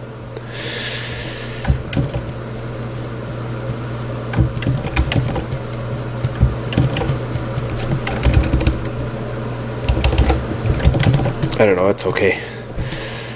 Alright, going on to the clouds. So you can use basically any brush that you want for the clouds. I used a combination of, my two favorite brushes for it, which I've showed before, the Capture Bristle acrylic and this kind of modified 2B pencil. But you can also create your own brushes. So one thing you can do, I just took a cloud image, a photo that I'd taken, and kind of scaled it down, turned it black and white, and now I'm just going to select the whole thing, and I erased away the edges so that there wasn't any black really reaching the edges. I'm going to select the whole thing, select all, and now, not in patterns, but I'm going to open up my brush controls, and I want to capture the dab, which I need to do actually right here. Capture dab.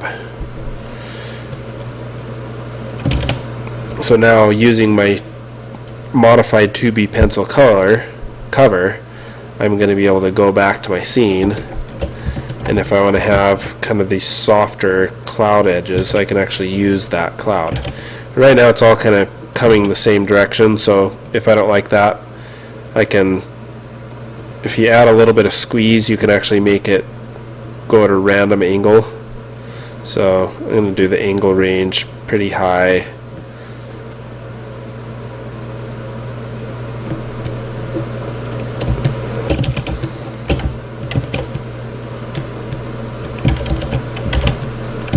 So that I can use this kind of softer, fluffier cloud brush.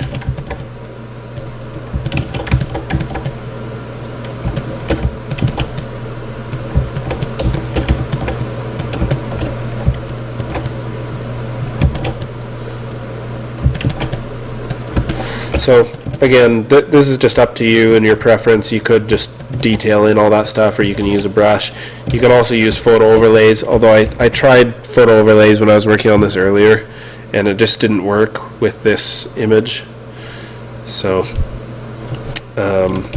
in this case, I'm better off just painting it. So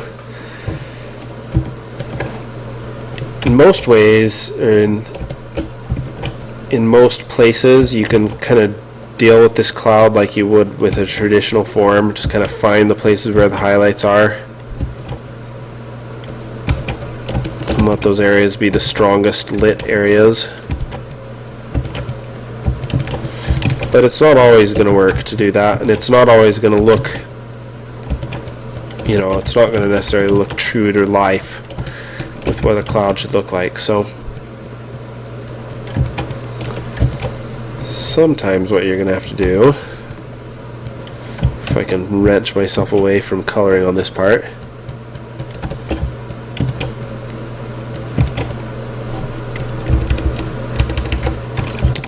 is just throw on another layer and experiment with stuff like, what if I made this part of the cloud be darker?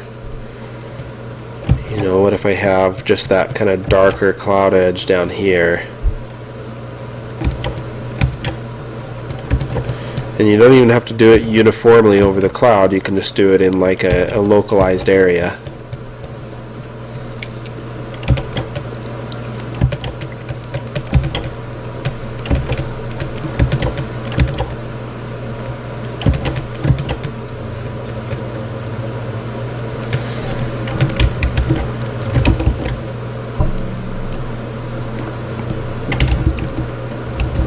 And in this case, I don't really like the effect that that's having, but I might just let a little bit of it come into the painting there. That's kind of what I did with this cloud here, you know. I shaded all of this, you know, again, starting with big and working with small, but I kind of put this like darker edge around the upper sides of that cloud, and I thought it looked pretty good. You know, this is more of a stylized cloud than what we traditionally have, but it's starting to feel true. You know, again, it's that true to experience thing. Even though it's not necessarily a realistic cloud, it is a cloud, and it feels like a cloud.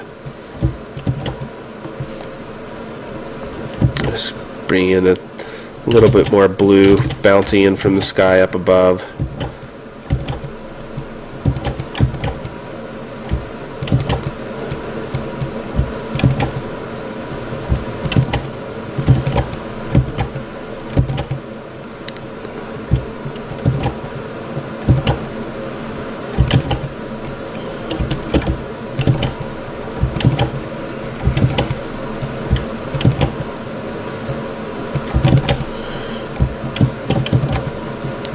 I'm kind of drawing out what the forms are in the cloud first, and then I'm, after that, kind of looking at how I want to shade it. again, I'm letting those highlights kind of happen down in the cracks instead of just on the edges where this light would be coming from the sky, just because that seems to be similar to the types of things I've seen with real clouds. Probably again because of that that thing with the water droplets or ice droplets becoming bigger and being able to no longer use Mies scattering.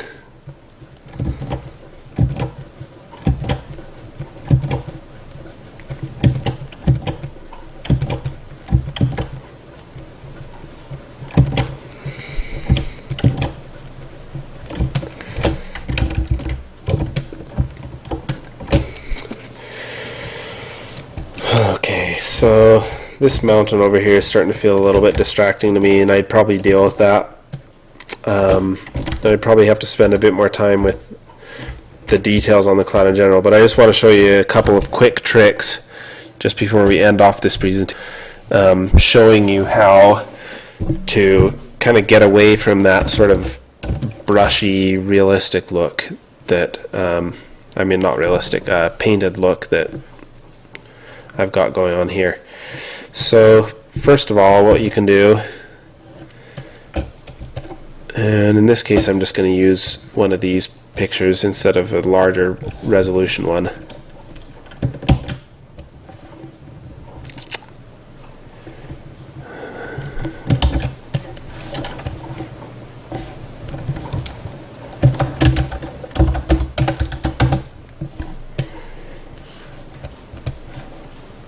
I'm going to try and get the light to be as close as possible to what I want.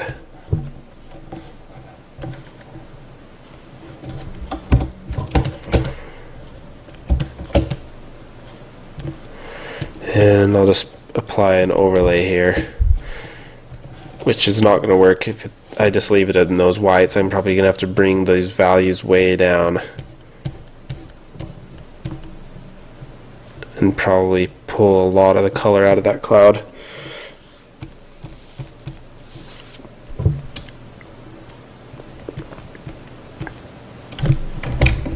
Which I think what's going on down here is kind of interesting, but you know, this is another one of those kind of failed experiment types of things, but I'll just run with it when I end up here.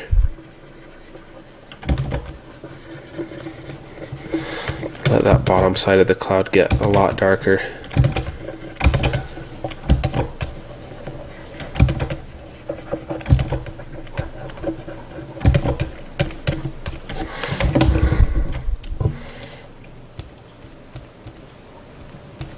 So you can see just having that texture in there adds a lot to the cloud, just, you know, a lot of visual interest to it.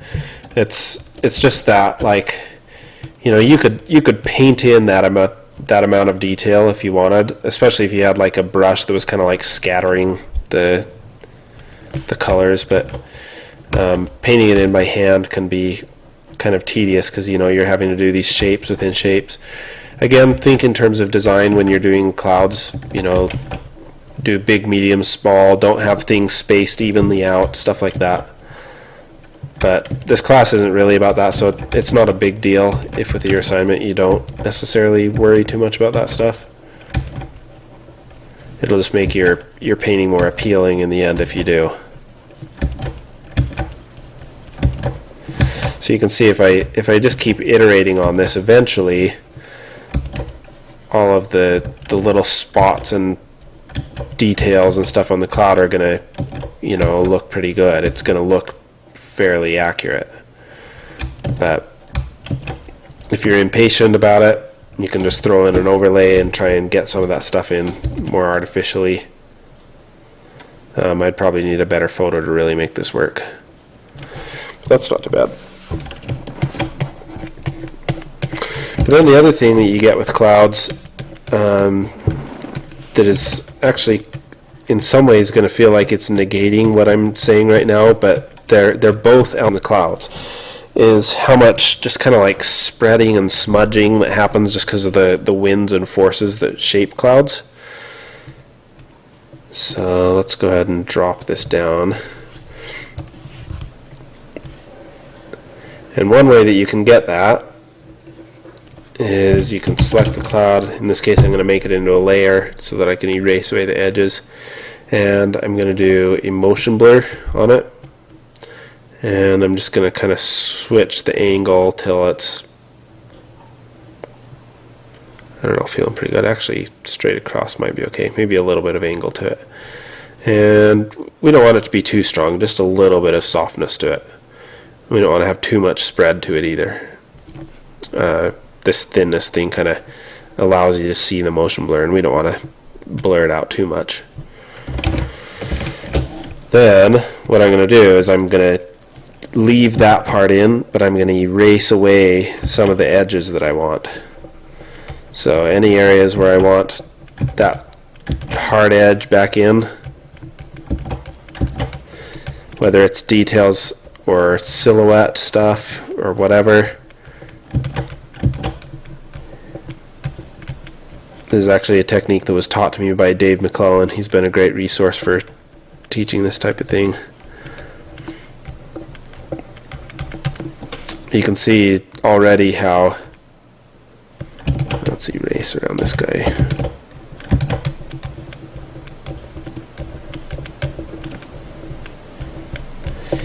Just that exchange of like hard to soft edges ends up feeling very cloud-like.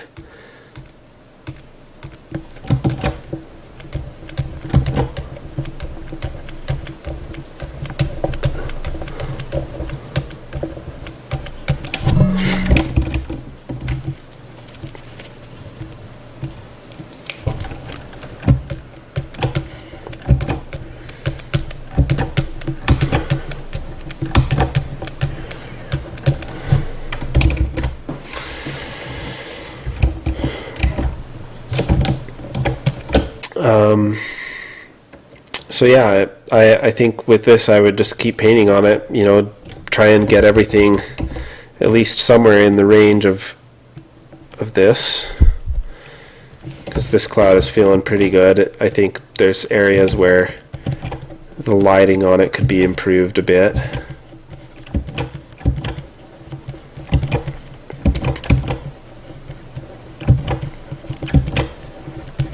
But I think if you get your whole sky to feel about like this cloud, then I think it's going to end up pretty good. I kept your assignment a lot simpler, so you shouldn't have to deal with anything quite as complex as this part. I'm just thinking as I look at this, you know, don't forget the big to small thing. Even when you're working in your details, there's going to be a tendency with the clouds to want to, you know, eradicate all of the details that you put in earlier to, you know, make all of the detail, or to eradicate all of the big shapes that you had earlier just because the details are so interesting. And you don't want to do that. You want to make sure that you've always got the big shapes and the small shapes working nicely together.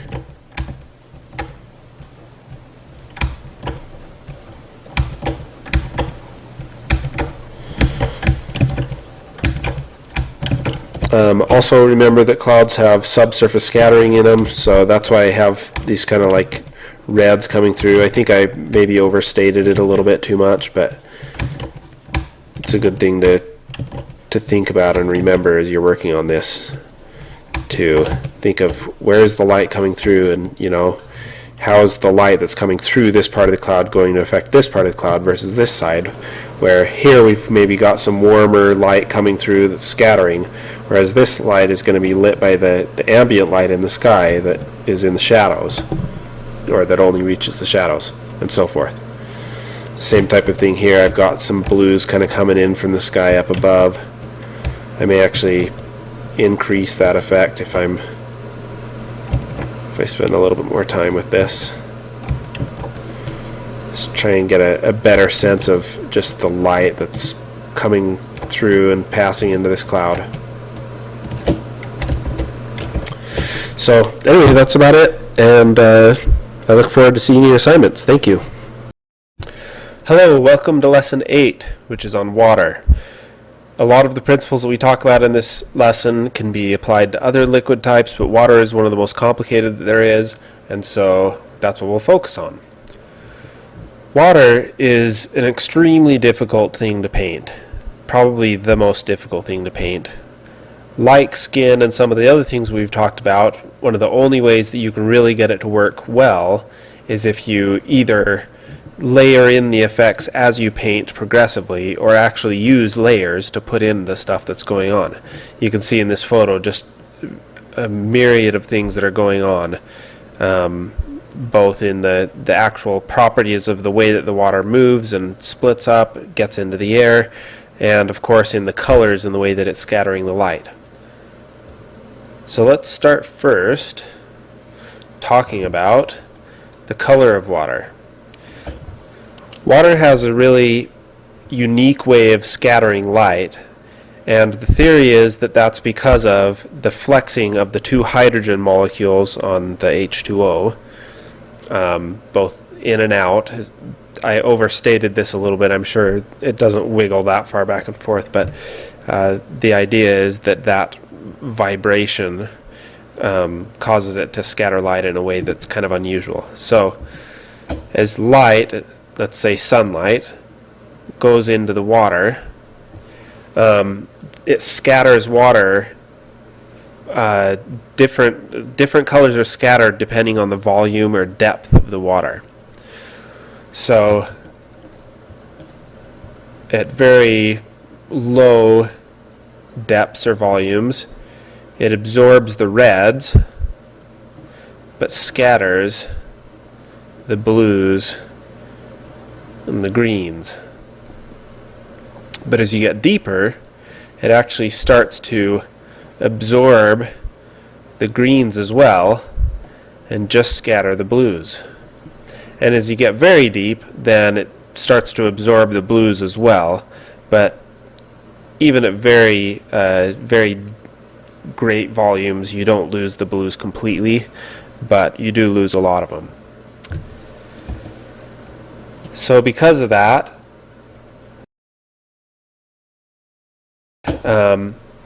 anytime that you've got sunlight on a body of water, you're going to have a blue in the water. How much blue you have is going to depend on the depth of the water and also what is underneath the water. If you're out in the middle of the ocean, there's not much, because what's happening is the light that's scattering back to our eyes, because the water is transparent, some of it is coming from light that is actually coming into the water and bouncing off, but most of it, because it's transparent, is going through. Most of the light is going through. So what's happening is, if you have, let's say, something white underneath the water, probably not at that depth, something white at that depth, then the light is actually coming in, bouncing off of that surface and going out again, and the whole time it's losing color that's being absorbed by the water. So what you're seeing is a result of the light bouncing off of that object and being changed, the color of it being changed by the light. So here, for example, you've got the probably some sand under there, but also a lot of bubbles, a lot of foam kind of underneath the surface that is causing the light to bounce earlier, so that we're getting that very turquoise effect up here. Then as you get a little bit deeper in the water, you're actually getting a little bit more of the darker, lower colors in the spectrum. And you can see it even in this water at this very shallow depth. There's just a slight hint of blue to it. You can see the rocks here, but especially as you start to get this white foam mixed into it a little bit, you can see just a little bit more blue under the water. And here as well, like I said, you're going to see this the best in sunlight, in very bright light, but on an overcast day, there's still just a slight amount of blue. It's a little bit hard to see here because it's reflecting all of that gray from the sky, but you can see how much blue there is once I catch under one of these waves here. It's pretty blue there. You can see it again here. This time we've got the light coming from behind the wave, and because the light is kind of yellow in this case, and because we're getting those turquoise colors, the light that's coming out on the other side is kind of this green color. and you can see the blues kind of poking in between the waves here. A lot of reflection here as well of the sky color. So that's one of the things that, if you look this up, people will say, oh, the reason why the water is blue is because of the sky. It's reflecting the sky. And that's true in part. But there's actually this unique type of scattering that is a big factor as well. So, the color of water is going to be, if it's clear water, it's going to be that same blue scattering, but there are other things that can affect it. Of course, we've talked about the depth and volume of the water is going to affect the color of it. Also, what's underneath the water. Let's say if you have a yellow or a red object underneath the water, then that will trend towards the blue, but it's not going to be that same turquoise that we are seeing with the foam, which is quite white. And then how much sunlight, or how much light, what the color of the light is, etc. Then the last thing is suspended particles, and suspended particles can actually change the color of water. I've got a couple cases here. This is Havasu Falls in Arizona, and there's a lot of lime that's coming out of the canyon, washing into the water, getting into the rocks, and it's actually making the water even more turquoise than it would be for this depth and for the red rock that's underneath it. This picture is taken in the redwoods in Northern California. There's something in this water that just makes it a little bit more blue than it should be for that depth. I didn't talk about that. At the highest depths, water appears to be transparent, so it appears to be colorless. And then in this case, we've got mud washing into the river and making it brown. So you can, depending on what's in it, you can actually make water be a wide variety of colors.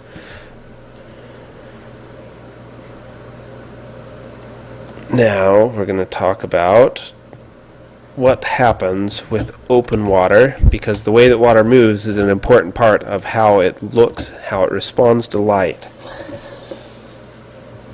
So, first of all, waves. We've talked about light waves, now we're going to talk about water waves. Water waves are caused by energy transfer as the water molecules are bouncing around each other, or bouncing against each other. These molecules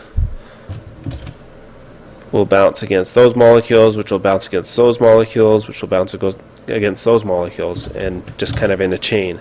You can imagine, just because of the sheer mass of them, it's not a single collision, but just the overall movement of the water that causes that to happen. And usually they start in a circle. If there's a single point of disturbance in the water, then it's going to start in a circle and move outward.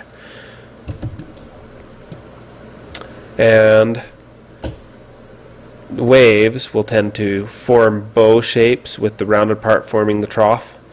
And sometimes you'll see it being a little bit rounder on top, but there's always a slight amount of, it's just a little bit heavier on the bottom part of the trough, always.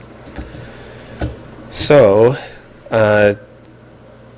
what happens when you've got waves that intersect with each other? And so, let's say I shifted these waves off from each other a little bit. And remember that there's energy traveling in these waves. There's actually and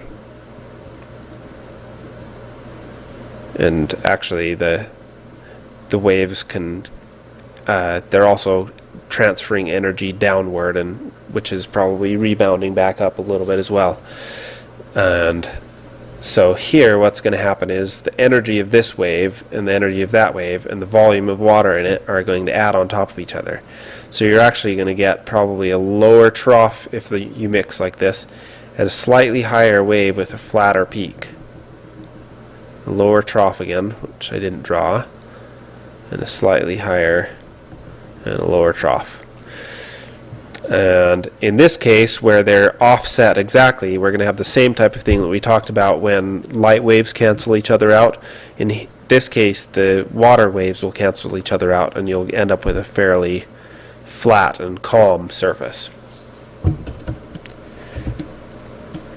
You can see that in this picture a little bit. It's hard to tell because the water is so transparent, but you can see how you've got a crisscrossing in the wave patterns, but then here, where there's a lot of droplets, then you're getting interference patterns where they're canceling each other out. You're getting higher troughs and lower valleys and areas where the waves cancel each other out entirely. So it ends up being just a little bit chaotic.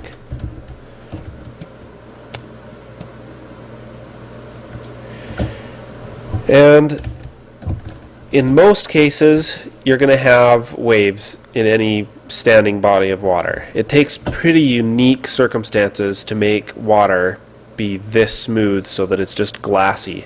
And even though this is low resolution, you can't really see it. There's actually very subtle waves that are just kind of wiggling, making a slight amount of distortion even on this glassy surface. But most things, lakes, ponds, stuff like that will end up with, even if they're fairly reflective and fairly flat, will still end up with subtle waves on the surface. But with larger bodies of water, or if there's a lot of weather, things like that, boats, there's going to be essentially the large-scale version of what's going on in the middle here. You'll just have this chaotic crisscrossing waves that are causing sharp peaks in the centers and cancellations, and they're moving past each other. This wave could be moving that way while that wave is moving that way, and as they move past each other, they do, you'd see them add together and then subtract as they move past. So that's why you end up with all these more complex patterns in it. On something like the ocean, you're going to get much larger waves, and the character of those waves changes as they move to shore, as they are passing over a sloped shore. So with an ocean wave, and you'll see this also on a beach of a large lake, or if there's a lot of wind, because it's the wind that causes most waves. And as it blows across the surface of the water, it transfers its energy into the water, and the water starts to pick up and rebound off of itself and create waves. As the waves get close to the shore, the friction of the shore and the energy of the wave running into the shore forces the wave upward, so the wave starts to get taller and higher, and then friction on the shore kind of pulls the bottom of the wave back, while the top of the wave topples forward with the same energy. I guess a better way to put it is it tries to get this part of the wave to stand still while this one wants to keep moving. Essentially the same effect as it moving backwards, because the wave starts to go from that kind of circular shape, I guess, in the energy to something that's a little bit more off-center, off-balance, until eventually that wave crashes downward. Then you have, I think this is called the swash, and this is called the backwash of the wave. So the wave will crash into the shore, and then it's going to go backwards. And sometimes that moving backwards will cause it to cause this wave, the next coming wave, to crash even sooner, because it adds to that drag. Just as a quick aside, water is very reflective, and because of that, when it starts to get churned up, it starts to create bubbles, starts to create these kind of sheets. You can see the sheets of water moving back here, falling down from the top of the wave, and then of course all the little bubbles that are being created here. You can see it here as well, just little bits of water that are being thrown around. And because they're so reflective, when you start to get a lot of that, it starts to get really white. And so you can see how much lighter that is than this kind of transparent, slightly reflective water, or apparently slightly reflective water that's moving over these rocks. This stuff has a lot of white in it. So when you have waves on the ocean or coming in at a beach, that reflectivity the foam and things like that, how reflective they are, becomes a big component. Because first of all, you've got white caps just out in the ocean anytime the waves start to get a little bit choppy, but also as it gets near the shore, you'll get these kind of trails of foam that follow the waves in. The waves kind of churn up this foam and leave it floating in the water behind them. And then of course when they crash into the shore, they create a lot of foam there. So you'll see these kind of patterns of waves down the beach.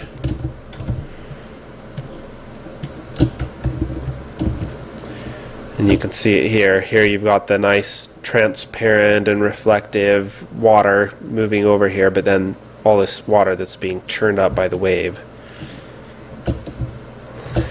When you've got this much energy in a wave, especially with very large waves, these waves were actually 10 feet tall, and when they were crashing into something, as it says up here, but in this case it was actually another wave that it was crashing into, and that the rebound of that wave was throwing it clear up into the air and creating mist in the air. In this case it's actually running into rocks or something, part of that little wall. And so that's going to be a factor when you're painting waves as well, if there's anything, rocks on the shore or other things like that. Now, let's go to transparency. We'll talk about the Fresnel effect that you're seeing here in a little while, but notice how even back here where it's very reflective, you're still seeing stuff underneath the surface, the rocks back there. And you're still, especially in these shadows, you're seeing it a little bit more strongly where there's less interference from the light or from the reflection. But you can see pretty clearly what's going on underneath the water, especially here. You can see almost as though these rocks are up here on the shore. There's only a little bit of interference with the color of the water and things like that.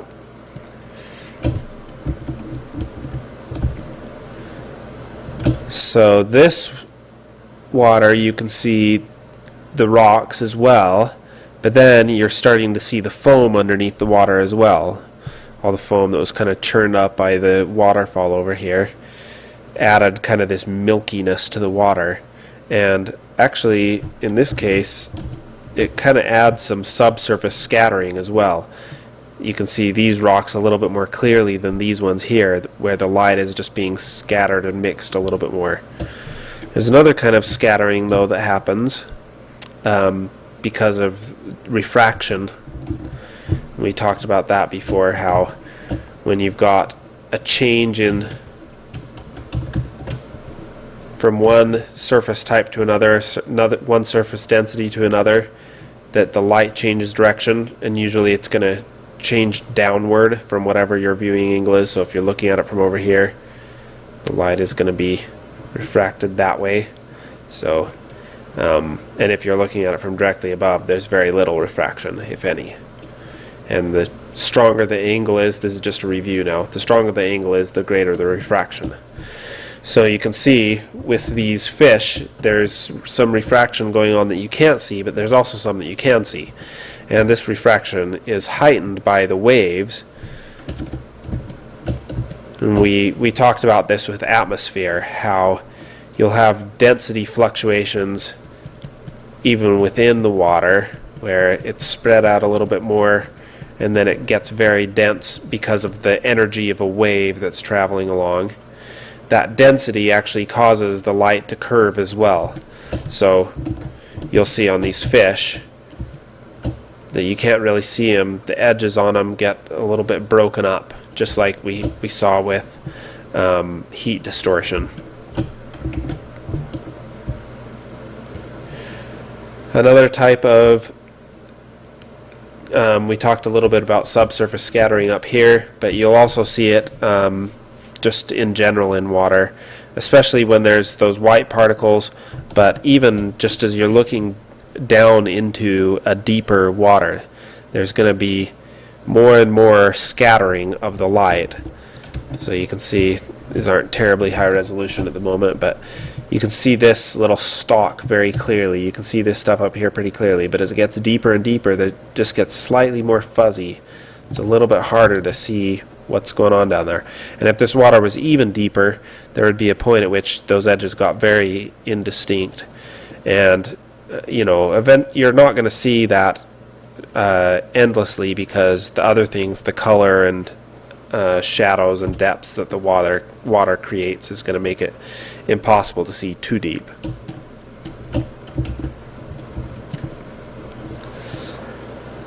Here you can see various effects. You can see the color of the water. So here's shallower water. See how it's a lighter, more transparent blue, and as it gets deeper, it gets to be more that turquoise blue. You're also seeing the distortion caused by refraction in the water. You're also seeing some reflection things that we haven't talked about yet, but you're also seeing something else. See these dark shadows and light highlights that are actually underneath the water? You can't really tell looking at this, but a lot of that is underneath the water. So just like the transparent surfaces we talked about with with glass and stuff like that, water also has caustic properties. So caustics are caused by the exact same thing, that they're caused by that same refraction, except it's happening because of waves and the movements. As the light comes in and is redirected,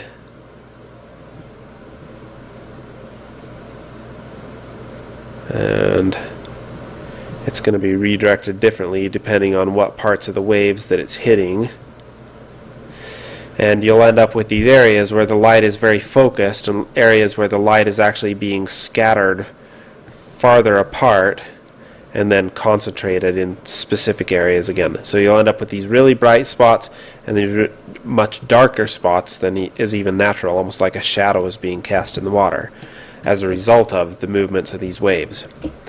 And not only do you get this shadowing and lightening because of the caustics, but the spectrum of color is being, the spectral changes because of that refraction. It's refracting the reds maybe a little bit less and the blues a little bit more, that type of thing. So you can see in these caustics, see how it's a little bit redder on this side and a little bit bluer on that side? It's almost like a prism, just a little bit more colorful. Blue on that side, red on that side. In this case, the sun was coming in at an angle. It was almost sunset, so that refraction, that color splitting, was actually stronger than it would be at normal times. But there's always just a little bit in water because it's so much more dense than air. It's just splitting up the spectrum and redirecting light so much. You can see the same type of thing here when you're underneath the water. So we have, let's see here, you can see it. You can see the blue on that side and the reds on that side, and they're a little bit, there's a little bit more blue on top and a little bit more red on bottom. It's a little hard to tell, and it's because we were looking at, this is in a zoo aquarium, we were looking through the glass, which if we were to draw it in perspective was going back that way. So the light was being redirected through the glass, and that was causing this type of splitting of frequencies of light. So anytime that you're painting water, you want to make sure you get some of that in as well, because it'll just make it feel very natural. And we'll show you how to do that in the demonstration. Already talked about open water. Let's talk now about reflection. So I mentioned the Fresnel effect just a little bit earlier, and here you can see it pretty clearly, the sky being reflected, the bushes being reflected, and it's a lot stronger reflection up here, almost like a mirror, a slightly darker mirror, And then down here, we're being able to see pretty clearly what's going on down underneath the water. Like I mentioned before, even clear back here, you can still see what's underneath the water, especially in the shadow areas, just because this isn't a pure mirror reflection. But down here, you're actually also getting reflection, but it's just much dimmer. You can see it especially on that rock there, the sky reflection around it, and the rock, same thing there. And even if you're looking straight down at water, you'll get a little bit of reflection. It'll just be greatly diminished.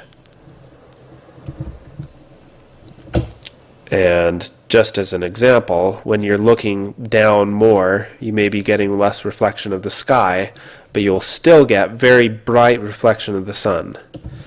So, and this is just the high dynamic range of the sunlight, just like we talked about if you have a mirror image on a ball. But if you had like a cue ball next to it, you would just get the specular highlight of the sun because the sun is so bright, even though in the chrome ball you would be able to see the entire landscape. So that's the same type of thing happening because of the Fresnel effect here. We're looking down in the water, we're not getting the other reflections of the sky, but we are getting that those bright highlights from the sun. The other thing, just pointing out again here, we get a little bit of that refraction underneath the surface, and you can see a little bit of that rainbow splitting of the water, of the light here. The blues on this side and the reds on that side. The waves are going to affect how things reflect. So just like we talked about with the Fresnel effect here, the form of the water is going to affect how the Fresnel effect reacts to things. So when you've got a wave, and we're looking at it from over here, if we can see the top of the wave is more parallel to the line of sight and will therefore be more reflective than the front part of the wave. So the sunlight or the sky and stuff like that is really going to be bouncing off of this part of the wave and much less so on that part of the wave. And you can see that here. All these rocks back here are being reflected very brightly. And the sky, the blues in the sky are very bright here, and you can actually see them reflecting a little bit on the front sides of these waves. But relatively speaking, those reflections off the rocks are much stronger. Here's another example, maybe a little hard to see because what's underneath the water is so dark, but you can see the front sides of these waves are darkening just slightly, and that's because those parts are facing a little bit more towards us. You can see the top sides of it are almost like chrome reflections, to the point where, you know, we're seeing the sky and the tree almost perfectly in these reflections. Even that dark color on the pants is showing up in that reflection. But the sky itself is not staying consistent. It's actually getting darker in that reflection.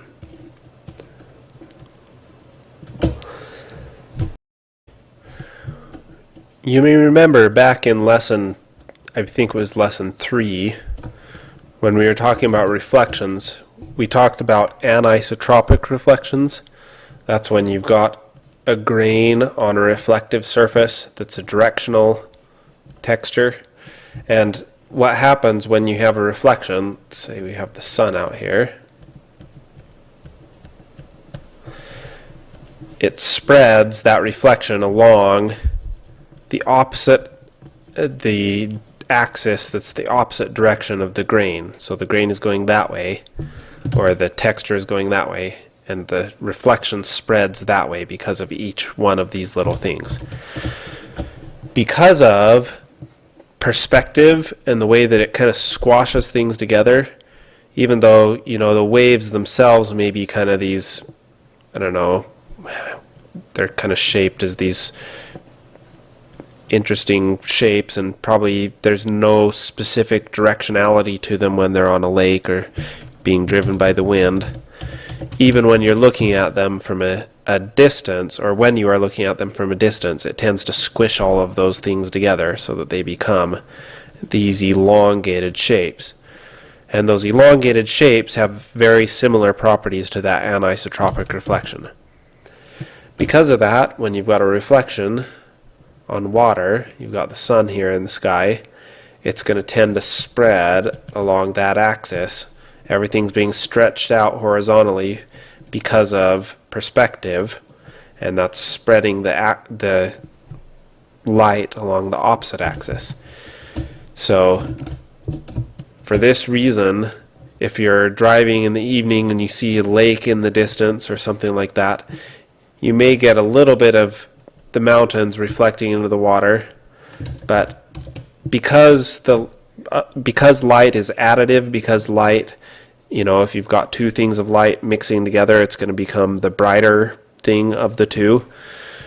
Anywhere where the light of the sky can come in and bounce back to our eye, it's going to be brighter. It's going to be closer to the color of the sky.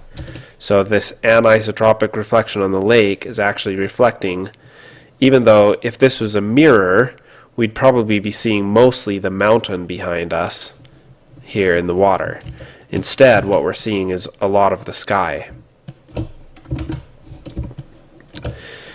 Even the same type of thing happens when you have rain on streets or things like that. If we're looking at it from an angle, that squishing caused by our perspective causes the reflections to stretch vertically on the streets. If you look at a city at night, the street lights, after it's been raining, will be spread along this axis.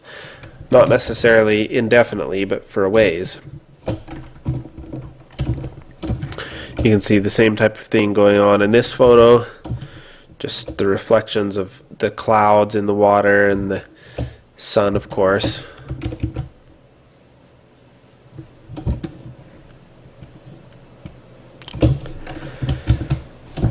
Then another thing that's going to happen, similar to the caustics under the water, or caused by a similar thing to the caustics under the water, as the sunlight is bouncing off of the water, it's going to bounce off at different angles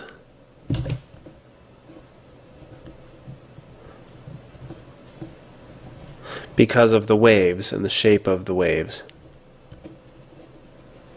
And so because of that, just like with the caustics underneath the water, it's going to cause bunching up areas where the reflection is more concentrated and areas where you're getting much less reflection. So you'll see that here. The waves are causing the light to reflect off of the waves onto the bottom of the boat, but instead of being a solid reflection, it's broken up, just like you would see with caustics. You can see it also here.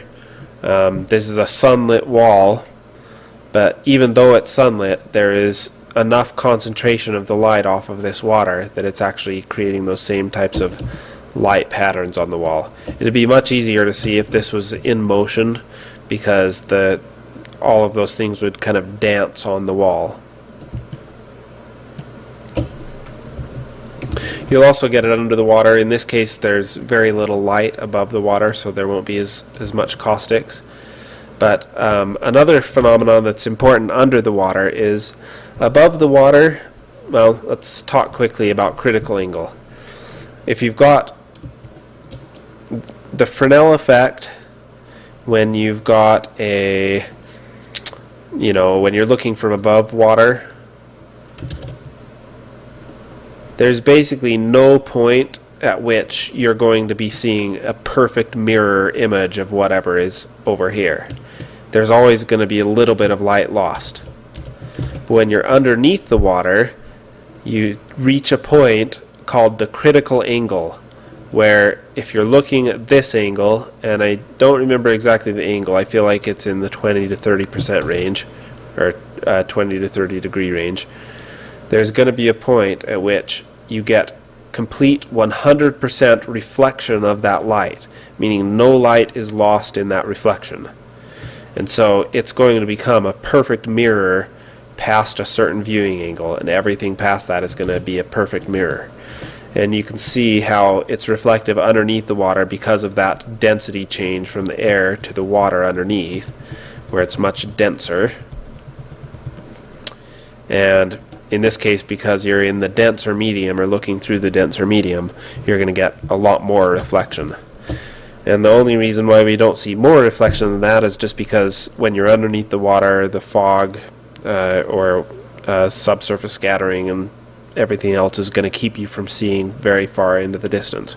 And usually there's not a whole lot to be reflected in the water unless you've got an alligator near the surface or something.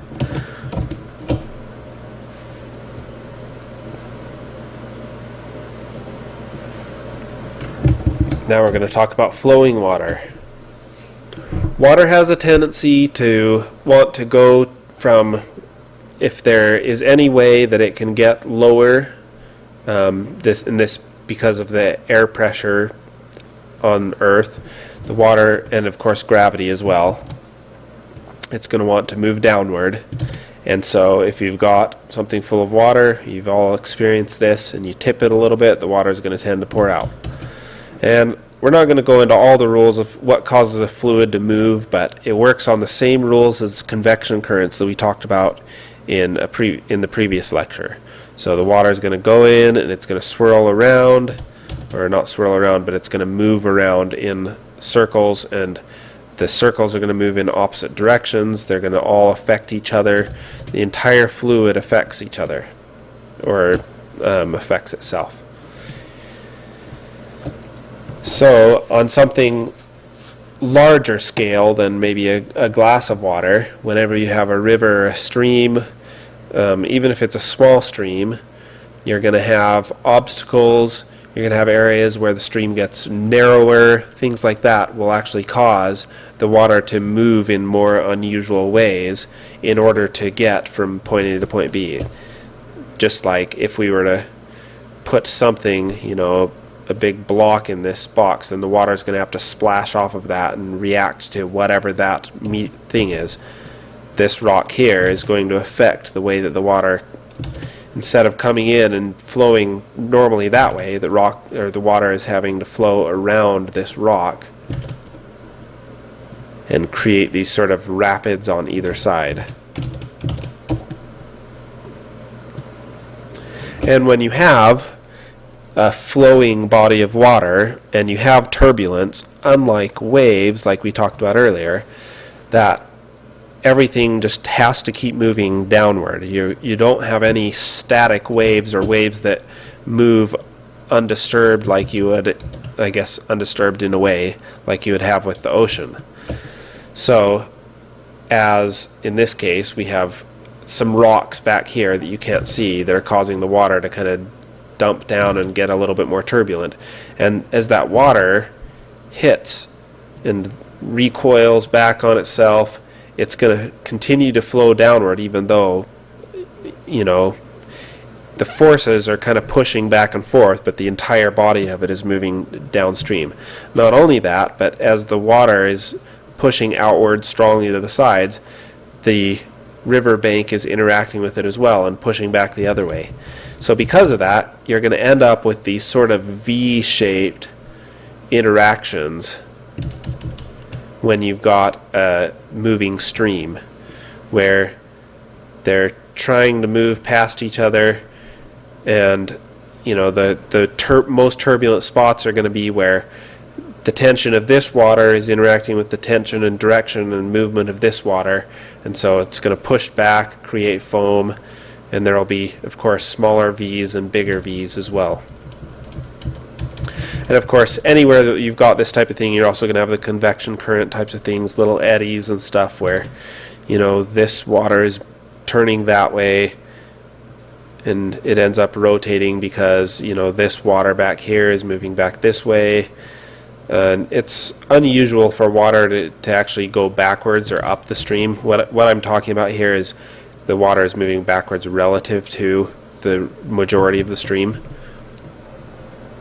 But there can be cases where near the shore you'll have protected areas where the water will slow down and it will actually move backwards. Another thing to remember about a moving body of water, like a stream, is this stream or any river is going to have this kind of bow-shaped, or if it's not bow-shaped, it's going to be kind of this squarish shaped to it, or it'll be a V shape. But whatever it is, there's going to be drag or friction on the ground underneath the water. And so when you've got water running over the top of something, this is like a cross section, all this water in here in the center can move more easily than this water that's near the edges.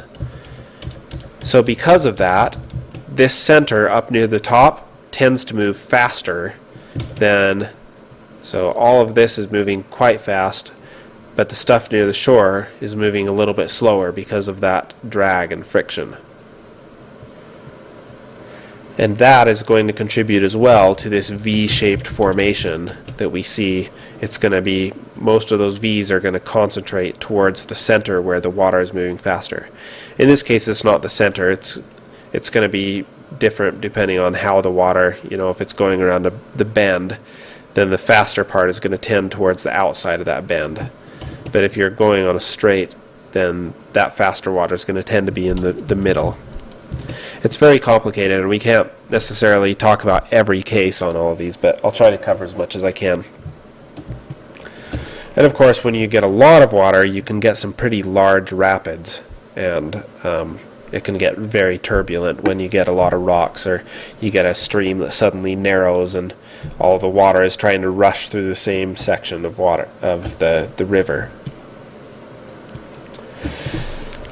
So we talked about foam and how water tends to want to break apart when it gets really turbulent, but we didn't really talk about why yet.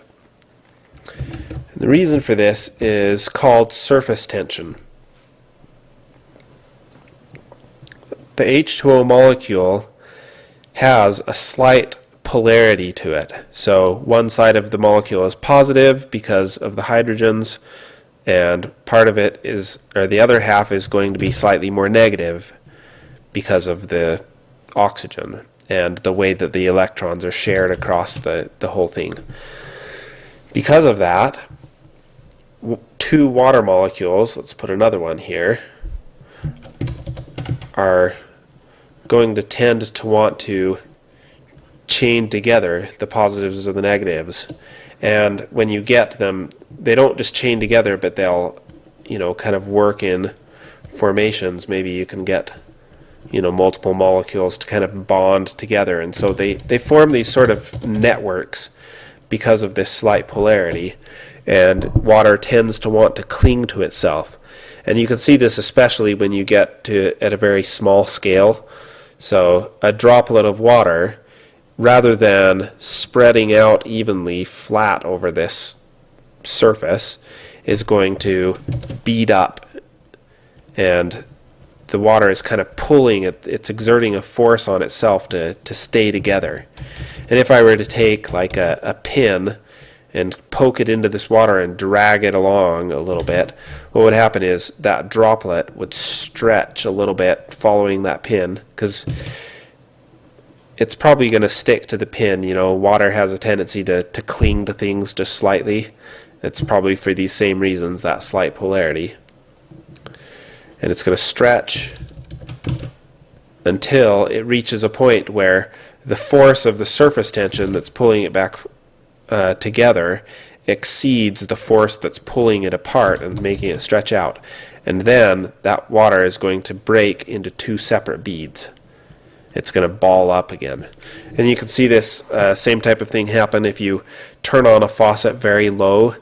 Then as the water drips out, it's going to stretch out because the gravity is pulling it down. And then it's going to eventually break and pull back together into a little circle. So what does this mean?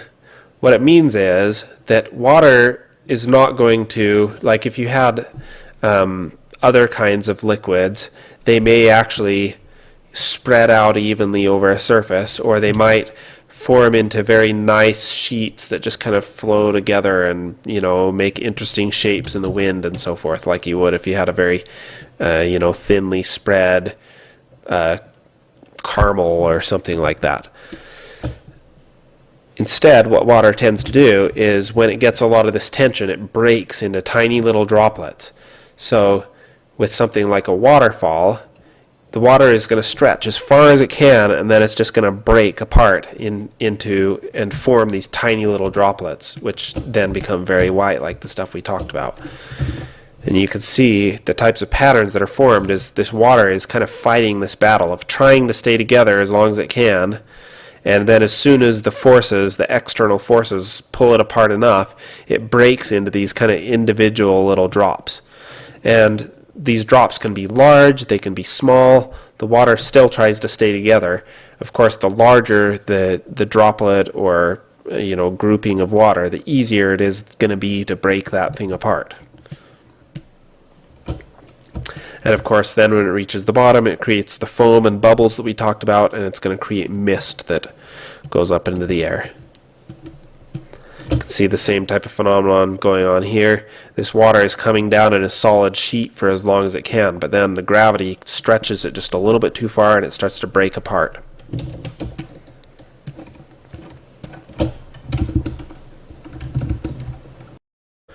Oh, and I didn't point out with this how that sort of, even though everything is breaking apart, that tension that's still kind of trying to keep everything together, and of course the original source that it came from, tends to cause these things to come down in streams.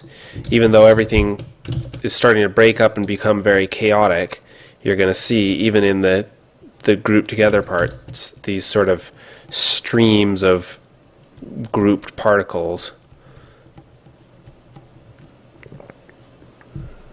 and so forth that make up the waterfall. And we'll do a painting example of that later.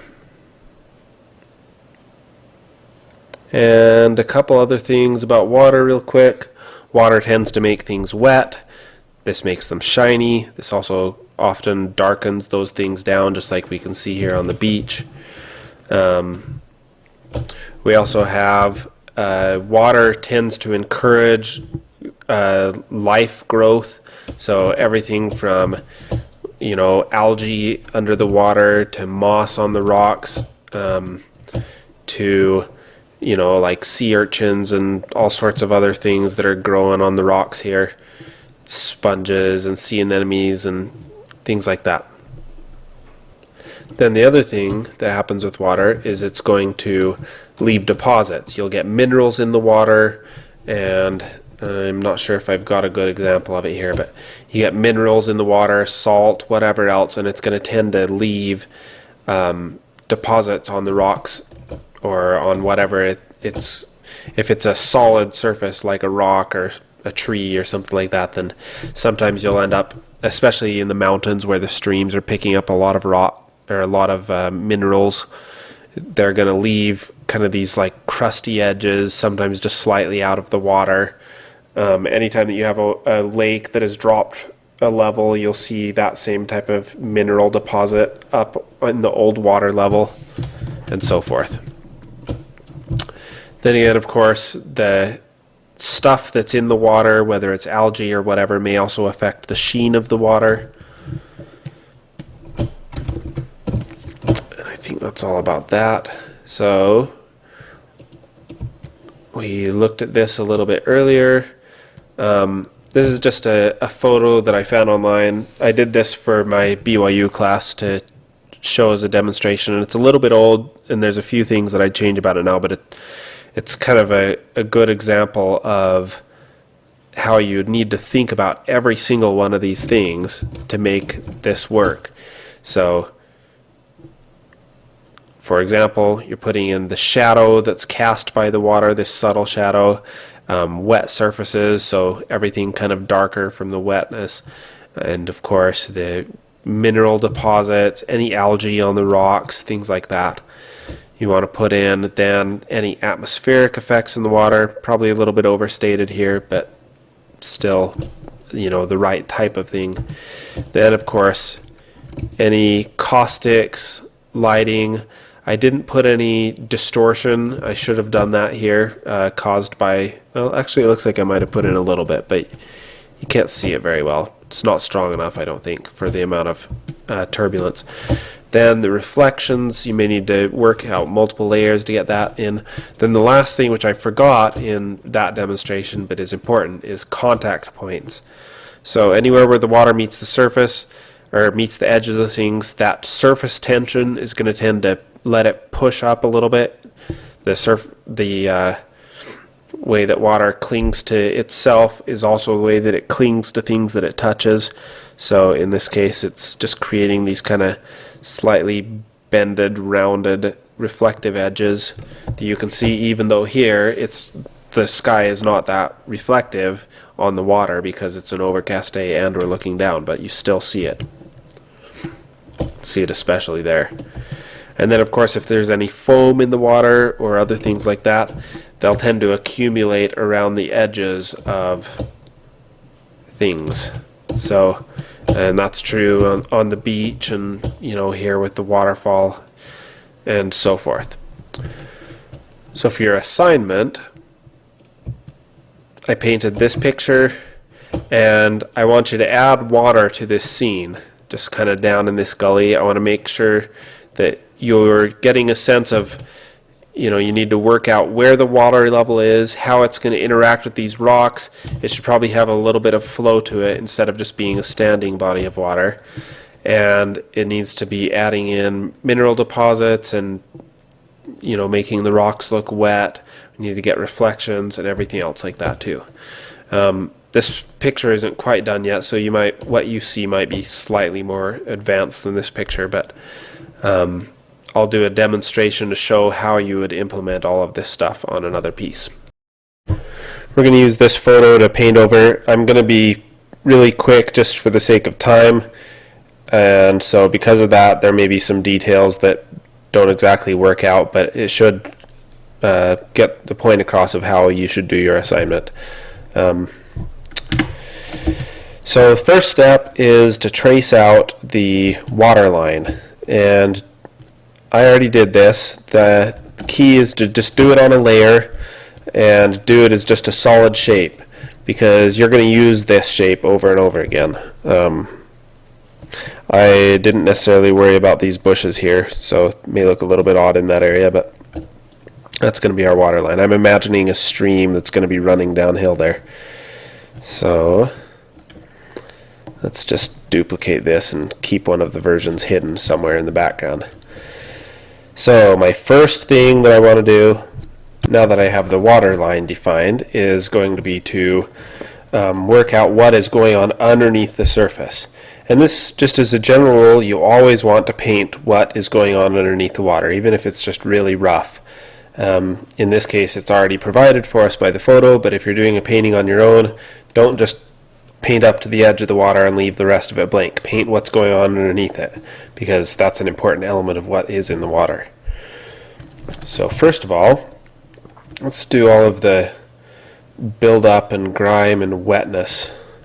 So first of all, let's just do kind of a darkened brown. Maybe we'll do it in a multiply layer.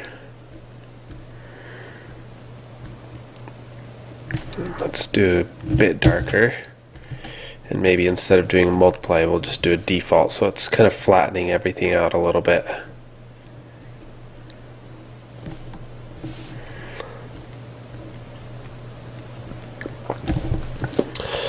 And then I may paint, well, let's see, I guess since I'm doing that wet edge to start with, I might duplicate this and just push it up just slightly.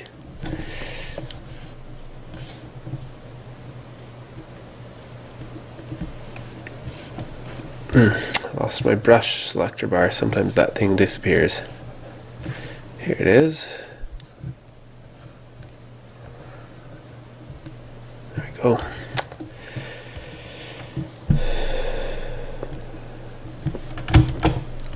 And I want that wet edge of the water to just go up a little bit higher,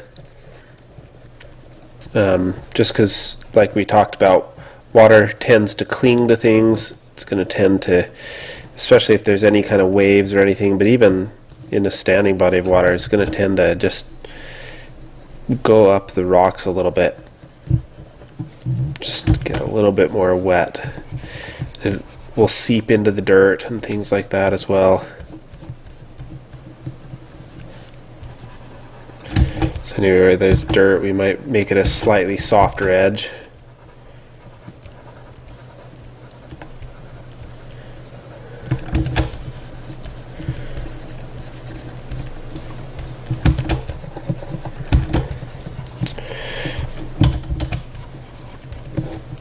Okay.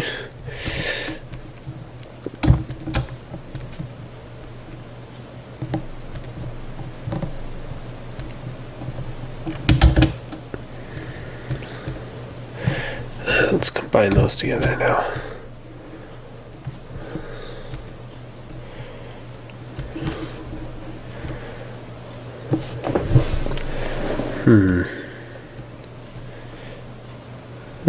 That's probably enough for that. Then what I want to put in, and sometimes it's going to help just to do these things completely separate. So don't necessarily feel like you have to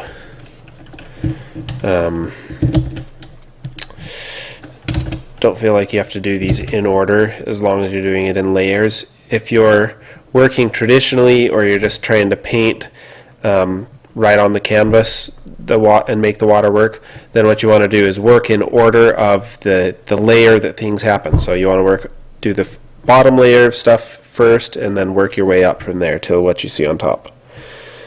Again, we're not going to worry about that as much here.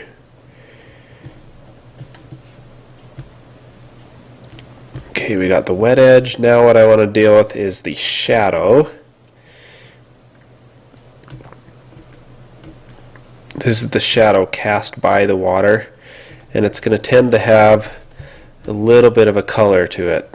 Probably about the same color as the water itself, probably a little bit of a blue to it. And make this a multiply layer again.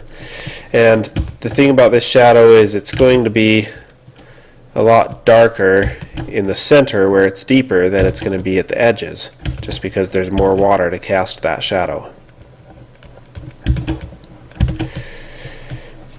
And it's good to keep these as layers as long as you can, just because it's going to get dark really fast if you don't. This one I'm going to let stay pretty soft and light for the most part.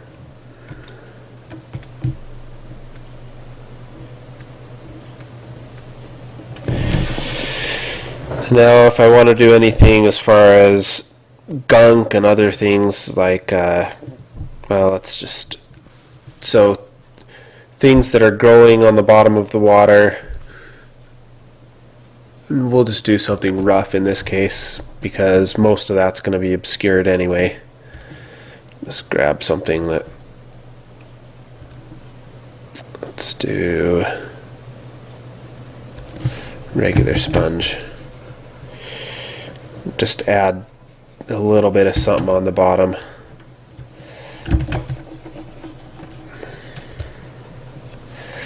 And I may, in this case, add a little bit of zoom blur to the whole thing, using that as my vanishing point or something like that.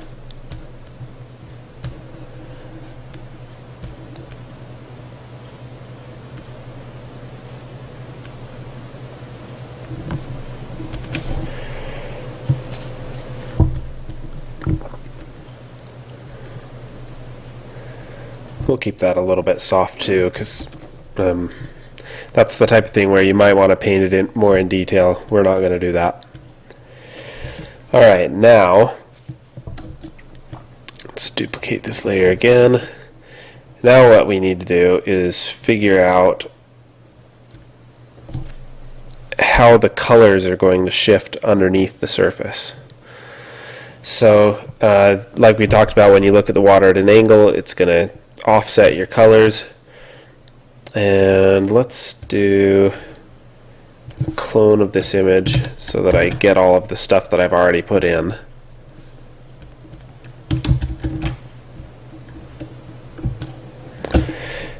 And you could do this a little bit later on. This is not necessarily the time when you have to do it. Well, actually, yeah, let's do that in a bit. We'll put in a couple more layers first. Let's put in the caustics now. So I'll turn this on and have it be just a little bit low so we can see where that edge of the water is exactly. And we'll put in a new layer. This time I'm just going to make it a screen layer, and we'll fill this layer with black. Because it's a screensaver, none of that black, or because it's a screen layer, none of that black is going to show up. But what that allows me to do is, in this case, use the glow brush.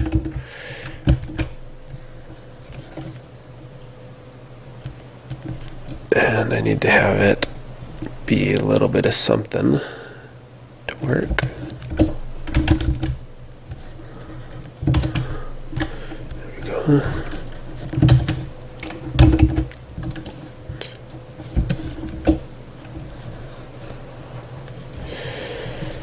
So I can work in whatever amount of detail I want here.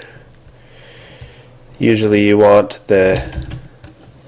if you're having a bunch of crisscrosses from the waves from above, then what you're going to want to do is make sure that those intersections are the places where things get the lightest. That's where the light is going to be focused and concentrated the most together.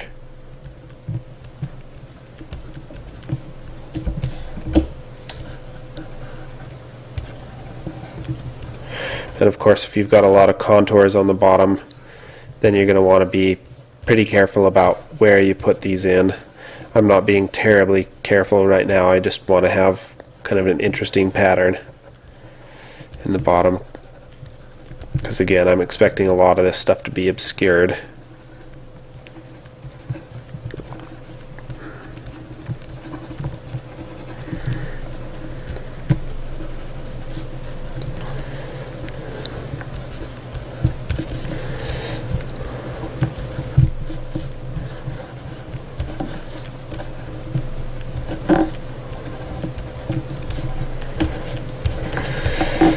Okay, and so on and so forth. Let's imagine that I just did this all over the whole place. And of course, I'd also do in this layer, if it was appropriate, to do the reflections from the walls, or up on the walls. Which maybe we can do a little bit of that just for fun.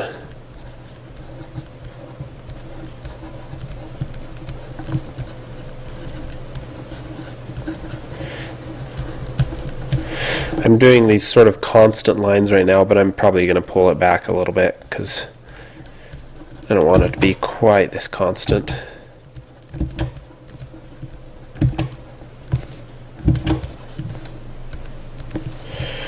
I'm making the one blue and the one yellow just because you could actually use white for both and it'd be totally fine. Alright, now I'm just going to erase away a little bit.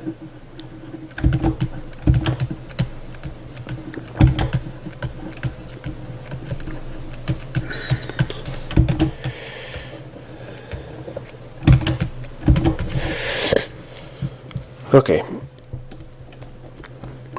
that's the type of thing I would do at this point. Okay, now let's turn that off again. And there might be places where if the light is coming through right here, I might strengthen just a specific place.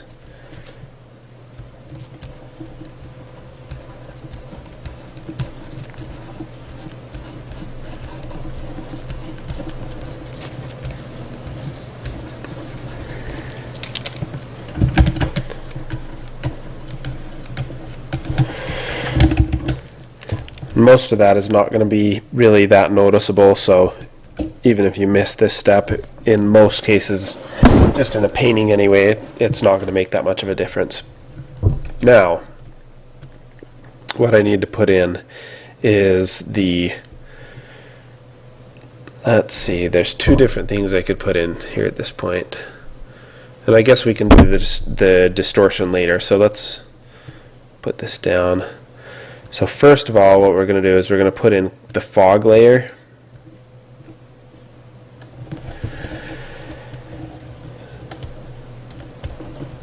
And what this is the water, this is the light going into the water and bouncing off of the water particles.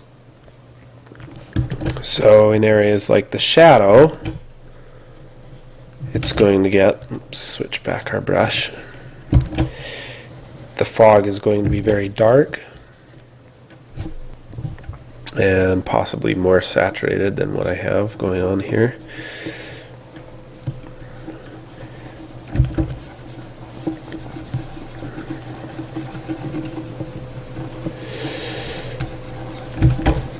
And in the light areas, it's going to be much brighter, and it'll be that kind of turquoise color.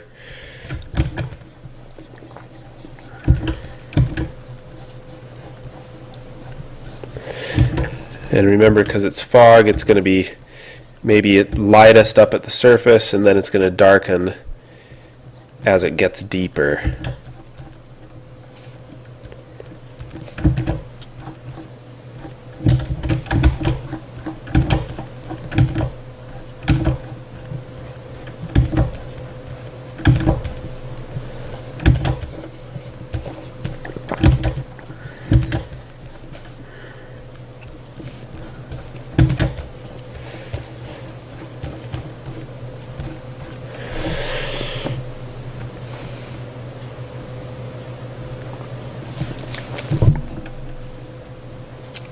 And the other thing about it, just in the deeper spots of the water, it'll probably be, and let's use just kind of a darker blue-green for this. So the center might be a little bit deeper in color, a little bit darker. But I like what the light on the surface is doing here. Then it's going to be much more transparent at the edges where it's shallow.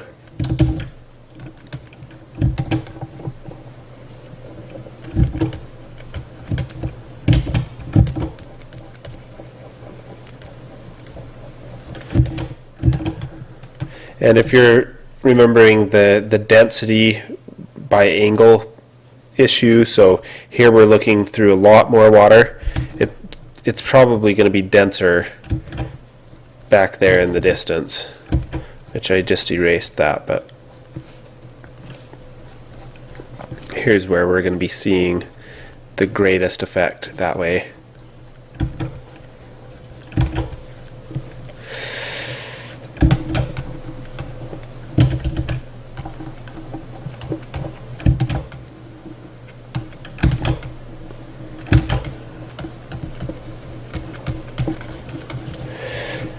So, can you see it starting to form into something here?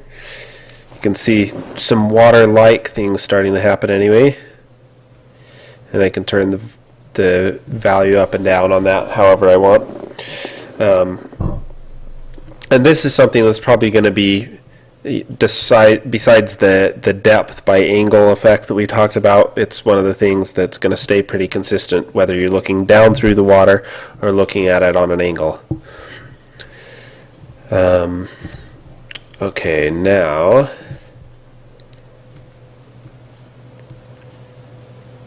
I guess what we'll do now is we'll clone this like I was going to do before.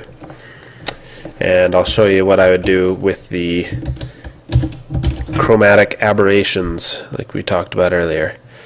So I'll duplicate this layer, and you can do the same type of thing in Photoshop. I think I showed this in a previous lecture. You can just do this with the channels in Photoshop. It's a little bit more difficult in Painter. So I'm going to switch this to not curve but freehand. And I'm going to erase everything but the red in this channel, just kind of draw along the bottom there.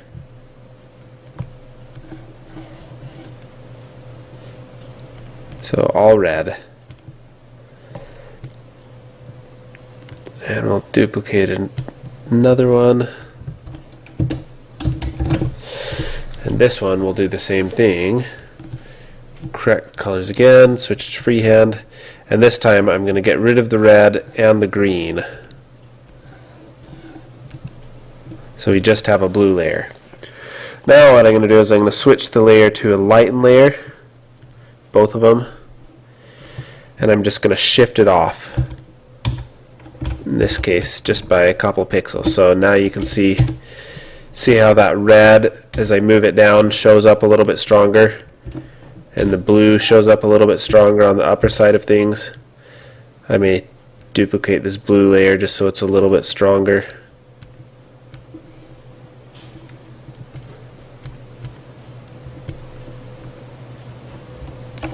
Turn down the red just slightly.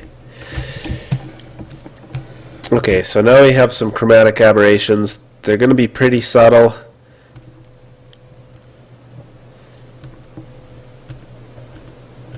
I can't even tell the difference between the one that I lightened and one I didn't. Okay, maybe what I need to do, we'll just try this, and it's probably going to mess things up a little bit too much.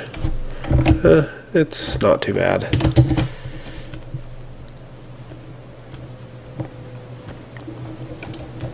Drop everything now, and I did it up and down because we're looking at the water from this angle. Remember, the chromatic aberrations are going to happen along the direction of the... Let's move my brush back in here. It's going to happen on the angle of refraction. So if we're looking at the water from this angle, then the light that's going in is going to be reflected along that angle, and that's where the chromatic aberration is going to happen because they're being split up as the light is redirected. Now let's select that, and I'll copy it into this image, but what I'm going to do now is I'm just going to use this layer transparency. I right clicked on that layer to do that, and I'm going to copy and paste just that section of the layer. So now we've got a chromatic aberration just for this part of the layer, and it created something along that edge that I didn't expect to happen. Oh, it's just because that layer is visible. Never mind, it didn't actually create anything. So we only have chromatic aberration where the water is now, and this is going to be more obvious. You can't see it as well in these parts, but in these areas where the light is hitting these things, it's going to be more obvious.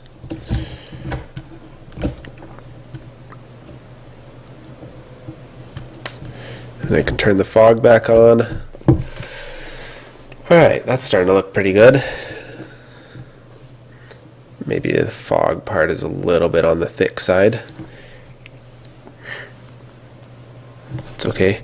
Oh, one thing I forgot though, and this is okay to do earlier in the process, is any buildup and deposits that we have around the edges. So what I'll do is I'll switch to a brush and just do something that's maybe a light yellow green. I'll just follow along this upper edge of things. Just be a little bit choppier about it. It doesn't even have to be a solid edge. It could be stronger in some places than others. Might not even bother with it on that beach.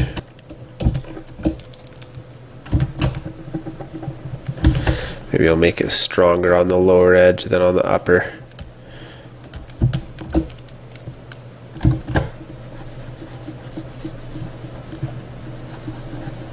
And I'm not worrying about atmospheric perspective on this thing, even though I probably should be. Oops. Just realized that I wasn't coloring that along the upper edge of the wet part. I'm imagining that this water level dropped a little bit, and so it left this deposit just a little bit higher up.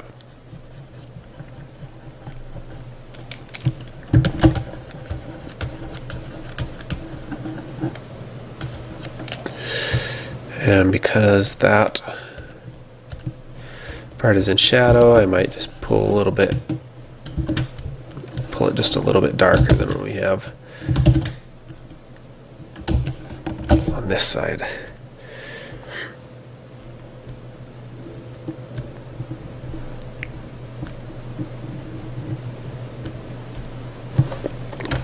That works. Again, we could be more careful with it than that, but that's good enough for now. Now becomes the difficult part. Next up, we're going to add in some distortion effects, and there's probably a couple different ways of doing this. What I'm going to do right now is I'm just going to take this same thing that we just did. I'm going to duplicate it just in case I mess it up. I'm going to turn on preserve transparency, and I'm just going to apply glass distortion. And you can use any one of the default papers for this. I actually think it probably wouldn't be a bad idea to look through the papers and find one that works a little bit better than the default. Just look really quickly. Show papers. And I think this charcoal paper would work pretty well if it was rotated. Don't think that there's a way to rotate it unless I pull it out. That's fine, we'll do something else.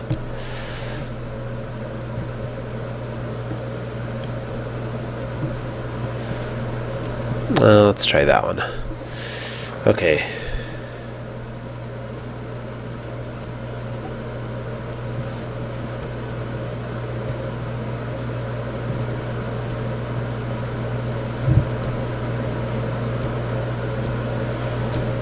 And we don't need anything terribly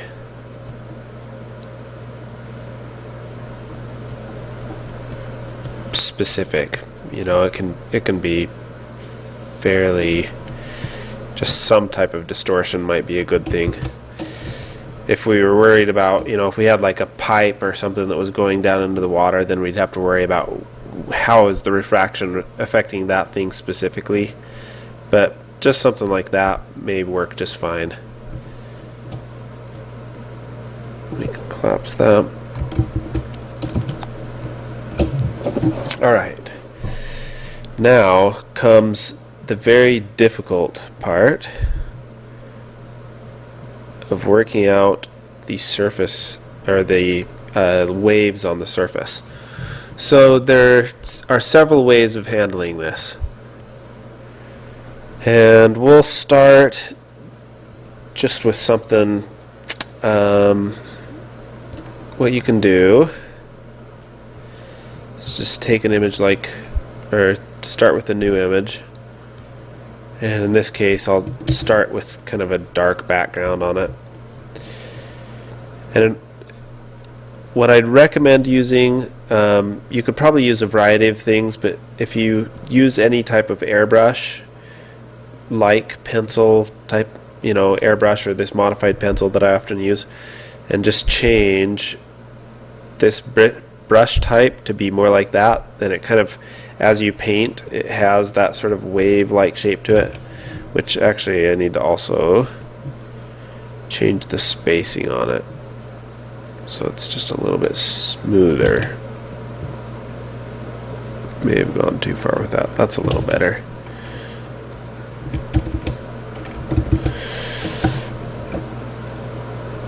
And I'll rotate this canvas.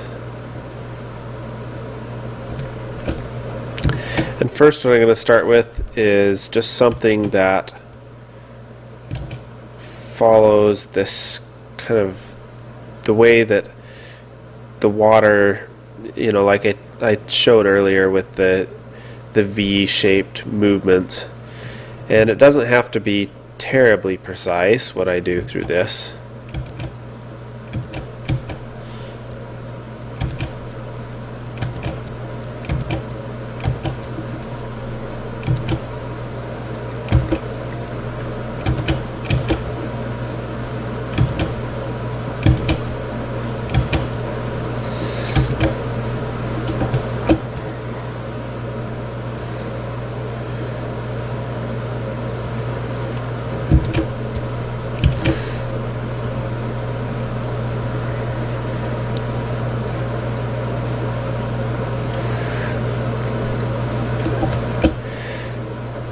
And again, I can kind of do that same type of crisscross pattern with this.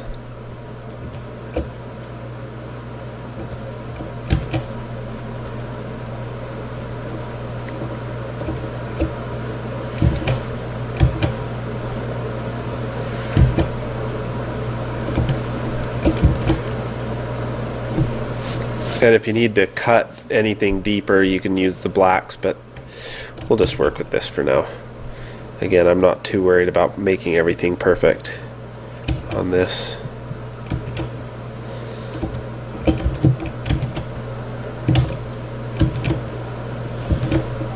Make a couple of these waves kind of filled in a little bit more.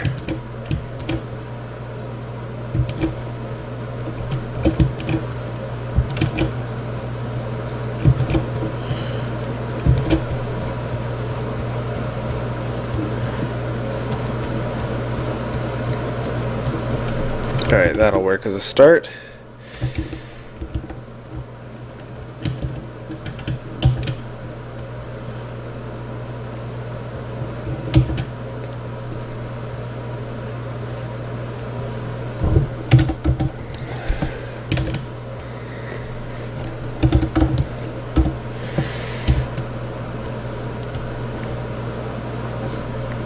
Now I'm going to distort it so that it fits in my perspective.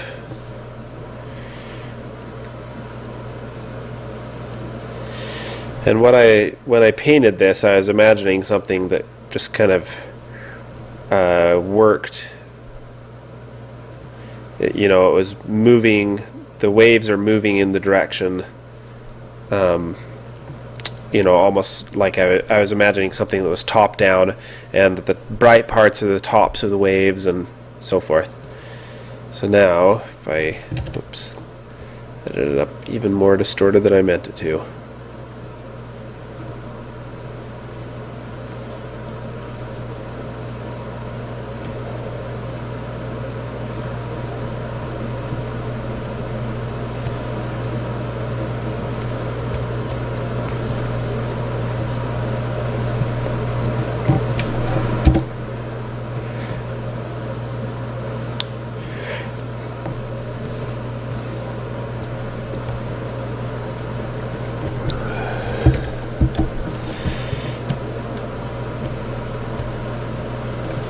And again, Photoshop is going to have better tools for doing this type of thing.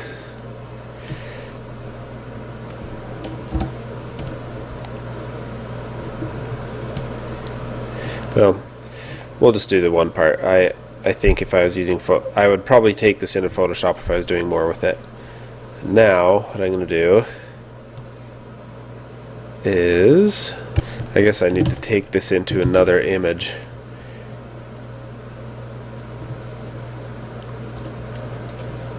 So now what I'll do is I'll fill this whole thing with just a flat color gray, go into surface control, apply surface texture, and I'll switch this to original luminance. That's going to use whatever I started with for this image, or it should. It actually doesn't look right.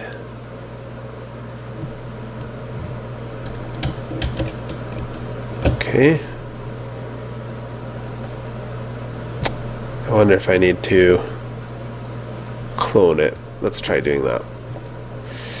For some reason, Painter doesn't use this what you're expecting to always, so apply surface texture using original luminance. Okay, that's better. So now I can fill the image.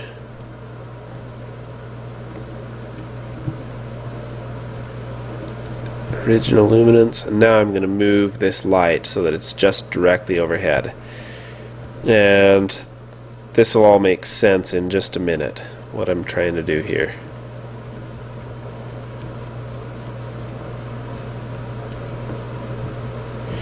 I'll probably soften this out just a little bit. Don't want those waves to be too specific. And I'll turn that shine down a little bit also. Alright. That's not perfect, but that'll work. Now I can go back to this and paste it back on my river. Oops. did the wrong thing. Delete. Delete. There we go.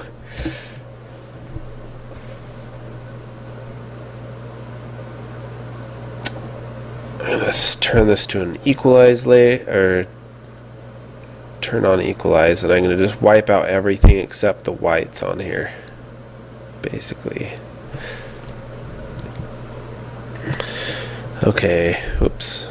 I just realized that Painter had created a crazy image again.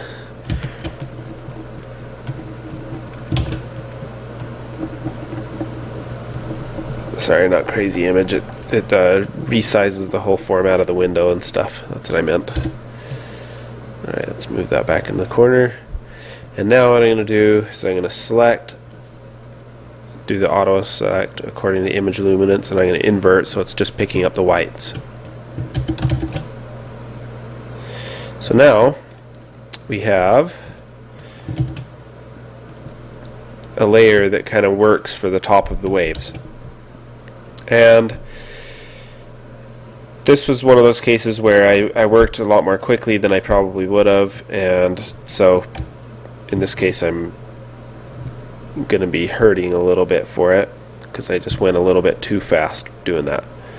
But that's okay, because we'll use another method to kind of supplement what I started to do here. First I'll just extend a little bit of this.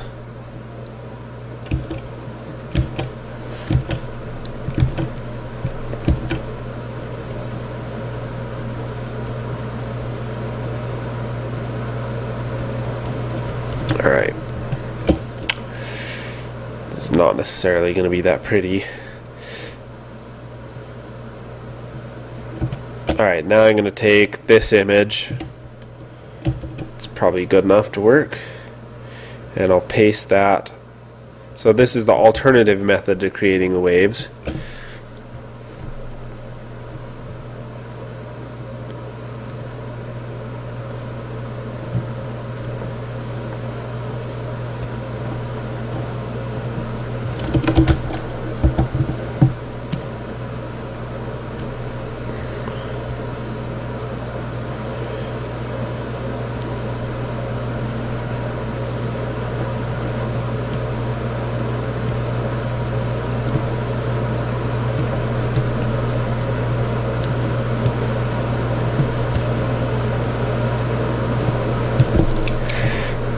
That edge just a little bit. Sorry, I'm not talking a whole lot at this point. This is one of those things where it doesn't necessarily require that much concentration, but it's surprising how little explanation it needs. I think once you actually try it out yourself, you'll realize that I'm just kind of figuring it out as I go, just like you will be. So let's adjust the colors. And I'm going to do a similar thing to what I did before. I'm going to go into tonal control, equalize. You can use levels if you're in Photoshop. And I'm going to basically just try to capture the top sides of these waves.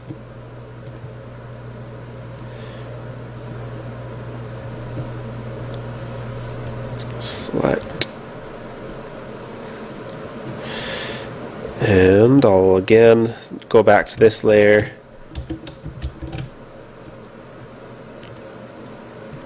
and we can hide what we have and fill it up with white just like we did the other layer, just so we can see what's going on. Alright, not pretty, but if you got the wave patterns just right, this would actually be pretty good. Let's just combine these two together.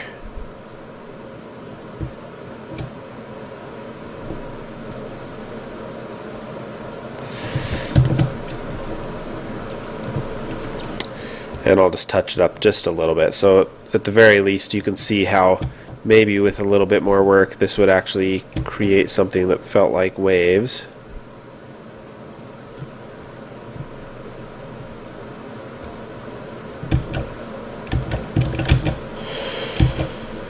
And what I'm trying to do here is I'm not trying to create the waves. What I'm trying to catch is the upper sides of those waves. because the more I catch with the upper sides of the waves, that's what's going to make the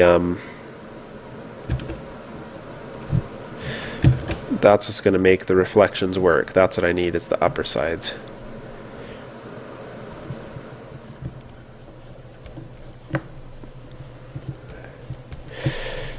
So as I'm painting in here, what I'm trying to paint in is just the upper sides of the waves.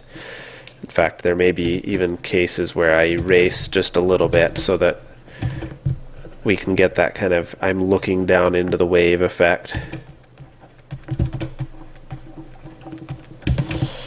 All right. That'll work. And because my horizon is where it is, I'm going to select what's up there,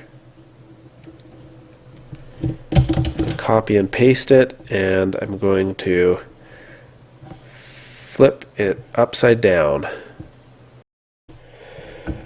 Realistically, working on a reflection like this, I should get it to match the perspective, and I may have to make some adjustments still. Let's take a look and see how well this is going to work. If I just line it up there, it's not going to be pretty through there, but we won't worry about that just for this lecture.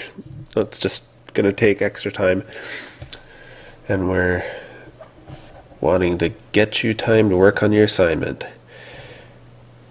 Alright, what I'm going to do now is do a motion blur. So the motion blur I want to do is going to be vertical, right? Because, and I'll keep it fairly thin. And you want that vertical motion blur because of the anisotropic reflection caused by the perspective on the waves. And you could probably make it as blurry or non-blurry as you want, depending on how choppy the water is and everything like that. We'll keep it about like this for now. And then the other thing I want to do is I'll just add in, whoops, keep doing that. We'll add in just a little bit of glass distortion again with paper. This time let's pick a paper that is a little bit of a horizontal, something like that. Scale that up.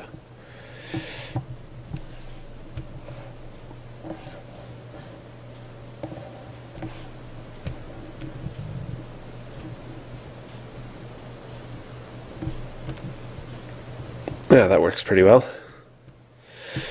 And now what I want it to, I don't want it to just be glassy like this. This is what we would have if we had a perfectly still pond, or fairly still. Now what I'm going to do is I'm going to take my white layer that I had before. I'm going to select the layer transparency on it. Now I'm going to grab this layer instead with that layer, or with that selection, and I'm going to copy and paste that. So now we have just the vertical reflection, and it's not working perfectly because a lot of this is dependent on the wave shape that we've got. But once I put that on top of all the other effects that I've got going on, it's not too bad.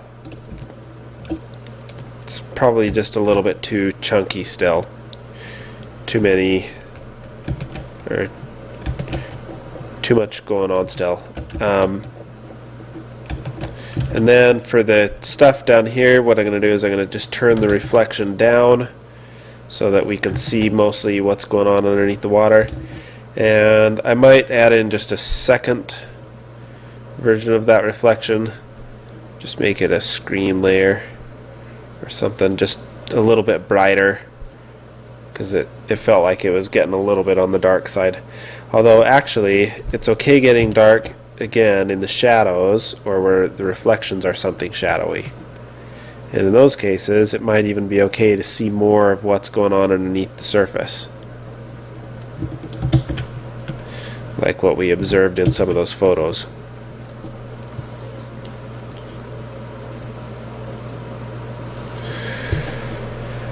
Again, this is not a great example of how to paint the waves themselves, but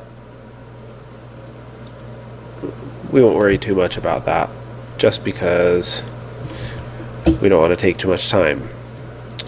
Now what we need to do, this is kind of the final step.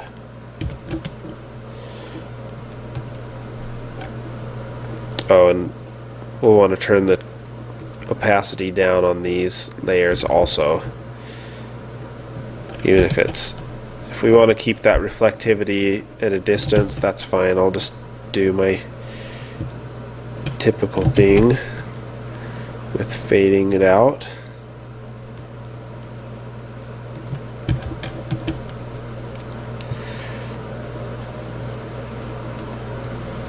I may actually just throw a little bit more, just something in there to let the lights carry down a little bit more.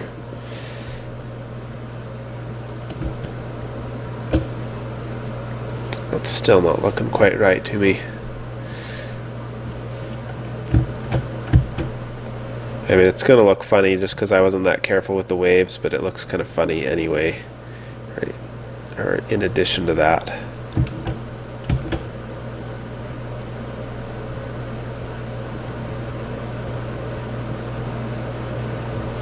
Probably erased away too much of that part.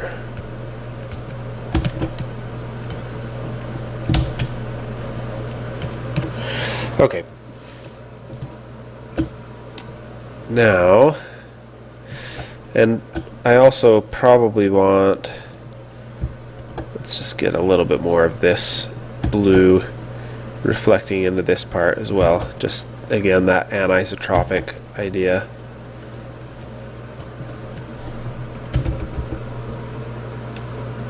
Probably what's going on is I didn't blend things enough vertically, because that's looking a little bit better even as it is. Now what we need to do is we need to add in the white water, and you can paint this just by hand pretty carefully, you know, just using any brush, or you can get a brush that has you know, something like an airbrush, which I could probably do more with it than this if I was careful, but let's try.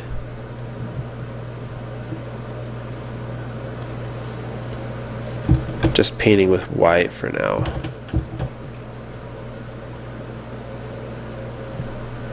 And I'm going to follow the V patterns of the waves that I have going on here.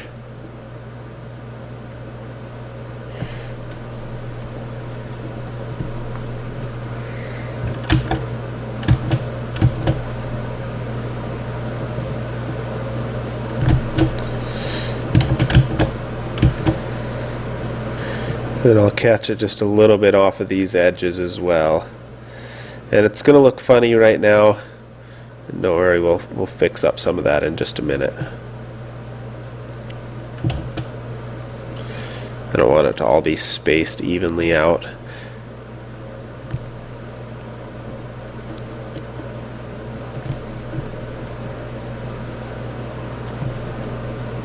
And I'm going to start working in some of my contact points, the places where the water is reaching the edge.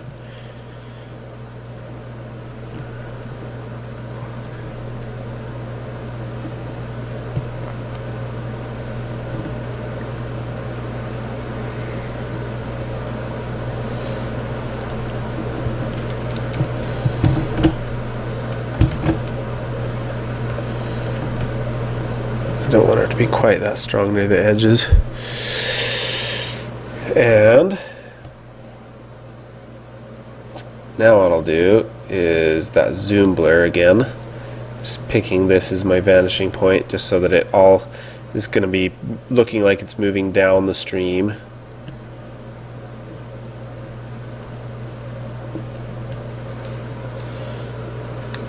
So you can see that adds just a little bit of motion, a little bit more interest to it, and you know, you could be a lot more meticulous about how you painted that stuff in, but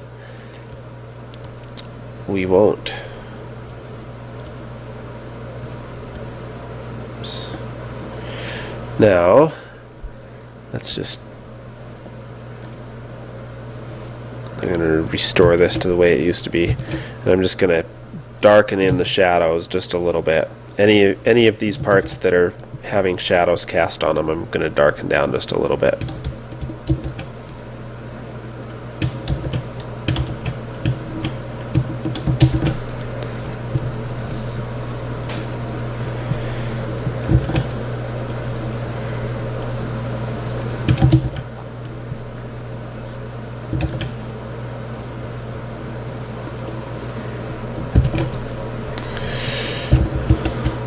So if you pull back a little bit, this is starting to kind of work. You know, if you look at it too close, it's a little bit messy, but if I was painting this into a painting rather than a photo, it'd actually look pretty good. Then the last thing that I'm going to want to do, once I've got the white water kind of worked in a little bit, and you know, after I do that, I could really make these waves work a little bit better if I, you know, cleaned out some of the stuff right in front of them so it looked like those were the ones that were kind of arching up the most. Those are the ones that's the most agitated part of the stream. And so the reflection is going to be least in those areas. And now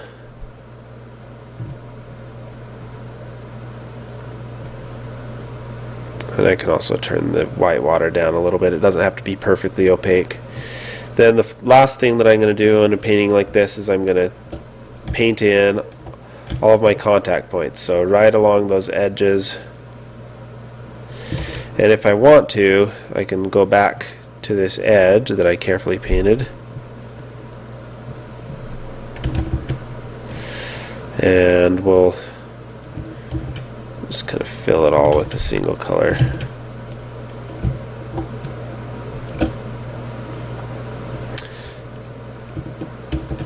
Let's fill it with black. And then I can do a lighten layer, so it's not going to, that black's not going to affect anything.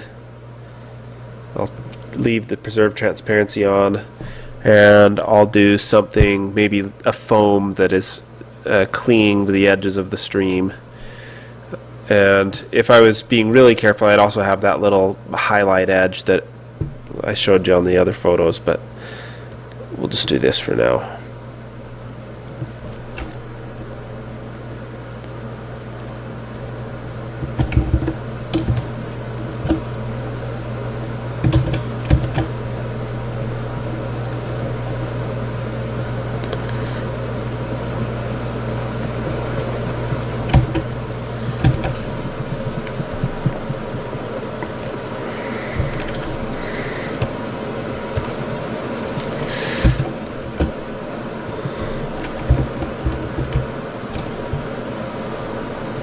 Right now I'm not being terribly careful about where I put this.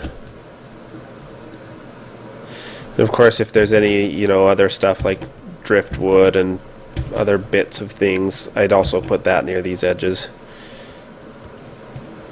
Let's put a little dark stuff in there too. Maybe this is where all the flotsam and whatever else. I don't know, can you have flotsam in a river? I'm not sure where all that would end up. And then I'm just going to erase away from that edge a little bit.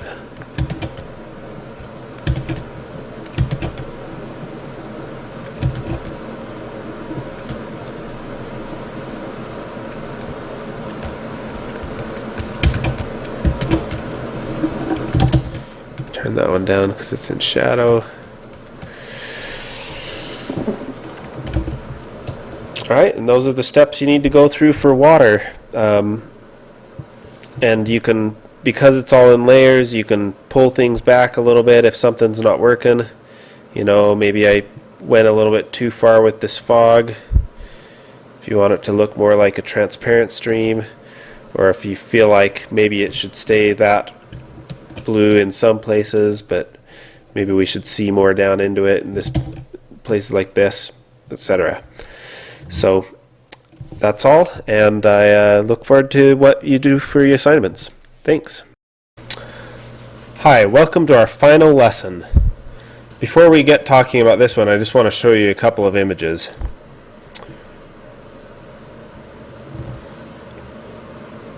First of all, This is something that I took a picture of the moon against the clouds, and you can see there's a lot of color things going on here, going from the blues to those kind of warm orangey colors before it goes out to the grays. And I don't really know what's going on here. And there's a lot of stuff like this. We're obviously not going to be able to cover everything in this lesson. There's just too many possibilities, different ways that light interacts with things, and special cases, things that are happening in the atmosphere, stuff like that.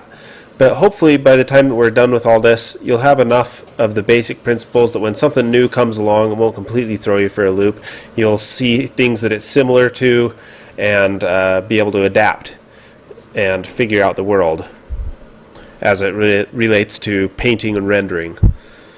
Another thing I want to show real quick is there's a forest fire near here recently, and when we talked about atmosphere, I talked a little bit about the Tyndall effect, but I didn't really have a good picture to illustrate the idea, so this is maybe a better picture.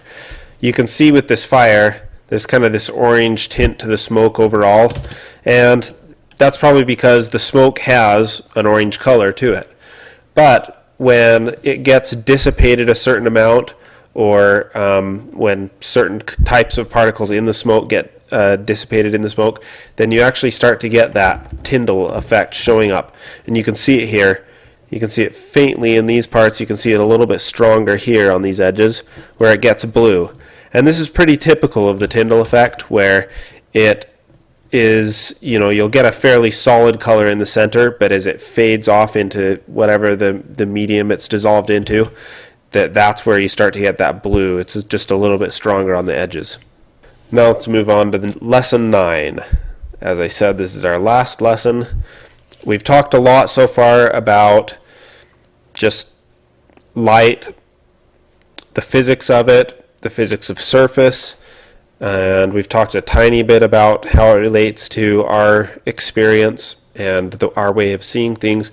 But really, it's important that we spend a lot of time on this spend a bit of time on this, because the human experience, how we experience light and the world around us, is a huge part of what people are seeing and the types of things you're going to want to watch out for when you're painting or rendering something in 3D, or however else you're going to end up using the things that we learned in this class.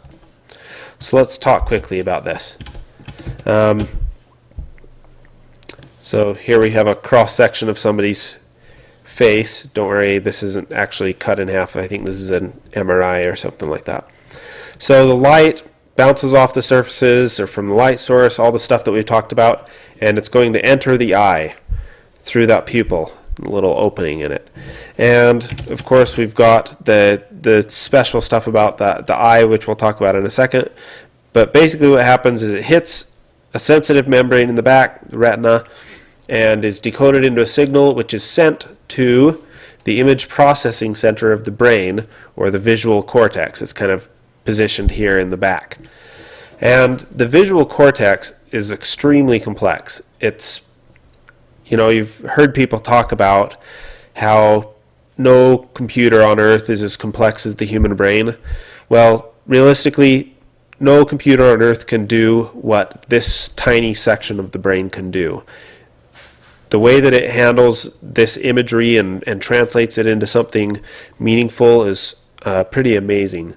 And what happens here is stuff like being able to determine what the dimensions are, distance of the object, what the actual relative colors of those things are, relative values, things like that we've talked about. And then the other thing that happens is this part of the brain, or our brain trying to comprehend what it's seeing, then accesses the memory center of the brain. It accesses things as far as how does that relate to what we are hearing and other things like that. It's also going to access language centers. So a lot of stuff is going on there in interpreting this visual signal. And because of this kind of complex interaction that's going on, we're able to have stuff like we can determine the different colors, and our brain is adjusting to what those colors are all the time. So when you, to the point that you may actually have a harder time telling what color these squares are, when you've probably seen this type of thing before. They're actually the same color. You may have been able to tell that already, but your brain is adjusting. If you look at this square alone, it's adjusting the color of that square relative to the stuff around it. Or likewise, if you look at just this square, it's adjusting the color of that square to the color around it. You can tell that this color is cooler and this color is warmer, and yet when you look at this square here, that gray looks a little bit cooler than this color, and when you look at this color and that gray, the gray looks just a little bit warmer. So our brain is able to kind of figure out all of those things together. And we'll talk a little bit more about that in a minute. There's an entire psychology of how our brains, or an entire branch of psychology dedicated to studying how it is that our brain interprets things like this. But first, let's just talk a little bit more about the physiology of it. So here's the pupil. That's where the light comes in.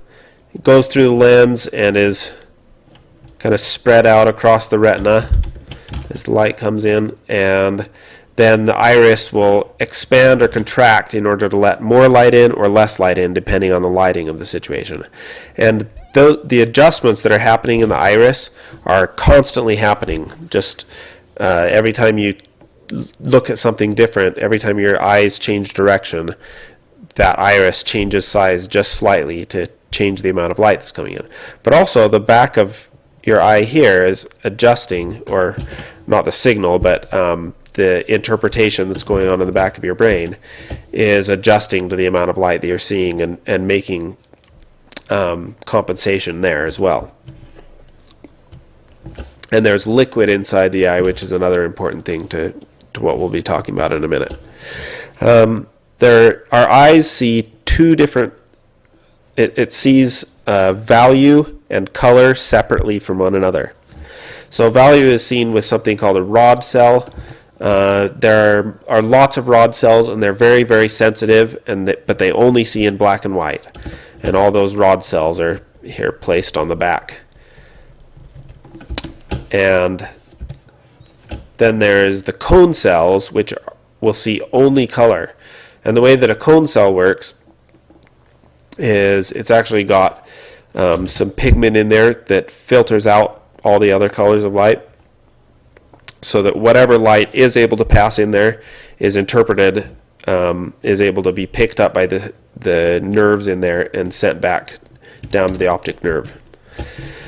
And there's three different kinds of cone cells.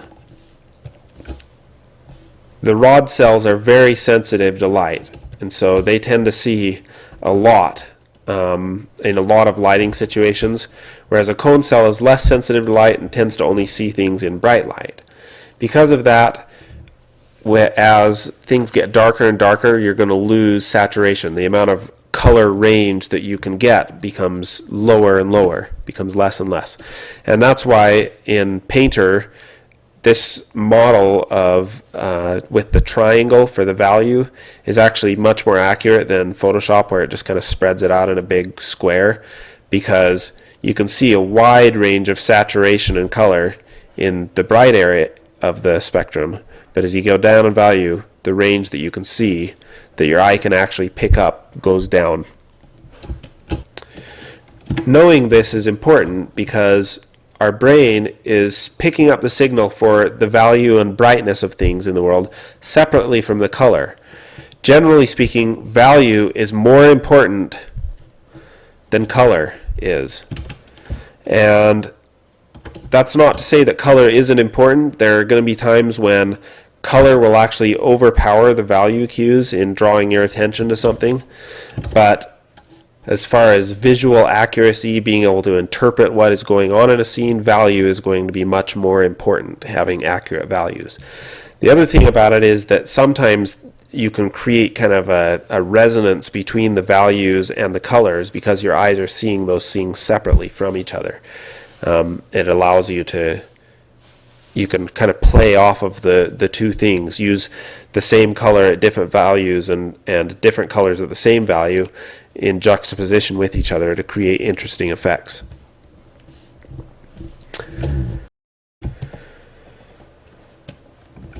Another thing that happens, and this is because of the physiology of the eye and also of the eyelids, you've got eyelashes up here.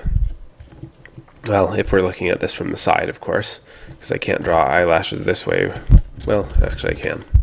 Anyway, the point is that the eyelashes and the way that our eyes are closed and open will also affect the amount of light that's coming in, and it's also going to change other attributes of the light.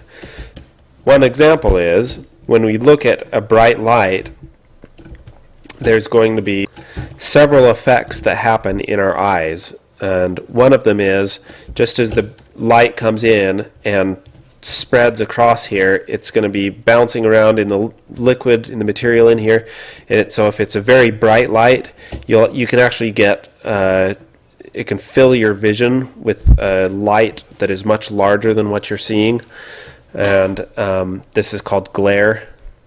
But another thing that happens with very bright lights, as you close your eyelids, because your pupil is only going to be able to close a certain amount, so your eyelids are going to close as well, and the eyelashes themselves are going to start to affect the light as well. There's a principle called diffraction, and that is when a wave interacts with something that is very small, an obstacle like a little slit, or sometimes the edges of things if it's a very small obstacle. And that what happens with diffraction is it actually will curve, it'll bend the angle of that wave. And it'll bend it at different angles depending on the properties. It's not necessarily that important that you know exactly how it is going to bend. It's important that you know that it will bend. And in this case, your eyelashes create kind of a bunch of diffraction slits for the light. And they cause the light to spread out as it passes through the eye. It comes in here and it bends those rays so that it spreads across your eyes. And so you end up with stuff like you see in this photograph with these rays. And on a camera, some of this is caused by diffraction, but mostly it's caused by imperfections in the lens. But you can see it's very similar to the effect that you see with your eyes. Another thing that you'll get with camera lenses is lens flare. You can kind of see some of the other attributes of, well, actually this is called a lens flare, technically speaking also, but it's more similar to what our eyes are seeing. The eyes won't see stuff like this, and that's just caused by imperfections in the lens. Sometimes people will try to fake something like that just because we're used to seeing it in photographs, but it's not necessarily true to the way their eyes see light. So let's talk quickly about that psychology that I talked about earlier. The branch of psychology is called Gestalt, and it is something that essentially everybody sees this type of thing all the same. Everybody across cultures will respond the exact same way to these stimuli. So you can expect these things to always be effective. And the gist of Gestalt psychology is that things that are related and things that contrast against each other is what it all focuses on. So it's all about contrast, all about comparison. And so there are a bunch of different kinds of contrasts, and these are all based on Gestalt principles, ways that our brain processes the information that's coming in from our eyes. So one type is value. We're familiar with that. Essentially, all of these colors, or all of these rectangles, are the same gray except for one.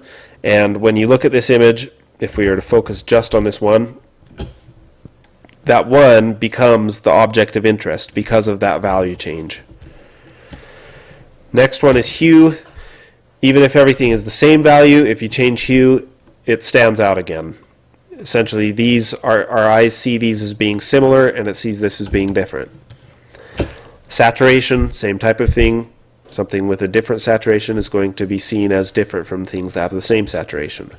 This may seem kind of basic at first, but it's very important, and it's something that a lot of people don't really think about when they're setting up a composition. They try to make everything be different colors, or just go with, they go naturally with whatever is coming to mind, rather than actually thinking about what they're trying to tie together and what they're trying to make stand out. Another one is shape. We won't talk a lot about that, but edge we will talk about. So basically, the sharper edges, they have higher contrast in the value range. Remember we talked about that? So here there is less value contrast, and here there is more value contrast. So the harder edges actually attract our attention before the soft edges. And texture and surface, generally speaking, texture that is more uniform will attract our attention less than one that has a lot of variation in it. But of course, if all of the textures are the same and one is different, that's also going to be a cue that will override any specific interest in the texture by itself. And then another one is proportion. We won't talk much about that. Proximity is related to the value thing. We have a lot of value shifts here, but for the most part there's a uniformity to everything. And then this one's all alone, and so it stands out quite a bit. And this is another tool that you're going to be using a lot in relation to the edge and value rules, as well as colors. Direction we won't talk a whole lot about. So what this means is, when you're painting an image, when you're working out your surfaces, your lighting and everything like that, we've talked a little bit about lighting schemes so far. How do I set up a lighting scheme? Usually when you're setting up a lighting scheme, what you want to do is think about what your subject of the image is, and how is the light in the image going to highlight the subject there. And obviously what the background is going to affect that, so you want to plan those two things in conjunction with each other. In this case, Maxfield Parrish, he planned on sunlight coming in from the side of the sky. It was going to be very warm against a blue sky. So in this case, that raking light coming in from the sunset is a natural world lighting scheme. We've talked about this, but in that juxtaposition, it makes that become the most interesting part of the image. Sure, there's some value contrast stuff and other things going on down here, but the color contrast plus the value contrast in this area makes you focus up on that area of the image, on that region. And this one you can kind of see, it's a little bit subtler of an example. Sometimes it helps if you're having a hard time seeing something, zoom out and squint your eyes just a little bit, but you can see if you do that this area here is the most contrast filled part of the image. In this case it's mostly value, because there's actually some color interest elsewhere in the image. It's like I said before, it's not just the color contrast here, it's the color used in conjunction with the value that makes that character stand out so strongly. Here you have less value difference between those parts. So even though that is an area of interest, it's not the primary area of interest. And of course there's other stuff going on here, like we tend to be most attracted to looking at the face when we're looking at an image.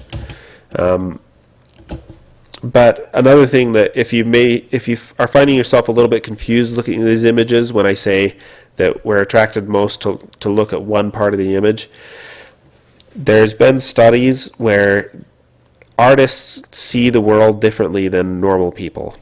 So it's not on this image, but we have the diagram of the brain. I imagine that as our brains are developing, because our brains are very flexible, they tend to respond to what our experience in life is, and so regions of the brain will actually grow bigger in response to the stuff that we've been doing for the last year or the last couple of years or our whole lifetime. And so if you've trained yourself to look at everything and to pay attention to details in the image like an artist would, you're going to see things differently than most people that are just kind of glancing, finding the most important things, and for the most part moving on. And so in a way you have to train yourself to see like a normal person would. So all of these cues and all of this stuff that I set up here that may seem very simple, very basic, actually becomes crucial. It becomes critical that you learn this stuff and beat it into your head as being, okay, this is where people will look first, because that's going to change the way that you paint if you can have all of these things into consideration as you're painting.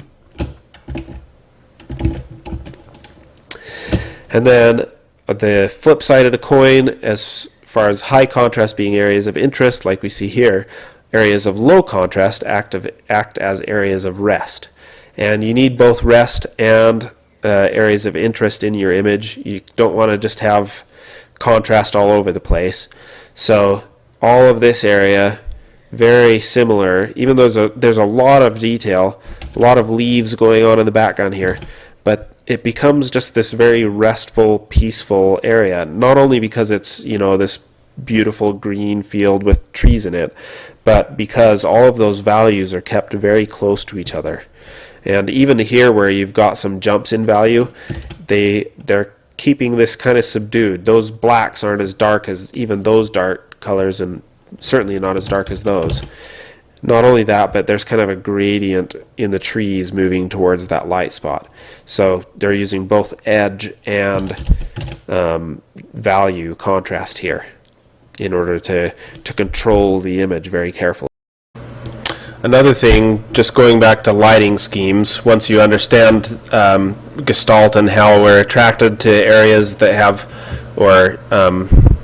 areas that have higher contrast, is when you're setting up your lighting scheme, you also want to make it so that the brightest parts, the most intense parts of that lighting scheme, the areas where the shadows are darkest and the brights are lightest, is going to be an area of interest in your image, or it's going to move across the compositional points in the image. For example, rather than lighting this whole scene uniformly, there's just probably a single window with a slightly diffused light coming through it, and so everything in the background is hardly being lit at all. And of course they were careful also in how they set up the model and the position of the artist here, so that part wasn't showing up behind the model.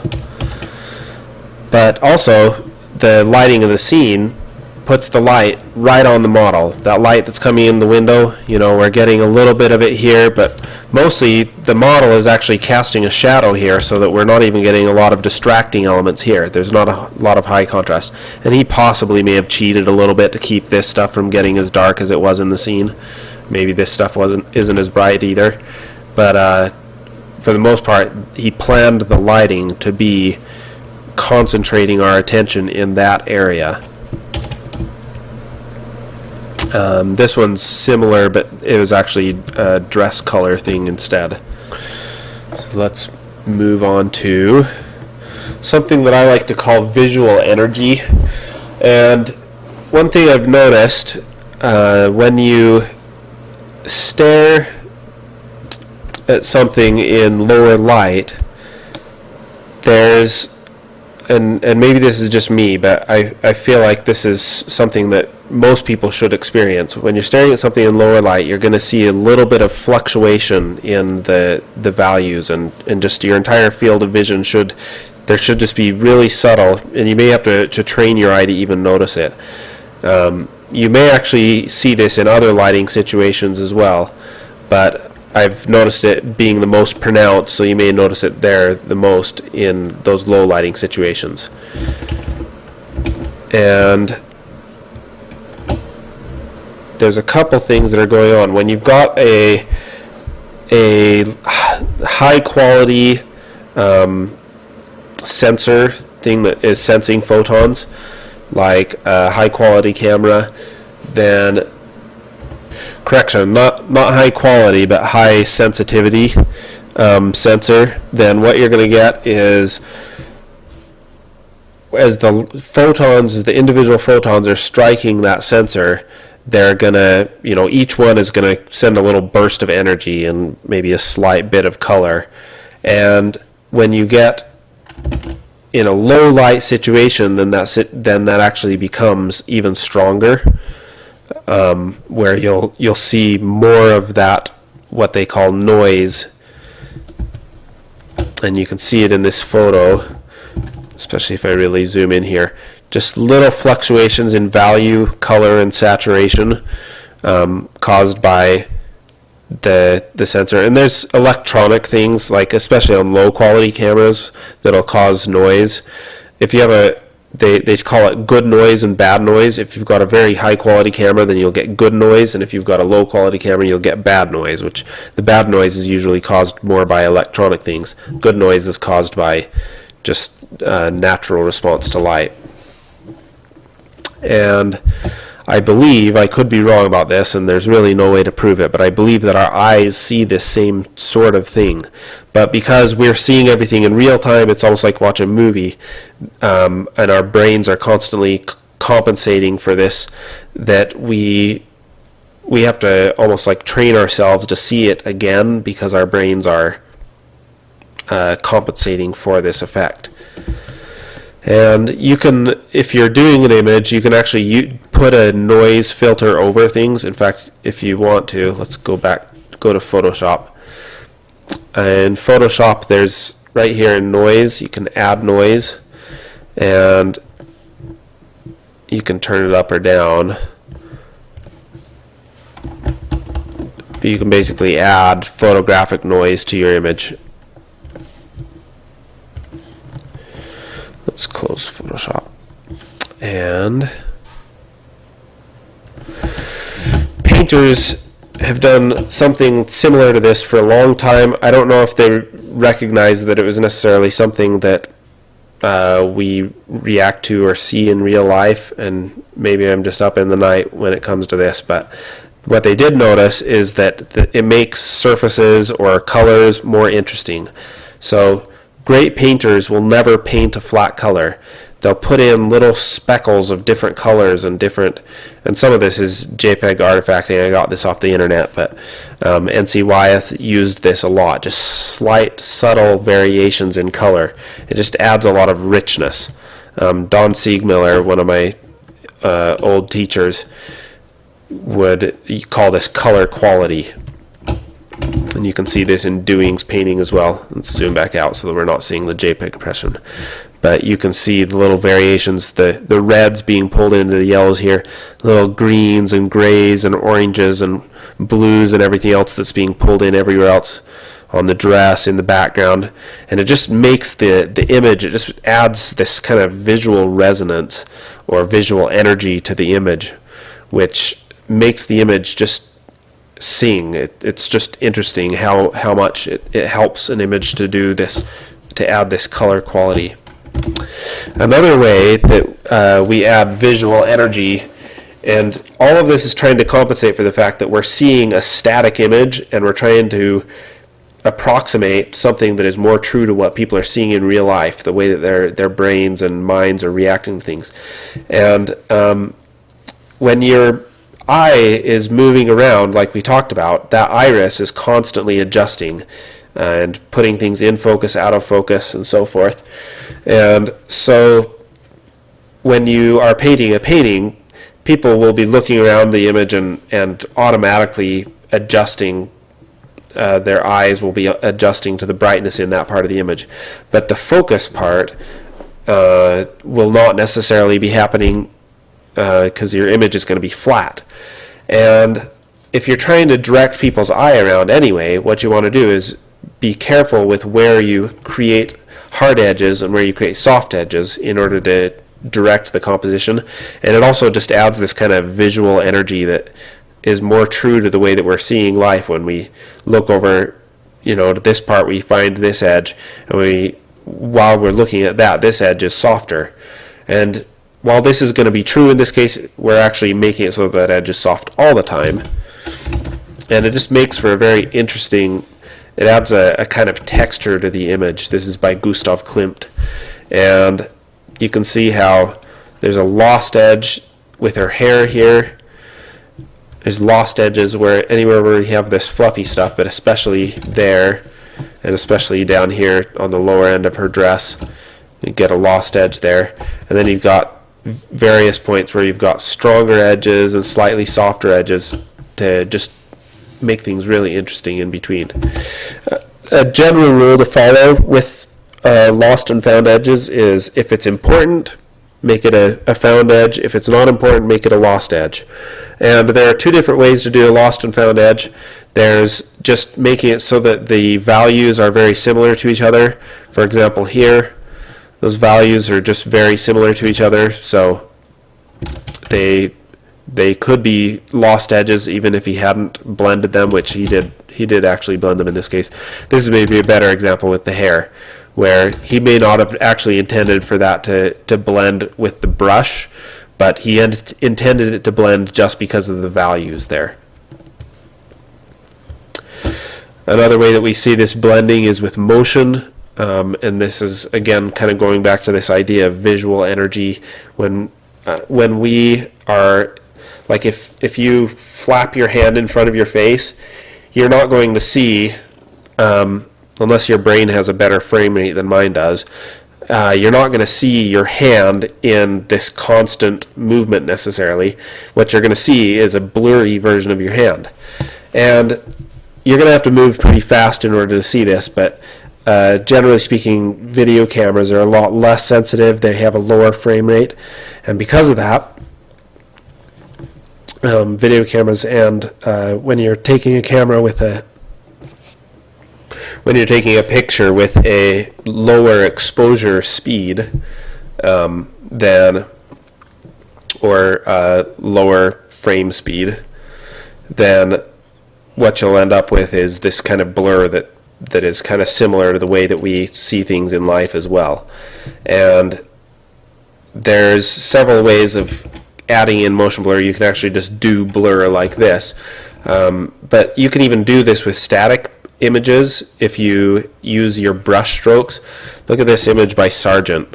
All the brush strokes on the face, even though they still kind of adjust to match the modeling of the face, there's kind of a directionality to them, and it gives this image this kind of moving, energetic thing. It seems, again, like the girl is more alive because of the energy that he's added into that just using his brush strokes. And I'm not going to talk a whole lot about brush strokes, but it's important to think about all the different tools that you have at your disposal when you're making an image like this. What's a way that I can make this image feel more alive, more vibrant, more true to experience?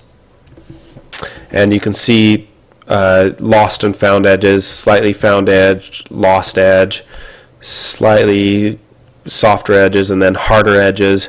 He just does a lot of variation across the piece, and of course he makes sure that the hardest edges are in the areas of highest interest, all the details and stuff up in the face, and then everything else is a little bit softer. Even this edge, he's added that little slight softness to it. Just go quickly to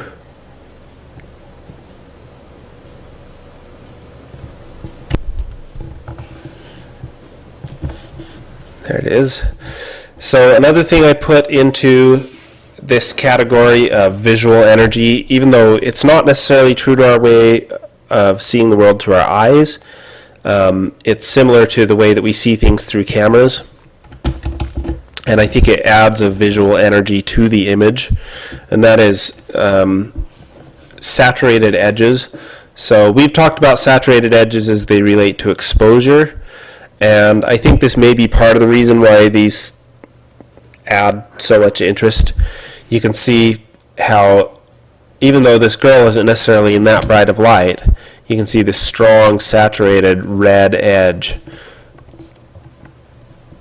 kind of following her image around, her shape, and it just adds something interesting, something energetic to this image. Another type of edge effect that you can do other than the saturated edges is something that we see with cameras. It's called chromatic aberration. We've talked about it before with water and other stuff like that. Lenses, because the light is being refracted through the lens, also have chromatic aberrations. And you can see, this is just the edge of a photo. You can, and the chromatic aberration is stronger towards the edges of the frame. Really, very high quality lenses they try to correct for this so that there's very little chromatic aberration. But unless you have a lot of money, you probably won't be able to afford those. And because we're so used to seeing photos with this in it, it usually looks pretty good and pretty natural to have it in a photo. So you can see the red edge here and the blue-green edge there. Red edge there, blue-green edge there. And because of that, and actually, if you want to put that into an image, let's go back to Photoshop. So if you go into filter, here under lens correction, if you go to custom, then you can change, again, this is something that photographers are trying to get rid of, and sometimes artists will put it in just because it adds some interest to their image and kind of makes it more similar to something that they'd see in a photo. So here, this red cyan fringe, and you can do other types of fringes in it also if you want to have even more going on. I wouldn't necessarily do them the same direction, possibly do them in opposite directions or something. And so you can see on this image now, it's going to be kind of subtle, but let's press OK and I'll undo and redo so you can see. So it actually changed, it corrected, it's trying to do lens correction as far as like the scale or the flex that the lens causes, but you can see the chromatic effects that are going on here. You can see that green fringe on that edge, you can see the red fringe on that edge. So that's a way to do it in Photoshop. You can also use the same thing that I showed you in Painter for just shifting, picking up the layer, getting rid of the colors, and shifting it by a pixel. Go back to Painter again. So when you're painting an image, you can put in stuff like this as just, again, it adds some interest in the edges. Here, I put some red on that edge, I put a subtle green on that edge, I put a subtle blue on that edge, the red again there, little blue on that edge, and I wasn't necessarily even going for the directions that you see in photography, although it's probably going to help to have a little bit of consistency in that. And the other thing is I'm being careful not to necessarily put it on every edge, just areas that I think are part of my, in this case I have this kind of compositional circle where your eye is kind of moving back and forth over these areas, and so I wanted to just add a little bit more interest to those areas without necessarily doing a whole lot more with these spaces.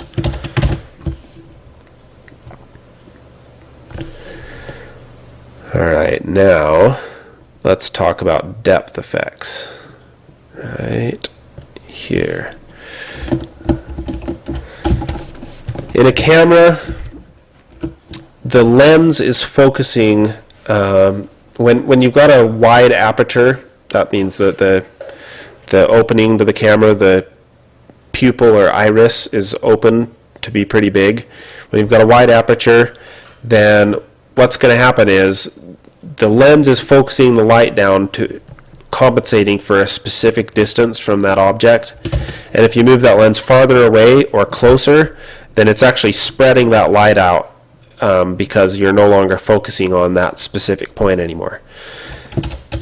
So because of this, when you've got that wide aperture, the thing that's focused on is going to be sharper in focus, but everything in the background or anything in the foreground is going to be softer. But it's not softer just, if you did a soften effect, which you can use, it'll work, but it's not ideal. Actually, the circular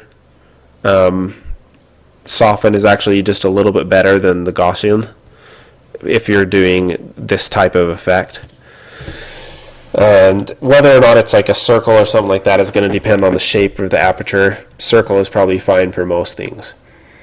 In Painter, they've got a depth of field effect, but it's not very accurate. It's not very true to life. I wouldn't necessarily recommend it. It's an interesting effect, but it doesn't work very well. Photoshop, they've got one that's much better, but you have to change the settings on it. So if you do I think it's a lens blur, then what you have to do is change it from faster to more accurate, and then it's going to be a lot more true to what you would see from a camera.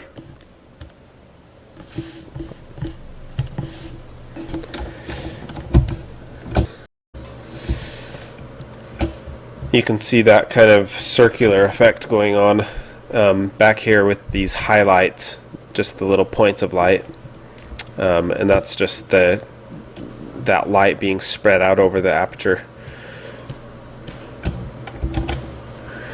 And same type of thing again, this time showing that it works with both close and distant objects, and the amount of blur that there is with that depth of field effect is going to increase depending on how far away that object is. And I think, I could be wrong about this, but I think that the effect is actually more pronounced for stuff that's close to the camera than for stuff that's far away. But I think if you're doing a painting, you can basically get away with doing about the same for both. Okay, our eyes though are a little bit different.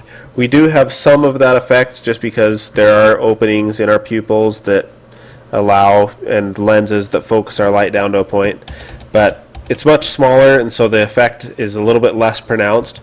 But there's another problem or another issue that happens because we have two eyes, and you've noticed this probably a million different times in your life, that one eye sees a different view than the second eye, and this is the reason why we've got 3D glasses with the polarized filters on each so that we can see different images in each eye.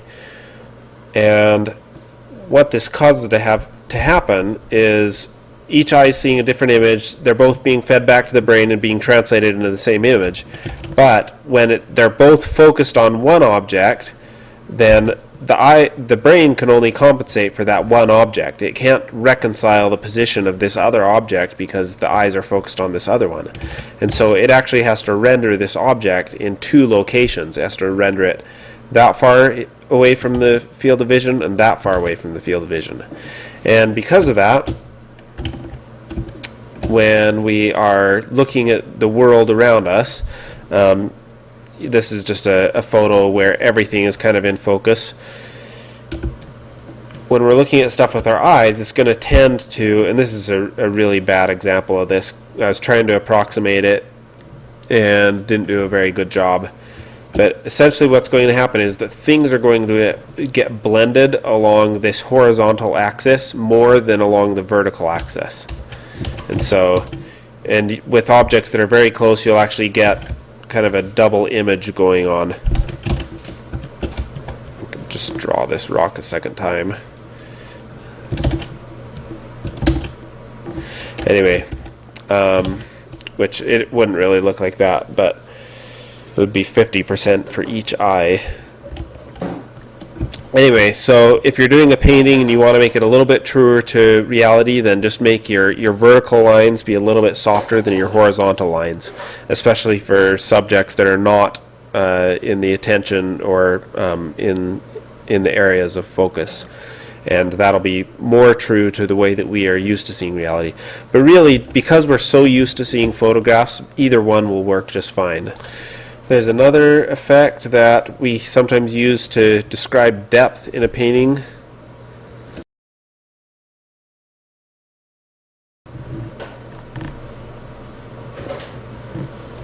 And that is atmospheric perspective. And we talked about this for larger things, but you can actually get away with putting quite a bit of it into a painting just to make something feel a little bit farther and a little bit closer.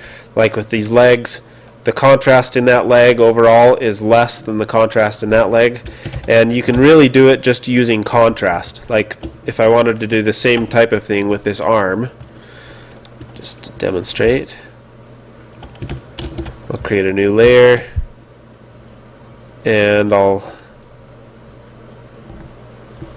lighten up the dark areas, maybe 50% of what they are, and then I'll do the same type of thing with the light areas. The reason why I'm doing these separately is because the shadows are going to disappear the fastest and first, so I'll darken those more than I will. Or I mean, I'll lighten those more than I'll darken the highlight sides. So just something subtle. It doesn't have to be that strong. And you can see that that back arm is already starting to feel a little bit farther away. But then you can likewise do the same type of thing with the foreground arm, or any details that are coming forward. Like if you had something, something coming towards the camera, then all you have to do is increase the contrast of the thing that is getting closer to the camera, like this. I'll just do brightness and contrast, and I'll just increase the contrast on this. You can adjust the brightness if it starts looking a little bit strange, but and I don't have to be terribly careful about where I'm keeping this edge, because I don't want it all to come forward. Just the forward parts of that form I want to be a little bit lighter.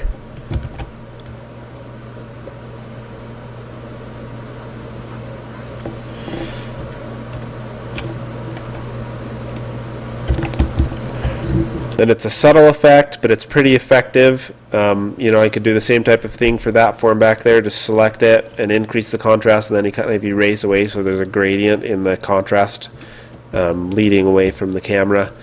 So this is something that our eyes are going to be seeing, of course, you know, a static number of photons that are coming into it. Because of the atmospheric perspective on, you know, just a constant day anyway. If you've got fog, you may have variable amounts, but your eye is able to detect such low levels, such subtle changes in the atmospheric perspective in order to discriminate distances, that you can put a bit of it into something where it's a little bit less realistic, and we read it as being okay. Just like in this image, there's a little bit, you know, I kept that doorway in the background just a little bit lighter, just even though it's so dark it should probably be as dark as this stuff. Oops. Hate it when that happens. Alright. The other thing about atmospheric perspective is that you can cheat it in slight and subtle ways, you know, like I did with these bag things on the back of him. You know, it's not even really consistent with some of this other stuff, but it works. We're willing to accept it. It just ends up kind of reading as being some kind of dust cloud in the air or something like that. I don't even know that it has to be a conscious realization for our brains to be able to register it and be okay with it. And you could take my word for it, as even though I'm not that fantastic of a painter, but if you need to, in order to believe me, we can go back to these ones and you can see the exact same thing. He's got atmospheric perspective going on in this room. It's probably amplified beyond what you'd realistically see. He's cheating stuff like we talked about in this area just to make sure that his composition works, and it works. Okay, let's move on now to rendering styles. So before I move on to this, I just want to talk a little bit about this. We've talked about a lot of different ways that our brain is reacting to the world, and another thing that we haven't talked about is the subtle changes and ways that our head is moving, and of course all the adjustments that our brain is making for that, as well as for color, value, everything else. So because of that, the experience that we've got in seeing reality is vastly different even than the one that we see in photographs. And so no matter how realistic your painting is, it's always just an approximation of reality. And so everything is stylized or is abstracted to a certain degree in order to get us to read certain aspects of it. So there's a bunch of different ways to render an image and focus on specific ways of describing form to, I guess, draw attention to certain attributes in the world or to get a specific visual or emotional effect. So not all of these visual styles are necessarily more correct than any other, but they're all something that we've seen them culturally, we accept them as being a way to render things, so you're probably pretty safe with most of these, and I'll tell you the ones where you might be going a little bit off the beaten path. So the first one is a render style that I use a lot, and probably too much, and it's the compressed range. Essentially what you're doing is you're trying to approximate reality, but you're turning your exposure effects way down. You may still be getting some cheating, some exposure stuff like the saturated edge along the form change like we've talked about, but usually it's bringing the shadows up and bringing the highlights down a little bit more than what you'd be seeing in reality, so that you can fit everything into the dynamic range that is allowable just with a computer screen or with a painting or whatever. And here's an example. We see all the detail in the shadows, and we see all the detail in the light, including the sun in the background. And I'm careful to keep the relative values of everything correct, so that these guys feel like they're in shadow, these feel like they're in shadow. You know, we're not necessarily breaking any rules as far as relativity in values, but just the range is way more compressed than we'd see with our eyes or with a camera. It's maybe, in this case, we're trying to approximate the way that our eyes are going to be moving around from surface to surface and adjusting the exposure and the size of our pupils to compensate for all those things. This is kind of what HDRL or HDR imaging or photography is trying to do. Lots of other artists use this same type of method, and this one's a great example from N.C. Wyeth, where, you know, we've got full sun coming in, and yet everything feels kind of soft and light, and it just kind of makes it feel a little bit fantastical and interesting.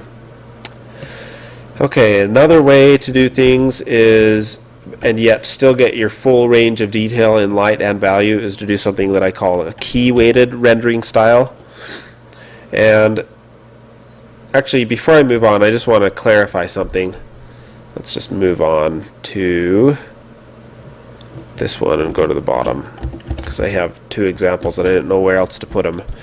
So when I talk about rendering styles, I'm not talking about drawing style. I'm not talking about you know, the types of line styles or shape styles, proportions, all those other things that we've talked about. And I'm not talking about brushstroke styles. So both of these things can be used together in conjunction with these render styles that I'm talking about.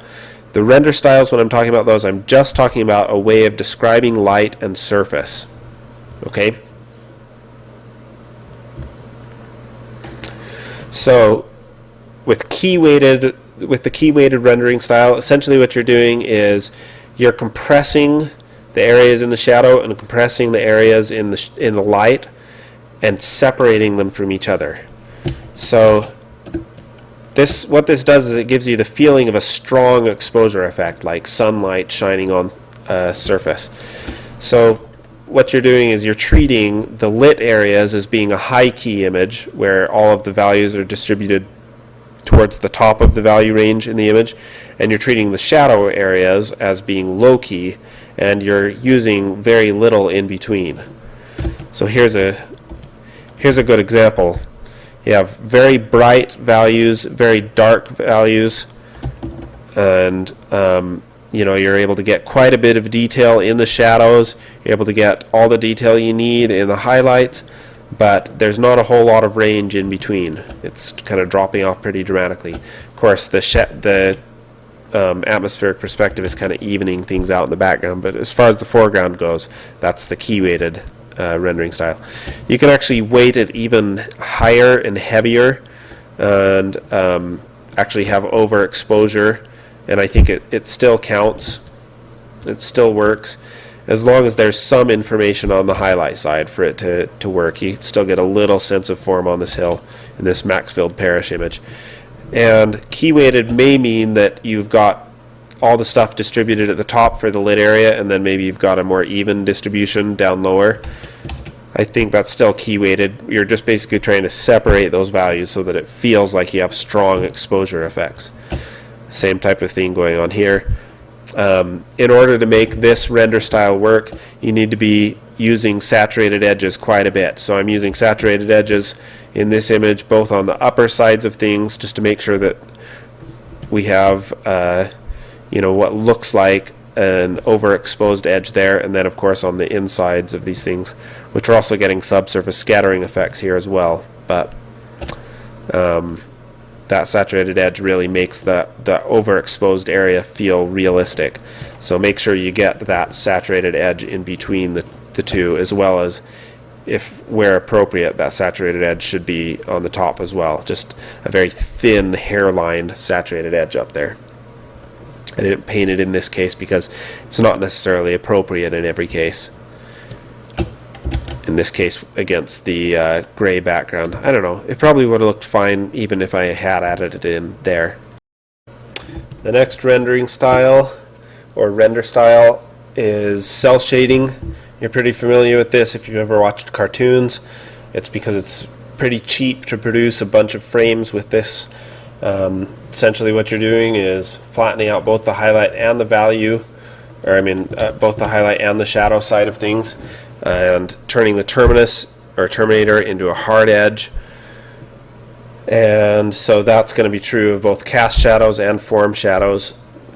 The good thing about this render style is that it's very cheap, easy, quick. Disadvantage is that you lose a lot of dimension. You can only suggest it through the shape of the terminus, and it's kind of difficult to pick colors for it. You got to get your colors just spot on to make it feel right.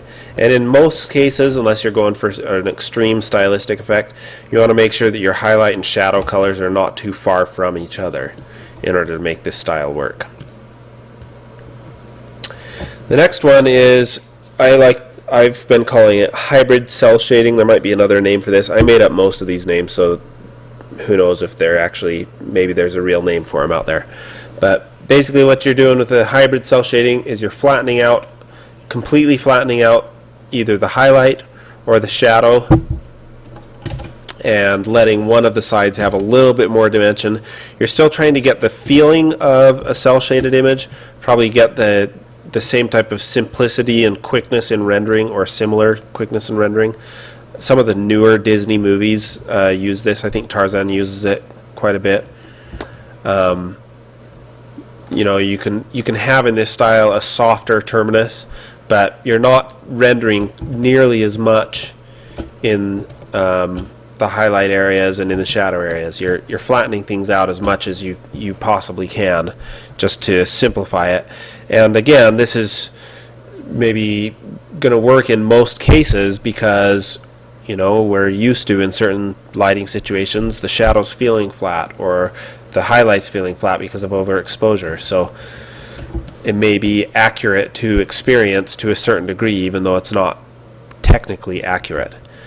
Here's an example of, we have gradients in the highlights and flat shadows.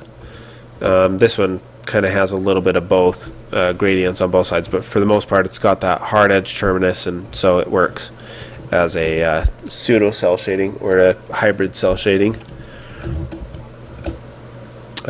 This one, highlight side of things completely flattened out to approximate the overexposure of the sun, and then there's a lot of detail and lighting in the shadows. It's actually imitating Erwin Madrid. I don't know if that's how you say his name, but has a great rendering style using this render style.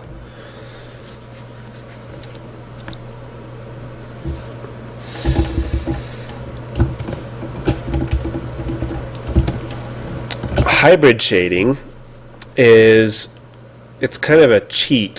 What it is it's mixing the dramatic effects that come from light coming from an angle or from various angles depending on what your lighting scheme is, with the form effects that happen with a frontal lighting source.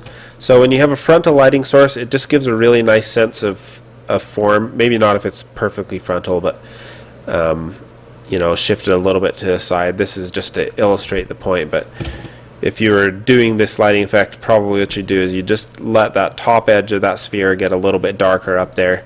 Let it get a little bit darker in the shadows, and it just allows you to feel the three-dimensionality of that sphere. So the reason why this one works is, again, it's true to experience because we have a great sense of depth in our world that's coming from the way that our brains and eyes are seeing things that we just don't have in a painting. And so this is one way of kind of bringing that back. You can see a little bit of this in this image. There's some darkening, even though the light is pretty strong coming in from this angle. You have that form kind of turning dark and that form kind of turning dark around those edges. And you can also see it, you can also see it pretty strongly in these shadows. We're getting a nice sense of the roundness of those legs even though they're in the shadow area.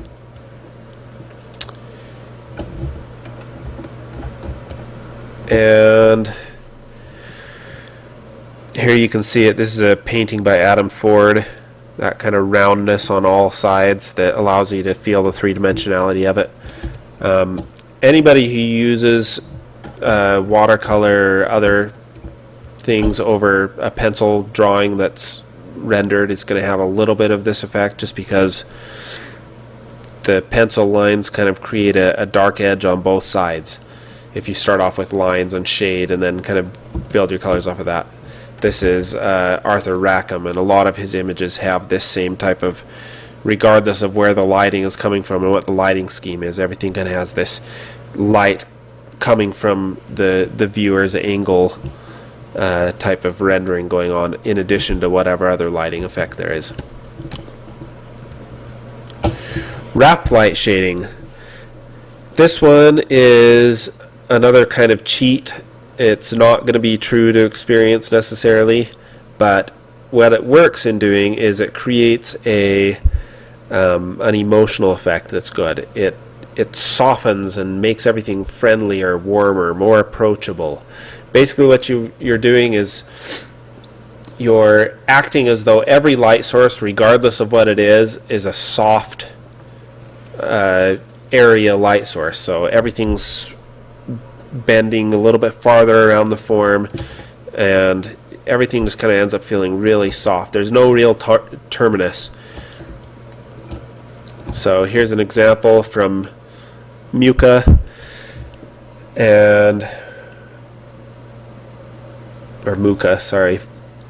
Yeah, you can just kind of see how you have light coming in from this angle, but everything is just kind of these soft gradients. Another example, in this one I wanted it to feel like stage lighting, but I didn't want the harshness of stage lighting, so I just let all of the rendering and all the shading just kind of stretch a little bit farther across the surface. Slightly indefinite terminus just makes it feel a little bit softer, more approachable. H.B. Lewis image does similar type of thing, just everything really soft. He actually does this in a lot of his images, just everything ends up feeling really soft.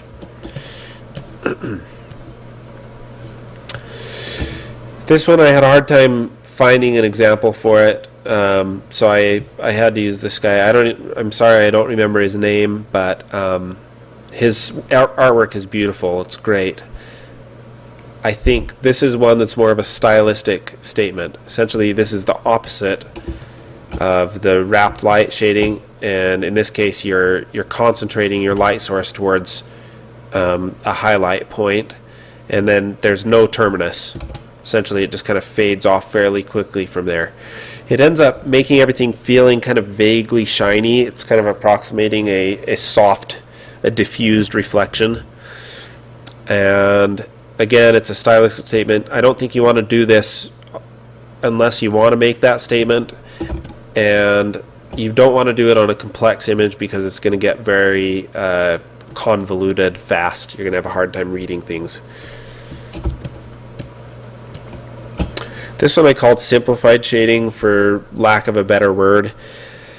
Basically what it is it's like cell shading, but there's an emphasis on the textural properties in the scene.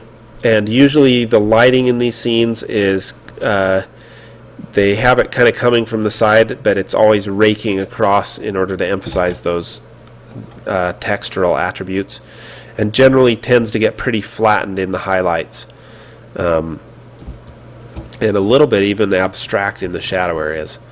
So you see this in a lot of backgrounds like for Disney films. I think this is from Sleeping Beauty, and you can see the shadows being cast because of that raking light, and yet the light is really wrapping around that form probably more than is realistic. At the point, the emphasis here is on the texture, the textural properties of the tree, and so some of the stuff in the light and shadows becomes a little bit abstract. There's a difference between the light and the shadows, but the texture kind of rules the day with this stuff. And it can actually become quite a bit flatter if you want it to, if you're just kind of describing larger shapes and forms. It's really good for just simplified, quick read, and very bold looking background images. I haven't actually seen it used on characters, but it's probably good and interesting for them as well. And there's a couple other rendering styles, which these ones are not necessarily true in any way to experience. These are totally stylistic decisions. They're not even necessarily that accepted culturally. You don't see these in art a whole lot unless you're looking back in old Persian art or stuff by Edmund Dulac. So the minimal render style is what I called it. Basically what you're doing is you're letting everything be flat and using the very basic, the simplest thing that you can to describe the form. What if it's light up on the upper side or shadow on the lower side, you're basically avoiding cast shadows and terminus and everything else like that. There may be textural properties, but it's all surface pattern types of things in this render form. There's no real surface properties described here. So you can see this in this old print. And the last one you won't see very much, but non-representational. Generally this is all about the style and it's not about describing the forms. You can actually mix this with some of the other render styles for some interesting effects, like Gustav Klimt did. And as far as lighting schemes are concerned, you want to pick different lighting schemes depending which one of these schemes you're going to use. For example, if you're using a hybrid cell shading and you're flattening out your highlights, then you're going to want a single key light. You don't want to confuse that, muddle things up. And you may have more complex lighting underneath. Whereas with cell shading, you're not going to want to have complex lighting at all. Very simple lighting schemes in that case. The compressed range, the reason why I like to paint with it is because you can get very complex lighting schemes in it and add a lot of color and bounce light and everything like that. So what's appropriate is going to change based on which of these render styles you use. So now on to the demonstration and the assignment. So the assignment, I'll be providing you line art. I'm not going to necessarily talk a whole lot about that. Basically what I want you to do is take the line art and just make it sing. I used that term before for lack of a better word. I want you to use all the effects that we've talked about so far. You're going to be taking it from the ground up. Establish a fairly basic lighting scheme. I'd recommend going with a lighting scheme that is very I wouldn't go too strong with your light sources. It's going to be good to add a little bit of warm and cool in light sources. In fact, I meant to talk a little bit about this, but when you're establishing a lighting scheme, like if you're doing your underlighting, you've got some soft fill lights, for example, you want to make sure that each light has a slightly different temperature to it, slightly different color to it. It just, going back to what we talked about before with this visual energy idea, when you have a lot of interest in your lighting scheme, it's going to just make your image, it's going to add a lot of this kind of vibrancy of color and light. You can see it in this example, how much, and all of this is just light bouncing around in the scene, but there's just, as you go from the light side to the shadow side, there's not a consistency across the image. He's being careful with the way that he's rendering this so that he's catching all of the colors that are coming up in the bounce lights and so forth. If you're painting something without necessarily seeing what's in the background, obviously he had a model to work with here, then what you want to do is you want to create kind of an environment or lighting scheme that will provide those kind of warm and cool interchanges that add this kind of vibrance and energy to the image. And the same thing is true if you put in key light, rim light. You want to make those be slightly different colors and temperatures than your other lights as well. Okay.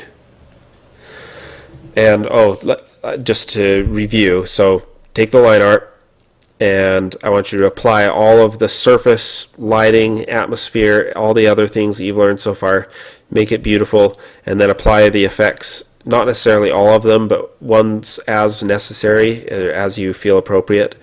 The only thing is, if you want to use a render style, then go for it. I think this may be a good case to experiment with a render style. The only ones I'd say don't use cell shading. If you're going to use a hybrid cell shading, maybe use one that allows you, use one that's appropriate for the image. This isn't, if you cheat on this, meaning if you just go with the easiest thing, you're not going to learn from it. I'd say don't use under-rendered shading. Wrapped light's probably okay, hybrid. So, and of course, don't use either of the ones on the last page.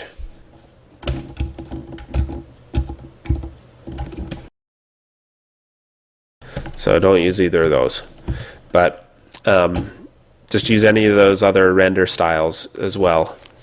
But as to the other effects, you can pick and choose whether you want to, add in color quality or edges or whatever else.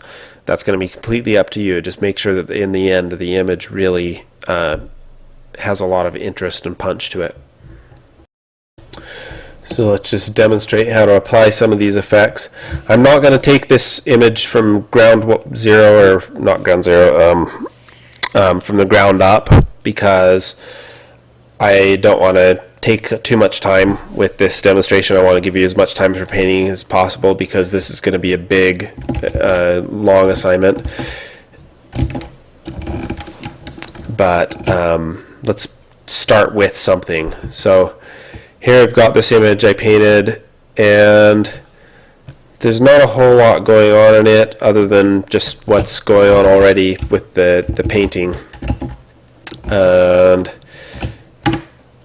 feels just kind of flat and uninteresting to me. So let's go in, and we'll start first by playing with our color effects.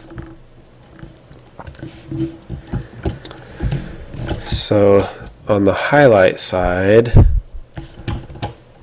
what I'm going to do, and ignore, I didn't necessarily spend that much time on the skin, so don't worry about the fact that I haven't applied all of the things that we talked about in the skin lesson here either.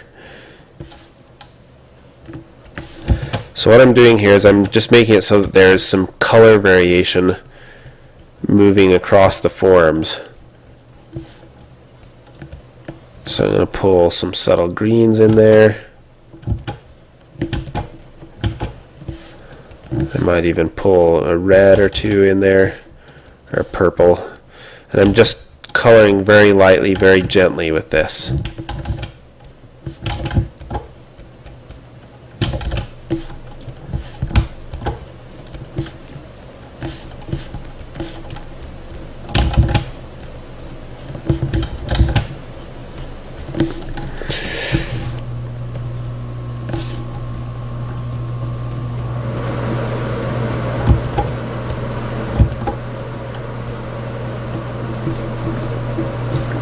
And let's put in just a little bit of subsurface scattering here as well. And I'm going to just add in a little bit of variation in that subsurface scattering as well. Make it a light layer. And then we'll just erase away from that edge.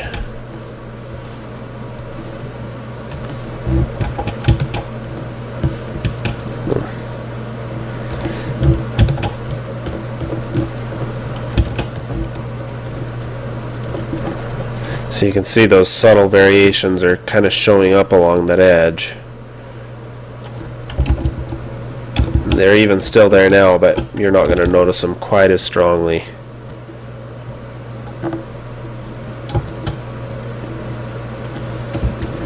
And I do the same type of thing in areas like this. And there's a couple different ways of doing this. You know, you can paint in brush strokes with the various colors on a layer.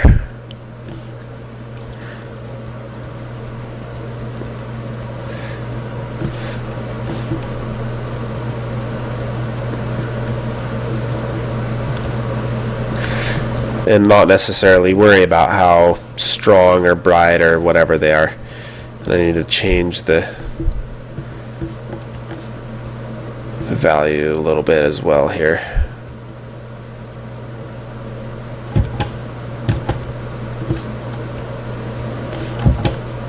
And you can change the saturation a tiny bit as well, but that's not going to be as noticeable for this because I'm going to be turning down this layer. So you can see now there's just that subtle variation across the surface. You can also do this by using either a color layer or a colorized layer, and it's going to basically do the same thing, but it's not going to have the value variations if you want a little bit of that as well.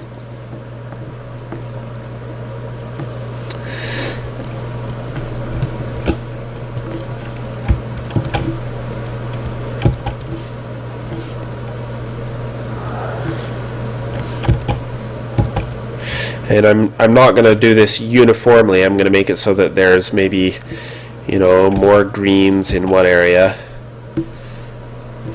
and possibly more reds in another, or oranges.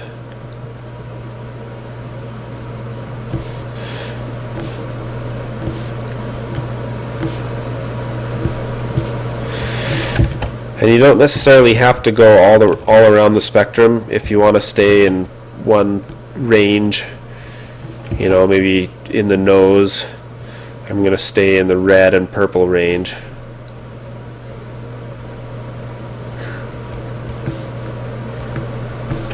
You know, if that may not necessarily mean that I don't pull in other colors, but it may mean that I just am careful with how strongly I bring them in,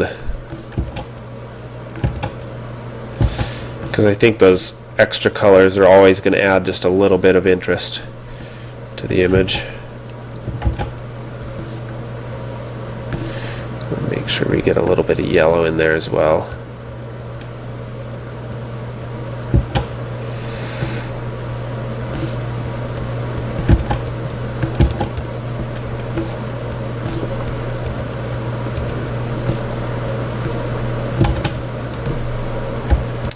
This takes a lot of patience to do this. You just have to be willing to kind of touch every part of the image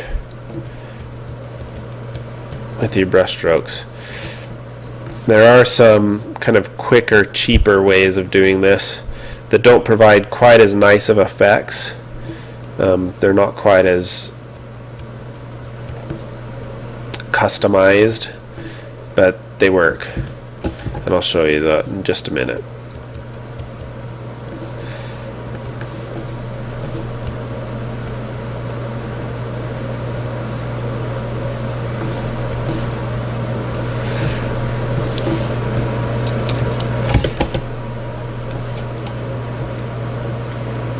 So I'm going to turn this way down so So it's just a very subtle effect.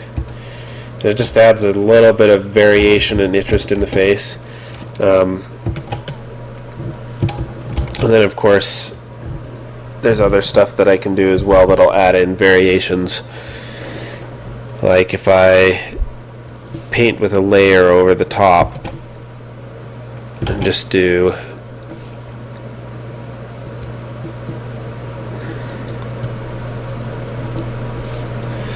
let's do a color layer, then I can throw in some kind of bands of color.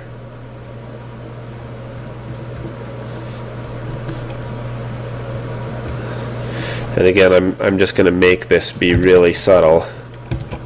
And I'm kind of following the patterns of color in the skin, but not necessarily. That's not my point here. I just want to make it so that those color variations feel like they're not just uniform noise over the image, but it's actually just this subtle exchange of light and color and everything.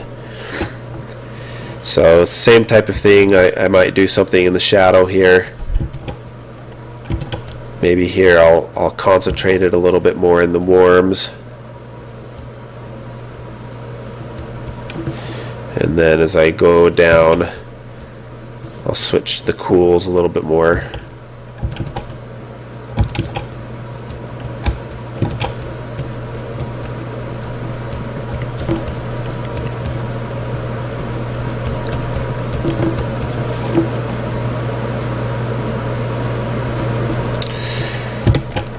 And in this case, I actually like how strong those warm colors are, so I'm going to erase the blues just a little bit more. Let's just throw in another layer of just the greens now. And you want to make sure that your brush strokes kind of follow the direction of the form, or the things that are most interesting about the form and the lighting when you're doing this. Don't just kind of arbitrarily do them or do them in random directions.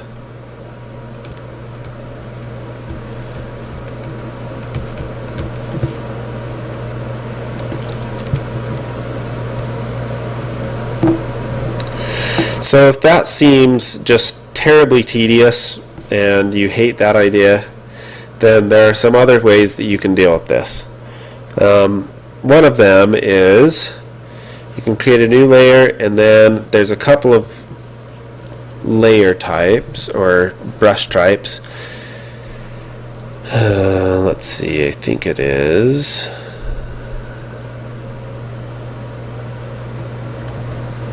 this one. Nope, it's not that one.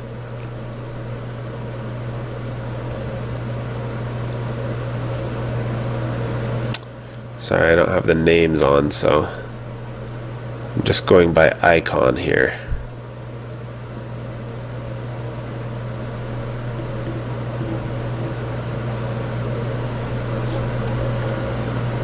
Okay, this is the one.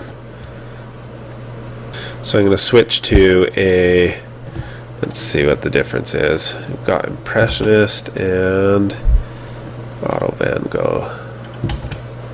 Okay, I think what we want in this case is the Impressionist. So you can see it kind of leaves those brush strokes. Now what I'm going to do is I'm going to go, and you can do the same type of thing in Photoshop as you can in Painter. I'm going to go to Color Variability and Brush Controls. And I'm just going to turn that hue all the way up. And let's turn the saturation all the way up too. We don't necessarily want the value all over the place, but we'll have a little bit of value in there.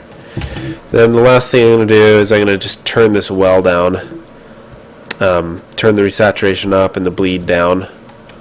So that gives me just kind of a more saturated response. And now what's nice about this is these brush strokes go in the direction of your stroke. So if you want to,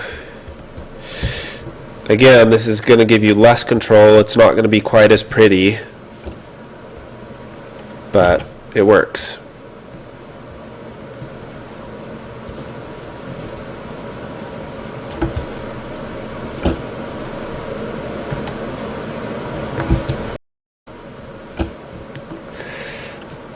And in the end,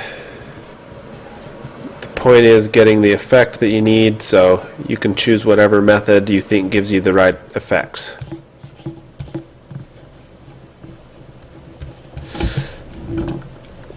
And since I turned that color variability up so high, I didn't really need to do a whole lot.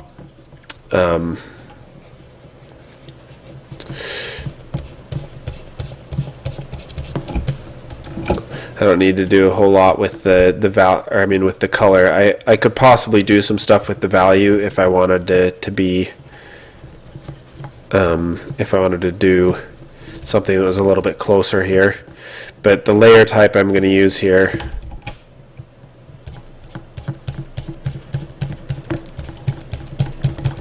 sorry, let me finish what I'm doing and then I'll talk. Sometimes it's too hard to do both at once.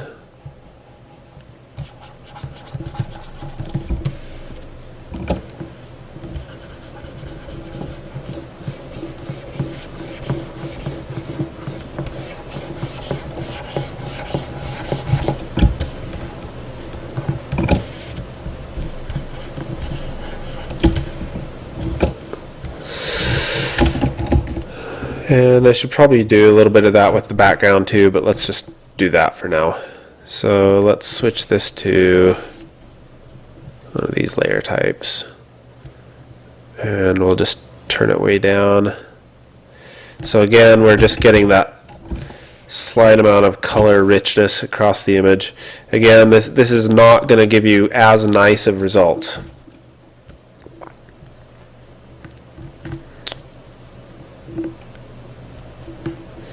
And it's also going to give you fairly uniform results. So what we're missing now is those kind of larger areas of variation. So I may actually want to go in with a different brush now and just add in those kind of bigger gradients of change.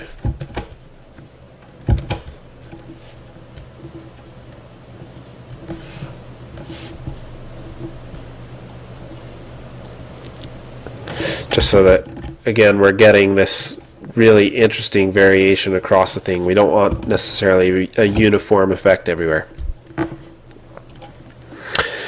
Now I'm going to pick a brush that deals with edges a little bit, and we'll play a little bit with the edges.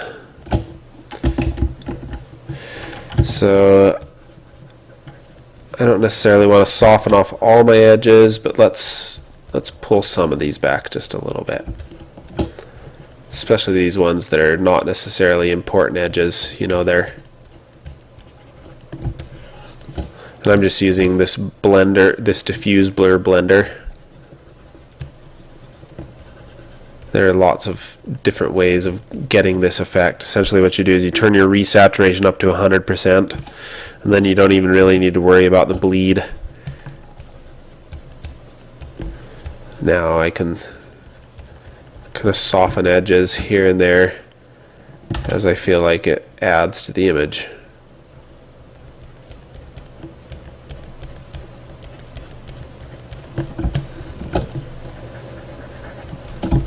I don't necessarily want to do it willy-nilly. I may be careful about how strongly I bring it up in certain places.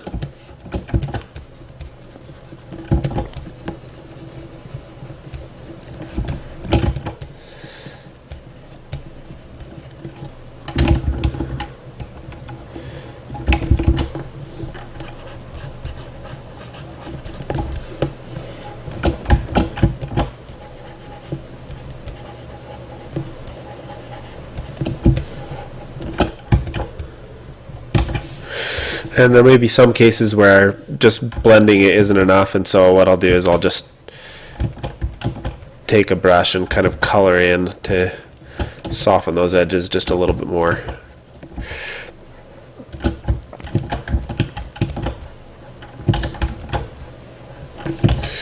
And I can bring in other colors if I'm doing it that way. That's one of the interesting things about it. I can add in subtle saturated edges. Then if I want to play with edges a little bit more, of course I can deal with contrasts.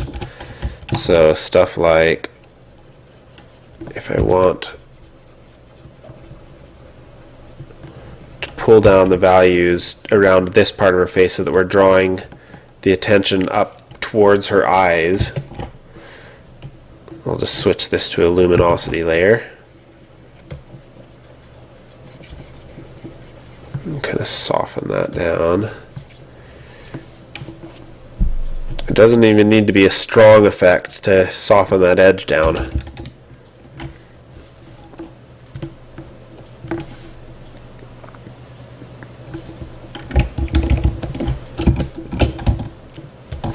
And this might be one of those cases where I bring in some of that false atmospheric perspective.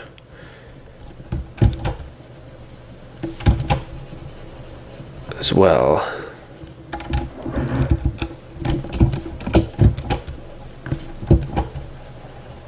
To let that background stuff kind of drop back a little bit further into the background.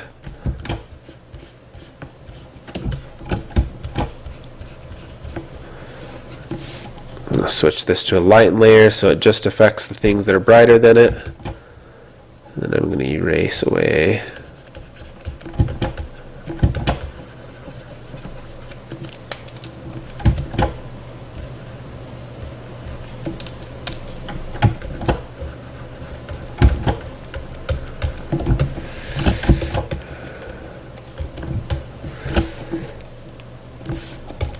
And I can turn it way down here.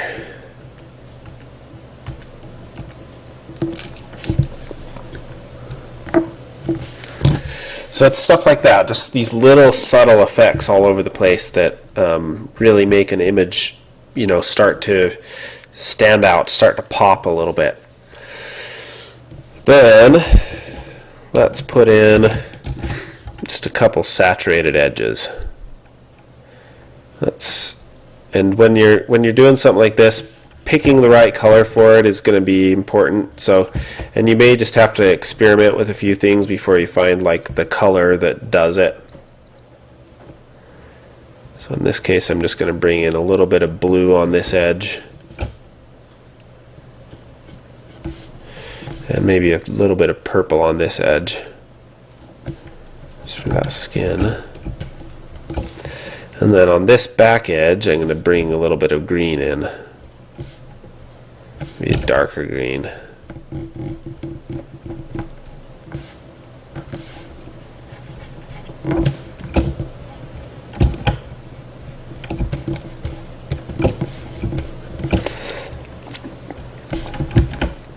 I've got that saturated red already. I may just play that up a little bit more just on these outside edges.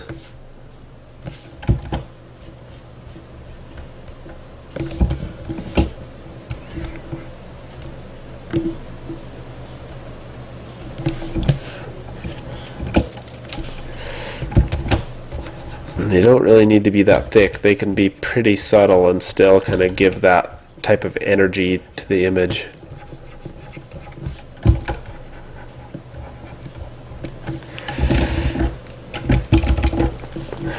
Because now, once you've gotten to this point in the image, you're no longer just painting what's going on with the physics and the light and the surface and stuff like that. Now you're playing with people's brains. You're trying to get them to see what you want them to see. You're trying to get their eye to move around and to kind of respond, find interest in the stuff that they're looking at. So little things like this can make a difference just in making things feel, now that edge before was interesting. Now it just kind of has this like little extra pop to it. And I may, just to keep things interesting, bring a little bit of red in on this side of it. Or a little bit of orange maybe.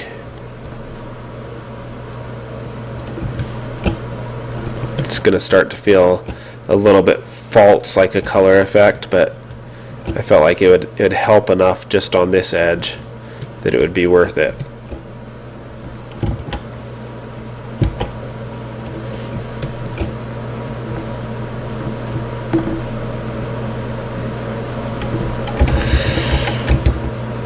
Just adds a little bit more energy along there. I may just do a little bit of it yellow.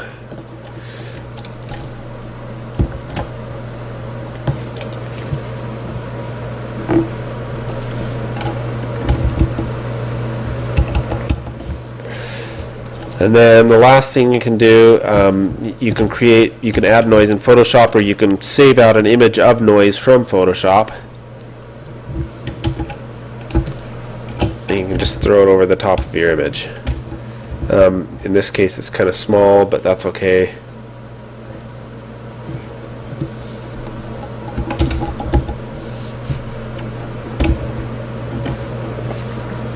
Let's sharpen it a little bit. Since I sized it up, it's going to lose a little bit of its edge. So if you're doing it in Painter, the way that makes it respond just like Photoshop would is if you turn that layer type to overlay,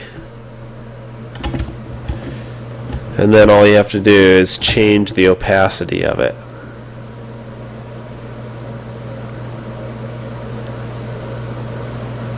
And you don't necessarily want it to be uniform everywhere, because everywhere where you've got that noise, it's going to add interest to your image. You know, it's going to make the noisier areas stand out just a little bit more. So I may just soften it down a little bit in the background,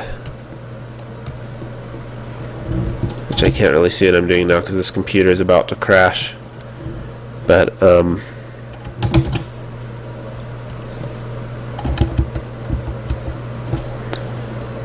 and you want to be pretty subtle with the noise that you add in. You don't want it to be terribly dramatic, but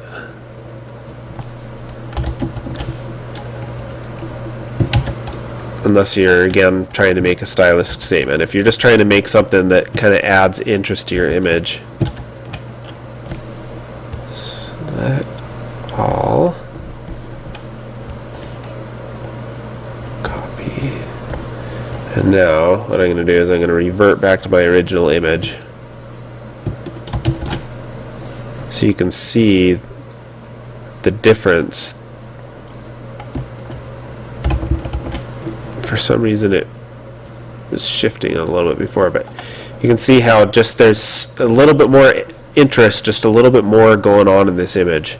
And I didn't even necessarily add any, you know, brush strokes or anything else. This is all just, you know, I'm just continuing to render the same image, but now with those subtle variations and simple things, and you know, in the end it's just going to make the image really pop.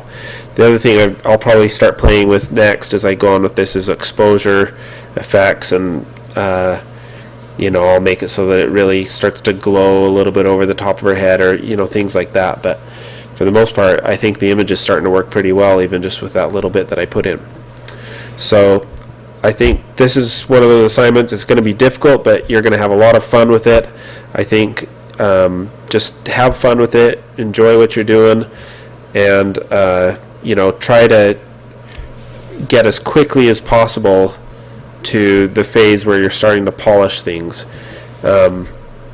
It's blocking in your colors and making things work is going to be a lot easier if you're not going too strong with your light sources. In this case, I used a cool fill light from above, a rim light that was much cooler, and you know, your rim lights are going to be ones that are a little bit safer to go a little bit stronger with. And then I used a warm fill light on this side, and because of that, it was a little bit difficult to paint, but not too difficult. And that's probably about the range that you want to stay in, so don't go too far. Anyway, I look forward to seeing your assignments, and have fun, good luck, and thank you for listening to my lectures.